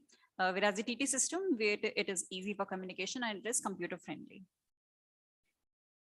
Then we have the universal notation versus the TT system. Universal system is all the more confusing because no jaw quadrants are specified, first of all, and second, the same tooth is designated by 4 different numbers. For example, the third molar is designated by 1, also by 1.6, also by 1.7, also by 3.2. So this is more cumbersome. Whereas in TT system, for example, the third molar, we have 1.8 as I explained. The left side also has 1.8. We just have to designate it by a word R or the L, the alphabet. The FDI system, that is the most currently used system. It has 4 quadrants, and whereas our system only has 2 segments. Multiple quadrants create confusion, and hence mishaps are usually common with 4 quadrants, which, whereas the TT system only has 2 segments. It is relatively simpler and easier to understand. Also the same problem, that the same tooth in single arch will have different numbers as was found in the universal system, whereas this has been solved in the proposed TT system. And the right and left quadrants, as sir also explained, the patient's right and left quadrant perception has been taken into consideration into the TT system. Patient's left is left, patient's right is right. So this is the dental triad, and we always say that the patient is always at the apex of the triad. So if the patient does not understand because of the confusing documentation, we are always at some fault in the dental triad. To summarize, the TT system reduces miscommunication, it reduces the legal consequences and litigation cases, it reduces patients' anxiety regarding the treatment, enables effective clinician and clinician-patient communication, and thus increasing clinical outcome. The ISO has set guidelines for the notation system, which are all met by the TT system. That is, it should be simple and easy to teach. It should be easy to pronounce in conversation and dictation. It should be readily communicable in print or by wire. It should be easy to translate into computer input, easily adaptable to standard charts that are used in the general practice. Again, one more summarization of the advantages of the TT system. The one thing that we have been proclaiming with our proposed system is that we must include the perception of the main holder of the dentistry, that is the patient. It is comprehensive to dental practitioners as well as the students, and not only the students, it is also comprehensive to the forensic odontologists and experts that they have to notate the tooth in their forensic tests. Again, it includes the retained deciduous and impacted teeth. The jaw accordance are specified. There is no misinterpretation. There are lesser chances of clinical mishaps, and it nowhere exceeds the total number of naturally occurring tooth in each quadrant, that is 8, and the maximum number of teeth that can be present in human mouth, that is 32. To summarize, I would again like to call sir. Well, this is what we have designed and designated and patented also. But now we have to ask the authorities to accept it, to approve it, and then we can use it. I hope it will be beneficial to our forensic experts also, because it's a simpler system. The system existing may not be easy for the forensic experts to understand also. So this is what it is. Now you see, again, very simple. Molaris secundus superior sinister 500 years ago. Today is only L17. So this is what we have.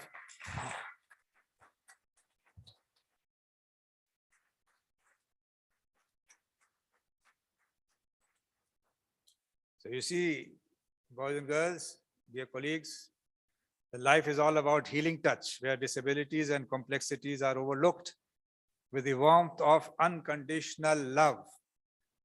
As dental practitioners, in medical practitioners, in the science we are doing, in forensic, wherever we are, whatever we are, it is the unconditional love. It is empathy, it is sympathy, it is kindness, it is generosity, honesty and integrity, which is required from you all. And this is what we look forward to seeing it in you all, in your time, in your life, to make you a successful person. The child, mother without arms, and the child is feeding, it is unconditional love. And that is what we want to see in all of you at some point of time. Thank you, ladies and gentlemen.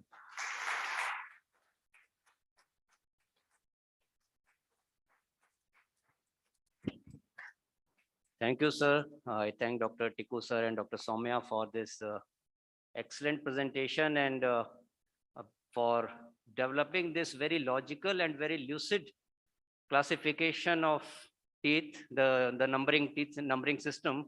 And sir, as I can share my own personal experience, my wife, she is dentist, and she'll agree to me that obviously as there are so many tooth numbering systems, I'm always confused, like how to number it and what systems, and I'm always asking her, what is this system? But as you have presented, after this small presentation only, it's very much easier to understand and to number. So I feel that this system can be utilized, and it's much easier for, especially for us, like forensic medicine people. For dentists, it's okay because it's your day in and day out practice. Like you put the numbers and you can understand and you can read it. But in forensic, not only the forensic odontologists are involved, forensic medicine people are involved, even the forensic science people, police, they are all involved. So if we develop and if we start utilizing this easier system, I think interdepartmental communication will be much easier and much organized. So that's my view. Thank you so sir. much. Thank you.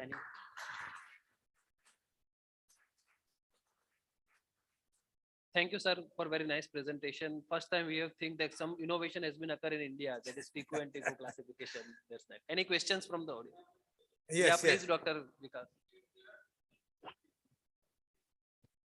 No, we have not added the supernumerary in this. We can design it also. And Shalini has been, Shalini, phone rakho. Suno, wo kya keh rahi thi tum? You were what part you want to include in this? Supernumerary. We have at the moment included only the common factors of the impacted teeth and the retained deciduous teeth. The supernumerary teeth are normally the retained teeth, actually sort of deciduous teeth, but supernumerary we have not listed in this. Deciduous, you can put a D there, impacted, you put an I there. And Shalini will add to it later.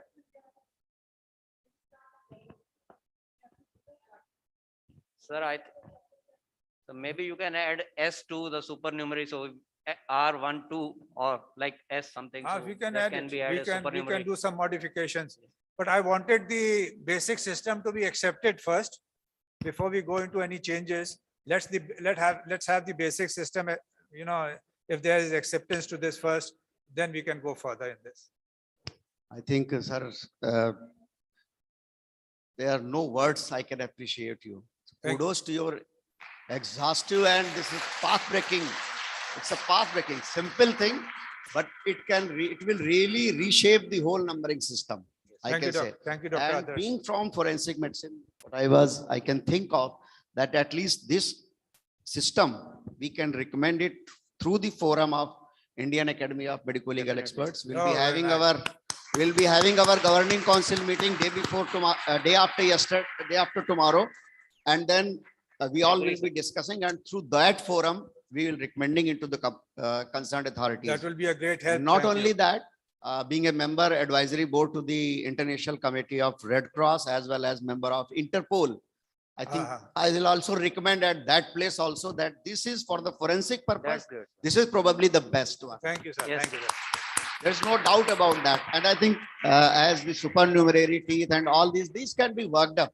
Once we have decided that, okay, right, left, and all this can be worked up. Only one thing which is coming to my mind is this only denotes for the takes care of the permanent tooth. What about the temporary dentition? Because we invariably have the 1, 2, 3, 4, and then 5, 6, 7, 8, like that kind of system. So if temporary teeth is there, then no, that comes in D. Deciduous. D is added to that. That is 3D is 3 deciduous. Deciduous. Third deciduous too. So that is taken care of. Yes. And other aberrations like maybe some anodontia is there and all these things, how to document it, that I think those things can be worked out. We can add it as soon as we first get an acceptance to this. Yes, sir. We can I modify think this. That's a noble work, sir. Thank you, That's sir. a noble work. Thank And you, we sir. will try our best to get it implemented at all the forum or the at least forensic investigation that I can say. If the layman can understand this, Yes, if the sir. patient can understand this, then anybody can understand this. The Yes, police sir. can understand. Sir, I personally believe that it will be a great contribution to forensic science work. Thank you, Yes, sir. sir. Thank you.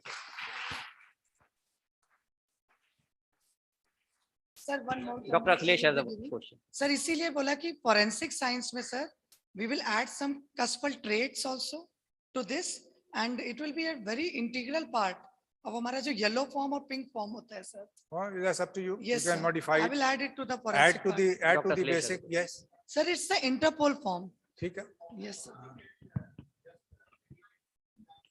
Yeah, one more suggestion I would like to highlight here that Yes. if this TICU and TICU method can be incorporated in our books, standard books like Reddy, Gautam Vishwas, and all other books which we are commonly referring by the students, then it would be again a great idea. We can say that these methods are used in foreign countries or likewise, and this is the Indian one. we can promote in that. way Yes, also. thank you. But So only from- after we get the approval from At the least approval, authorities. yes. Yes, sir. We will, we We will can write start down to working on it. author also. Yes. We can write down to author directly that they should incorporate this method also. And as an Indian, we should approve the Indian. I have and read it this. is I have read easy, this. easy also. I've Thank read you, this sir. paper in national conferences at various platforms. Everybody has appreciated, but we have not got the formal approval yet, either from the FDI America, but now I'm writing to the FDI India section. Are you first approved for India? And once it is done, then we can ask the books to publish it, and you can ask your forensic experts to also incorporate it. Sir, I have suggested, sir, to publish in the international journal also, sir. So that This from is that already platform- patented. This is Yes. already patented. We I will add it, sir. I will send it for publication. Thank you, In the, sir. I will send it in the FDI journal only. Yes, sir. Let That them will be- publish it. that- Thank you, Dr. Thank Adarsh. you so Thank much, you, sir. thank you, Thank thank you, sir.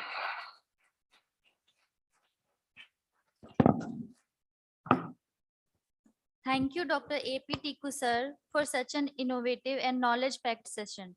Now, I will request our chairpersons to kindly facilitate Dr. A.P. Tiku, sir, with memento and certificate.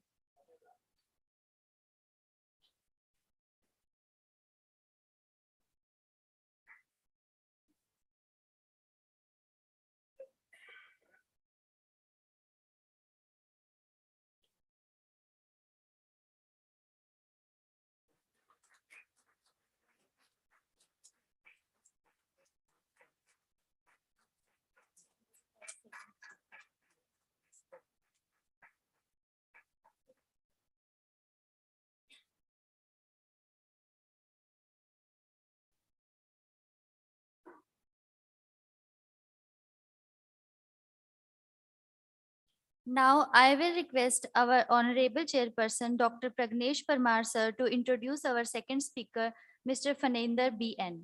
Thank you, sir.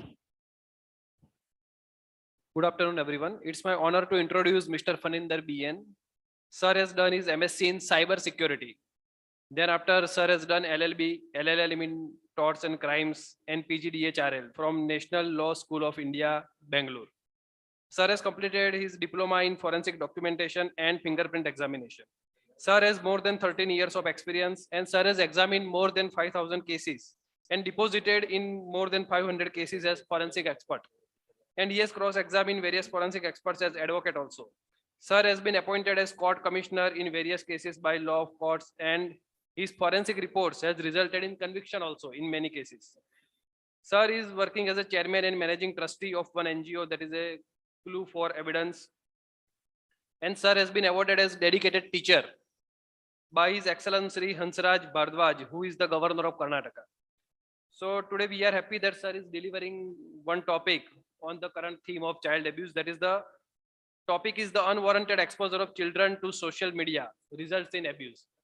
So I welcome sir on the dais. Please guide all of us. Thank you.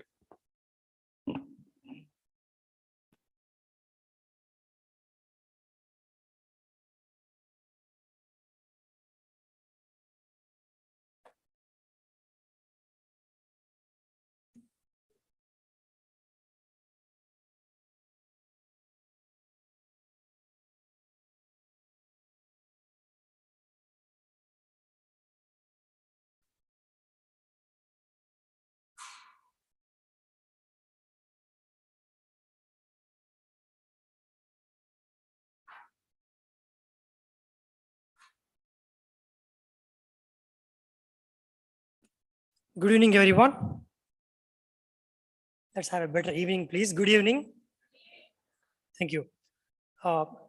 Respected senior faculties and the organizing and a lot of senior experts present over here. With your permission, I am starting my presentation. It's a challenging situation for me, especially after the presentation of Dr. Tiku sir. While it was, I mean, the minds were all connected to a specific topic of discussion. So I definitely would like to take it as a challenge to bring back all the participants to my topic of discussion for the day. However, participants, please be noted, in the printed format, my topic is printed wrongly, and this is the actual topic to be presented from my side. The topic is the unwarranted exposure of children to social media resulting in abuse. However, my topic logically does not limit only for the children, but it might also apply for many of us here. But however, the flavor in which my presentation is brought out today would specifically result in understanding this kind of exposure, if it is abuse to the children, or what is that scope of work where we as citizens or the responsibility which we owe to the society is what I'll be discussing for the day, along with the case study which I personally have dealt with. Just to give you an overview, however, this statistics has been discussed in various presentations since morning.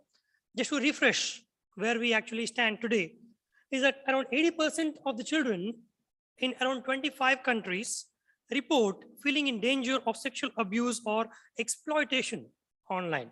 However, the explanation is very simple. I don't have to give a detailed explanation about what exploitation is. More than 1/3 of children would prefer not to go to the school just because they are being bullied. It is a common phenomenon. Probably we as a student in our childhood days, we have been exposed to these kind of things, but however, the statistics in those days were not collected. So the effective results could have been discussed, but however, as on date, whatever the statistics we are having in front of us, I'm discussing about this, where around in past between 2017 and 2020, however, 2021 and 2022, the statistics is not available yet.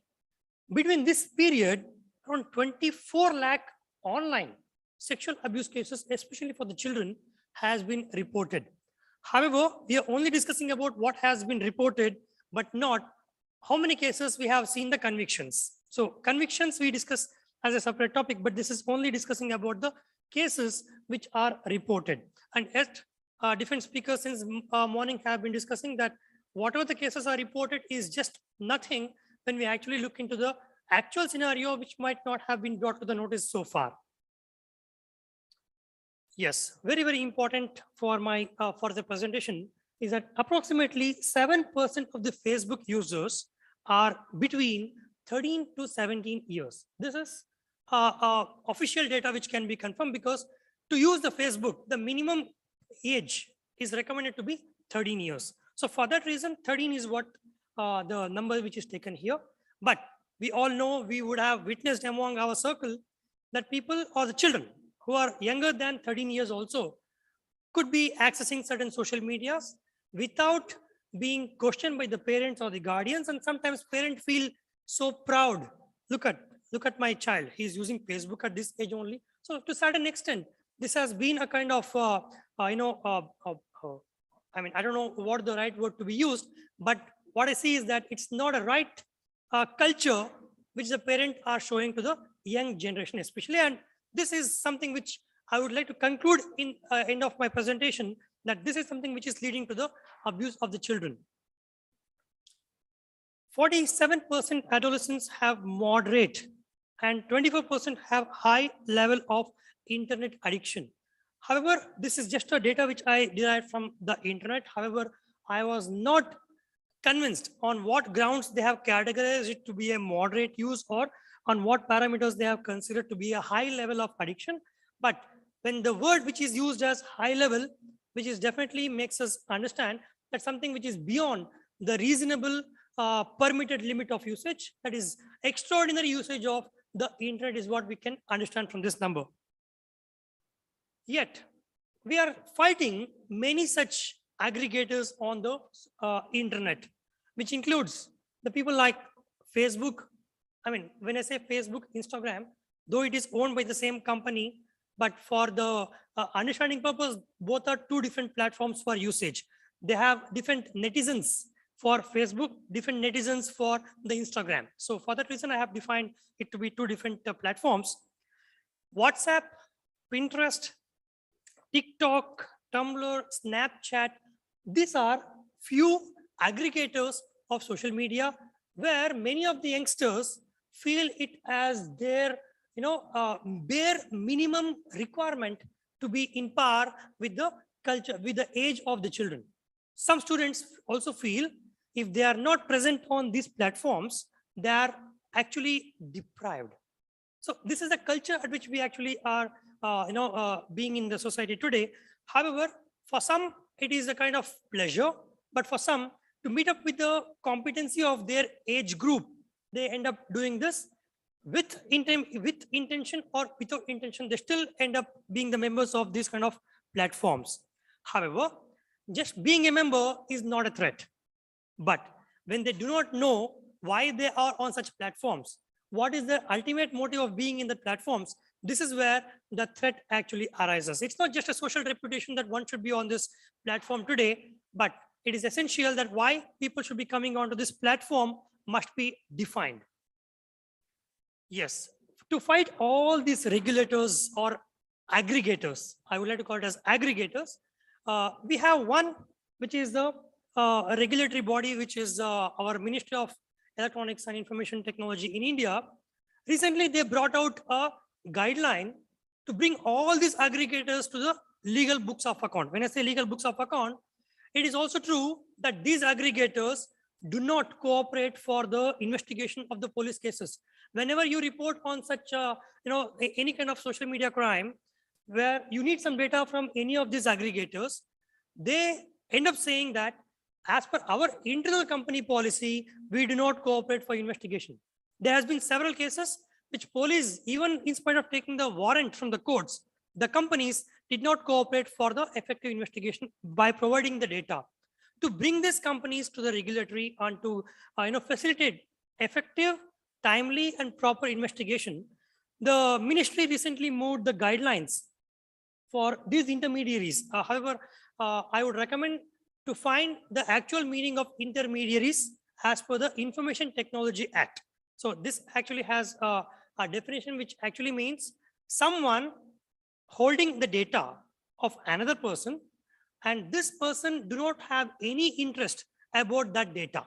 I am just a platform where you are putting your data and facilitating for further use. So I am called as intermediary is what it is to be understood. But the proper explanation, I would recommend you to please refer to the Information Technology Act and the intermediaries. So against all these aggregators, we have one guideline by the Ministry of Electronics and Communication. And in spite of the guideline, there are companies who have not complied with the requirement as per this guideline. There was certain court cases also being fought on this. So few companies agreed, few companies did not. But what is the challenge for us right now? But when we are discussing about the trend, I believe many of the people who are familiar of this photograph, can you answer me what is this? Very familiar with that. All right. One of the biggest trend or biggest threat is the OTT platforms, which does not have any kind of regulatory or which does not have any kind of authority which actually monitors and governs the usage and the content of this OTT platform, where there is still a case pending before the Supreme Court. We have to wait for the outcome of this particular issue. However, as on day, this OTT, if you switch on Netflix or any other OTT, all you can see today is crime, heinous crimes, and the language, foul language. That those two creates such trend to be anything on the OTT platforms. However, the children, by their wish or by chance, when you are watching such movie or when you're watching such episodes, they are witnessing the same thing. Without being warranted, they are still getting exposed to certain unwanted and unwarranted contents. So this is again one big contributor for the abuse of the children. Yet, what is the symbol? Many of you don't use this. Signal. What Signal is this? Signal is again another messaging platform, which is very similar to WhatsApp, but Signal is the first platform which gave the disappearing message concept. Today in the WhatsApp, you get this. Whatever the message you send in 24 hours, 7 days or 1 month, whatever the time you set, the messages go disappeared. So Signal was such platform which actually created that trend of disappearing messages. Fine. Few of you use the Signal, you are aware of it. So let me ask you this. What is this?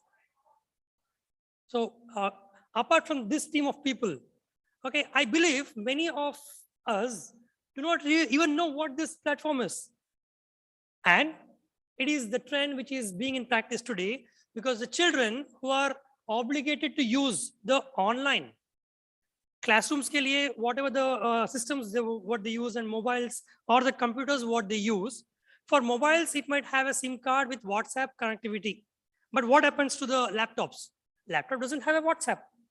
And this is a trend which the students are getting used to. And one small spark of this message would spread so rapidly in the group chats of the classrooms, and everybody follow the same trend. So this Discord is again a messaging platform which is not required to have a mobile device, but it works on a laptop, just like WhatsApp is concerned. Yet it might have some user requirements. It might have a requirement to connect with a person. You need to have some kind of PIN. If I am the user of Discord, for you to allow me to connect you, if I allow you to connect to me, I should share my PIN to you. Only then you can connect to me on this platform. Such is the requirement. Fine. When this is the trend which we are dealing with today, the children, how they are being exposed is a very big question. There are few which we know that this application is used for this particular purpose only. But there are many such applications on the social media, on the internet, that many of us do not even know what this platform is all about. Every day, the trend is being changed. One group of school children will adopt themselves to one particular platform of messaging. So this has been a trend. So for this reason, not a single tool, not a single regulation can actually govern all these messaging platforms to keep the monitoring on. That is a challenge for the day. Yet, when we're discussing about how the children are being abused by various platforms, let me discuss about the modus operandi. First, an unknown person will somehow try to connect with the user, and the trend today is that to get more number of friends, to get to meet unknown people is a trend today on the social media. You might have 5,000 people on your Facebook listed as friends. How many of you know them personally is a question. If I am the common friend of 5-6 people, I become common friend for you as well. First thing you see, how many common friends? Nobody verifies who this person is, how this person became friend to my another friend. Nobody has patience to do that. However, in whatever the trend you actually accept the friend to be your friend, the modus operandi starts like this. A new person will start communicating with you, and hi, hello, thoda discussion ke baad, you end up sharing a WhatsApp number. That is one parameter. Or even if not the WhatsApp number, the communication will still continue. While the communication continues, there is something called as grooming. That is, whatever they want you to believe, whatever they want you to do, they would use the same language. Whatever you will be able to understand, however you want that to be listened, they will put across that information to you so that you do what they want you to do. That is called grooming. Further to this, warranting to share the personal details. This is where the actual threat will start. So far, they are trying to connect with you. Once you get connected, means that person has your confidence. Then you share your personal information. Once the personal information is shared, I believe the pictures represent the further effect of the sharing of the personal information. Yet, the challenges, what we are facing today. Yes, for physical abuse or physically sexual abuse, we have certain medical parameters on how that can be tested, how that can be certified, and how that can be effectively brought before the court. In some cases, the child is found to be in depression, child is found to be withdrawn from the society. Yes, parent can feel, okay, my child is not acting normal. There should be some issue, and they can go to a counselor. But the actual threat today is that how do you effectively notice the online sexual abuse? There has been no parameters. It might be the result of the mental element, which might not be as immediate as it could be seen, because the mental element will take a lot of time to come out as a really a mental element. In the beginning, it's a experiment. After that, it becomes a practice. After that, the person realizes that they are actually in some kind of threat. So the online sexual abuse is one biggest challenge, how it could be identified. And when you cannot even identify that, how do you prevent it? Prevention, everybody speaks. Cyber security, do this, do that, don't do this, don't do that. But end of the day, many of us or the people around us, we would definitely experience that they are not really following the so-called guidelines on the internet or discussing with the unknown person. Ultimately, this is a challenge. How to identify online sexual and mental abuse has been a challenge, and identification of online abuse itself is a very big challenge which we have to discuss from now on.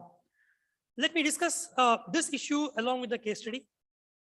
Yes, it's been very normal these days that children are attending the online classes.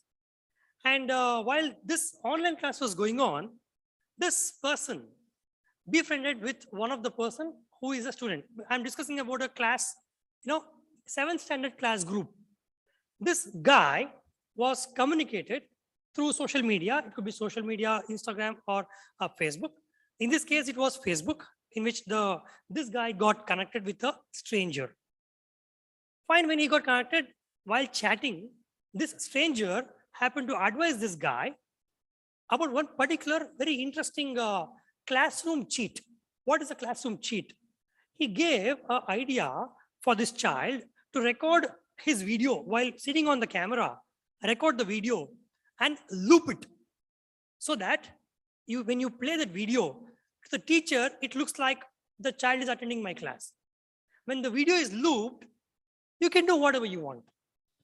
Okay? A technological advice. Okay, fine. This child happened to adopt to that, and after a few days, the child started, addicting himself to playing online games, because while the classroom is going on, while the video is already on, child kya karega? So he has his interest to play some online games. Fine. While this happened for almost 10-12 days, this guy threatened this child with some demand.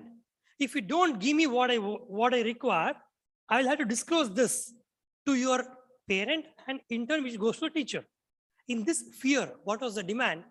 This perpetrator, the stranger, happened to ask this guy to share the PIN of a particular girl to connect on the Discord. I showed you the Discord platform before this. This guy's demand was to share the PIN of that girl to connect on Discord. Fine. This guy, to save himself, ended up giving the PIN of the Discord account of the girl. Further, what happened is that this guy, stranger, connected to the girl, did the similar thing of looping the video to the girl also. Even the girl ended up doing this with a confidence. Arya, many of your students are doing this. Look, this guy is doing that. Look, that guy is doing that. And with that confidence, this girl also happened to adopt herself for this particular, trap. Similar thing happened. After 7 days or 10 days, this guy threatened this girl, if you don't do what I want you to do, I will have to disclose this to your parents, teachers, everyone. In this threat, the girl was a victim of this abuse. It actually ended up with a very bad instance, very bad experience, that this girl was threatened and she was advised to come on the video cam in private and to strip. She was a 8th standard girl, around 13, 14 years. Okay, and this girl ended up doing this not once, but at several instances. This is the one side of the story. How it got investigated. I mean, this is a screenshot, okay, of that Discord account I'm talking about. When they started initially of connecting to the between two people, look at the words they are using it. You can also see something in red over there. This is being discussed with a 13, 14-year-old girl. So whether the stripping happened or not, this texting like this itself is abuse. That is on one part of it. But this case was to a different level. The question is that how it got caught. Yes, this is where in the morning hours, one of the speakers also was recommending the role and responsibility of the parents. Parents are the ones who keep interacting with the child day in, day out, and they should be able to recognize small little changes in the behavior of the child so that these things can really come out. This should be defined as a responsibility of the parents, whether if it is written in the POCSO Act or not. There should definitely be something which has to be understood about the responsibilities, especially for the online usage of the gadgets with the children. So I'll come to that very soon. How it got caught was that when a long time was spent on the online, in the so-called online classes, the girl used to spend lengthy hours. She used to lock herself in the room. She used to spend almost full day, spending time on the so-called online classes. The parents got suspicious about it, and her behavior was not so very normal. Fortunately, they took the girl to a counselor, a child counselor. And this counselor, understanding the whole narration that the girl is online throughout the day, suspected to be some fishy issue, he recommended that particular person to come to me for further investigation. Fine, what I did, as a person coming from the forensics and cyber forensics background, understanding the legal options also, we installed a spyware on the girl's mobile device.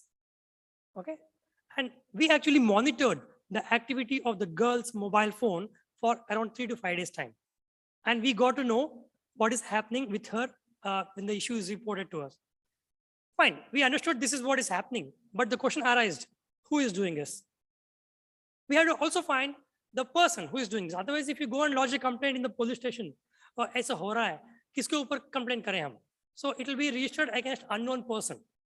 But when we did the further investigation, because when the spyware is installed, we also get some options to communicate some messages set to be communicated from the parent device. So ऐसा भी कुछ options आ जाता है.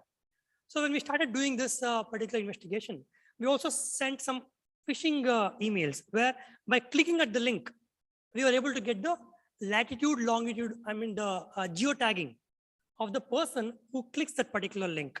So when that was reported, it was none other than the girl's first circle cousin, who is just 2 years elder to her. And this guy, while Madam was, Madam also referred, and a couple of other speakers were also mentioning in the morning, the child is a victim and the perpetrator to be an adult. We have defined laws. And if the guy, if the person is a age group of 16 to 18 years, we have the recent laws. And if the guy or the perpetrator is supposed to be younger than 14 or 16 years, we have juvenile systems. But these houses are the correctional houses. We should call it as a correctional houses. In this particular case, it was a very confusing situation because the parents did not want to take this further because it's a first circle and their own, the father's own brother's child. And question is that, why did this person do this? Why did this person do this? Because almost done. Yes. Yes. This guy happened to be influenced by the social media, where if you just type on YouTube pranks, because in YouTube it has been set a culture, whether you have realized it or not, pranks are always to be done on the girls only. If you look at the pranks, always the women and the girls are the victims of the pranks. That's the trend. And this guy happened to be so motivated to do the prank, and he was doing this as a prank.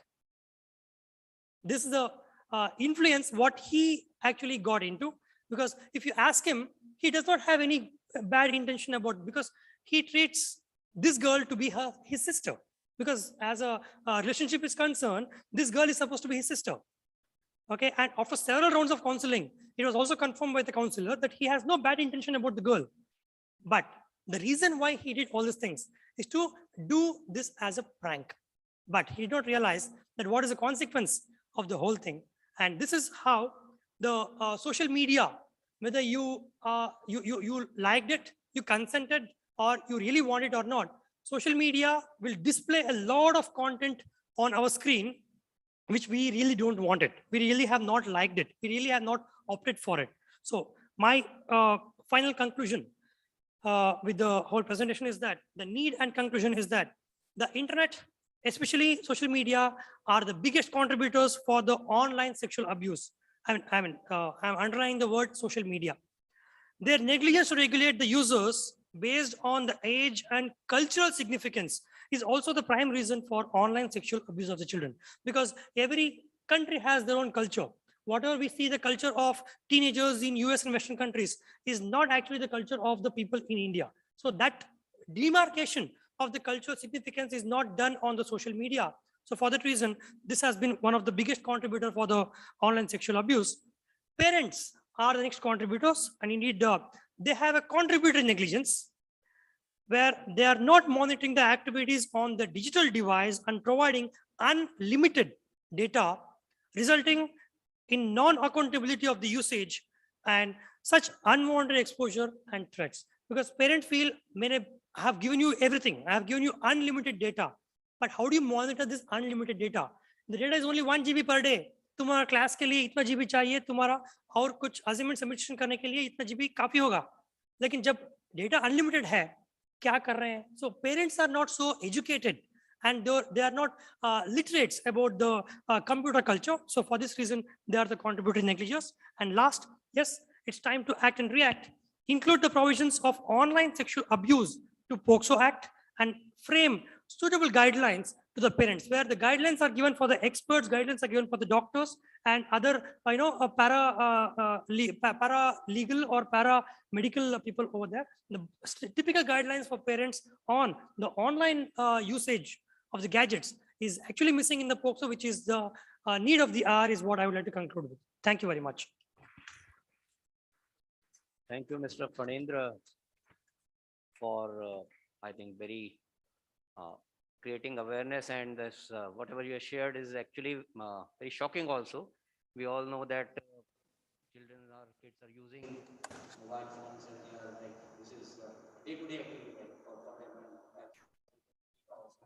For parents, it's like giving mobile phone or giving, allowing them to use the social media is sort of like compensation for the time which they cannot give to their kids. And how it is actually taking young children or kids to on the wrong paths, that actually needs to be monitored, and I think that should enlighten all of us and shape us and guide us to the ways how we should monitor our children and that they're using this, particularly the social media, misuse of the social media by maybe the perpetrators, that should be Very nice topic and nicely presented by Mr. Phanendra. As we can say, in the olden times, necessary things are roti, kapda or makan. But nowadays, roti, kapda, makan or internet, which is essential part of our life, everyone's life, elder to the child. Now the question is when to stop, how to monitor, what are the rules and regulations. So all these things are really a brain churning things that all of us has to think. So this is really nice. Any questions from audience? Yeah, please. We just allow 1 or 2 questions, then we move.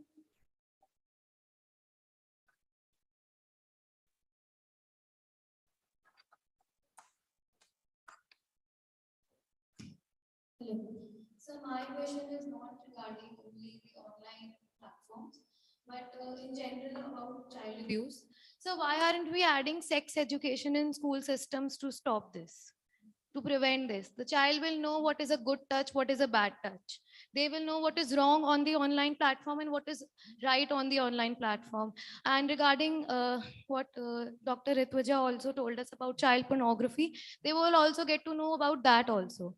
So why aren't we adding these kind of education system in our Because schools? I personally believe it's a social stigma and cultural stigma what we have to a certain extent, but yet there has been attempts which are made to bring in this education system into our, there has been good education system which we have seen in the recent days about the sex education. And yet, as far as the general it is included. Sex concerned, education is a part of teaching now. Yes, it is all being taught to the in the schools. So it's being done. Yes. Sir, Now the young, but we have young seen that children. if, sorry sir to interrupt you, but we have seen अगर हमें ये सब पढ़ाया भी जाता है, the girls are taken differently, boys are taken differently. Boys are not taught about menstruation and everything. They are not considerate about these things. Like बहुत अलग-अलग तरीके से हमें separate कर दिया जाता है इस चीज के लिए No, ताकि हम उस I चीज understood your question. Let me make it simple. Yes, sir. Because it's also true that the people who teach this particular topic in the schools are of older generation. They also feel shy about talking all these things. So which would definitely be changed in the upcoming years, where the young people come into picture and such a exposure to social media, which actually educates a lot of things before it is being taught. So that aspect becomes very easy in the upcoming years. It's true that me and you were not being given this education when we were in school. It's true. Creating more awareness about the other gender also is Important, that is sir. required, and that and empathy and compassion about that part. Yes, sir. Right. So they need to be sensitized actually. So what are the requirements? So thanks. Thank for you, sir. research.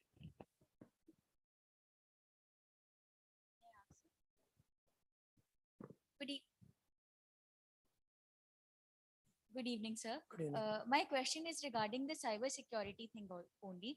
That we face a conflict, a dilemma that the social media applications we are using are not Indian. So and Indian police is often facing problems like Supreme Court does not completely believe in the authenticity of WhatsApp messages. So do you think that addition of government issued IDs and identity cards and security documents is a good add-on for social media platforms, especially considering the situations which are occurring with the introduction of metaverse?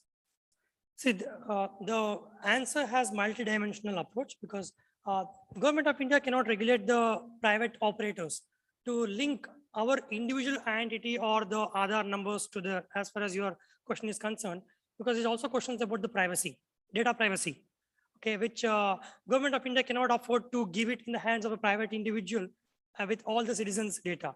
However, it is also said to use such platform is optional. It is not compulsory. Okay, so when you're using it, you have to be taking such sufficient due diligence and precaution of how to use it. But for the same thing, the intermediary guidelines, which also says all these private operators must have a server in India. That is one such good thing what they are bringing to regulation, because if a server is in India, when they ask for any data, that must be given. That is a recent development which has happened from February 2021. There has been a change in that.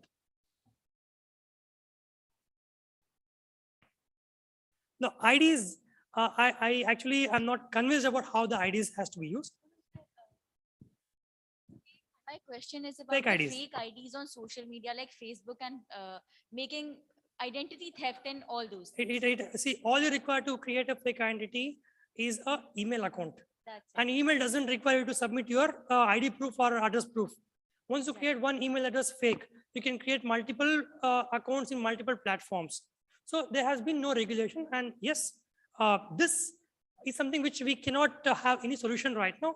So we are, but there are various parameters on how you can identify a fake account on the Instagram, Facebook.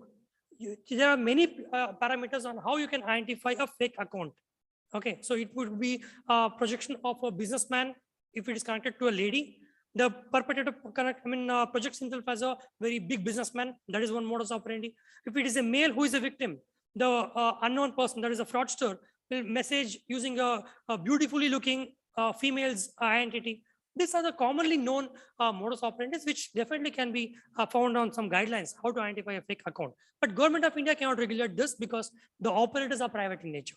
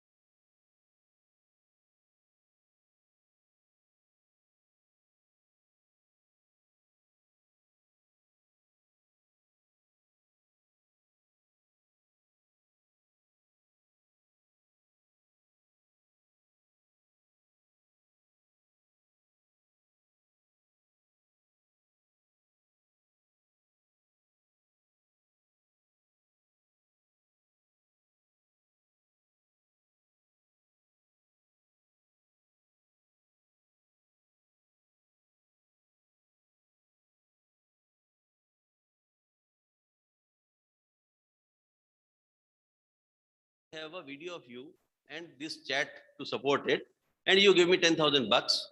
Otherwise, this will go viral. I'll viral it. The only good thing in this case was that this person shared it. I was the mentor of this student, so he shared it with a couple of teachers. First thing I told him was, because a lot of things can happen when the person who is abused is in a thing of shame. So we made sure that he shares the information with the parents, the teachers, and we assured him that nothing can happen to him in this front, and we'll investigate it further. So this is a common thing. Before finding ways what others or lawmakers are going to do for us, let us learn, or let us make ourselves learn that we have to restrict ourselves to save ourselves. So if you are not ready to save yourself, and you are dependent on lawmakers or these people and that people to make these things for you, then it is too risky. That is what I wanted to convey.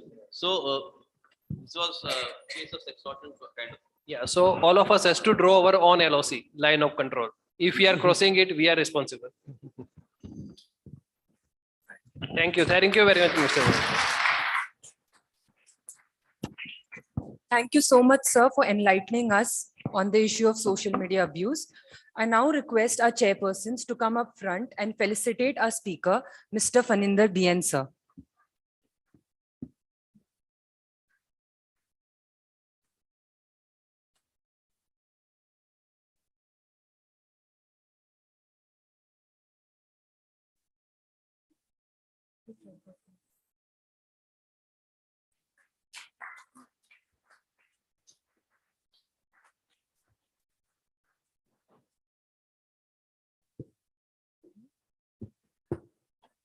Thank you, sir. May I request Dr. Shaleen Chandra, sir, and Dr. Adarsh Kumar, sir, to come up front and felicitate our respected chairperson. Dr. Pragnesh Parmar, sir.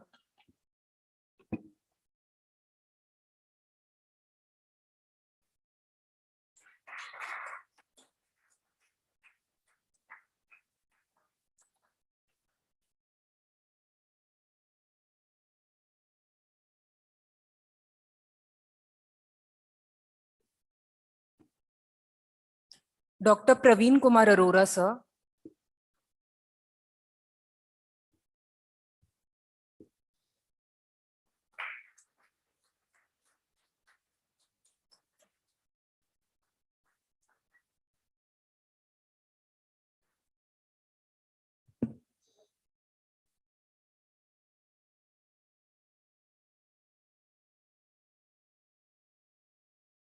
And Dr. Rutuja Sharma, ma'am.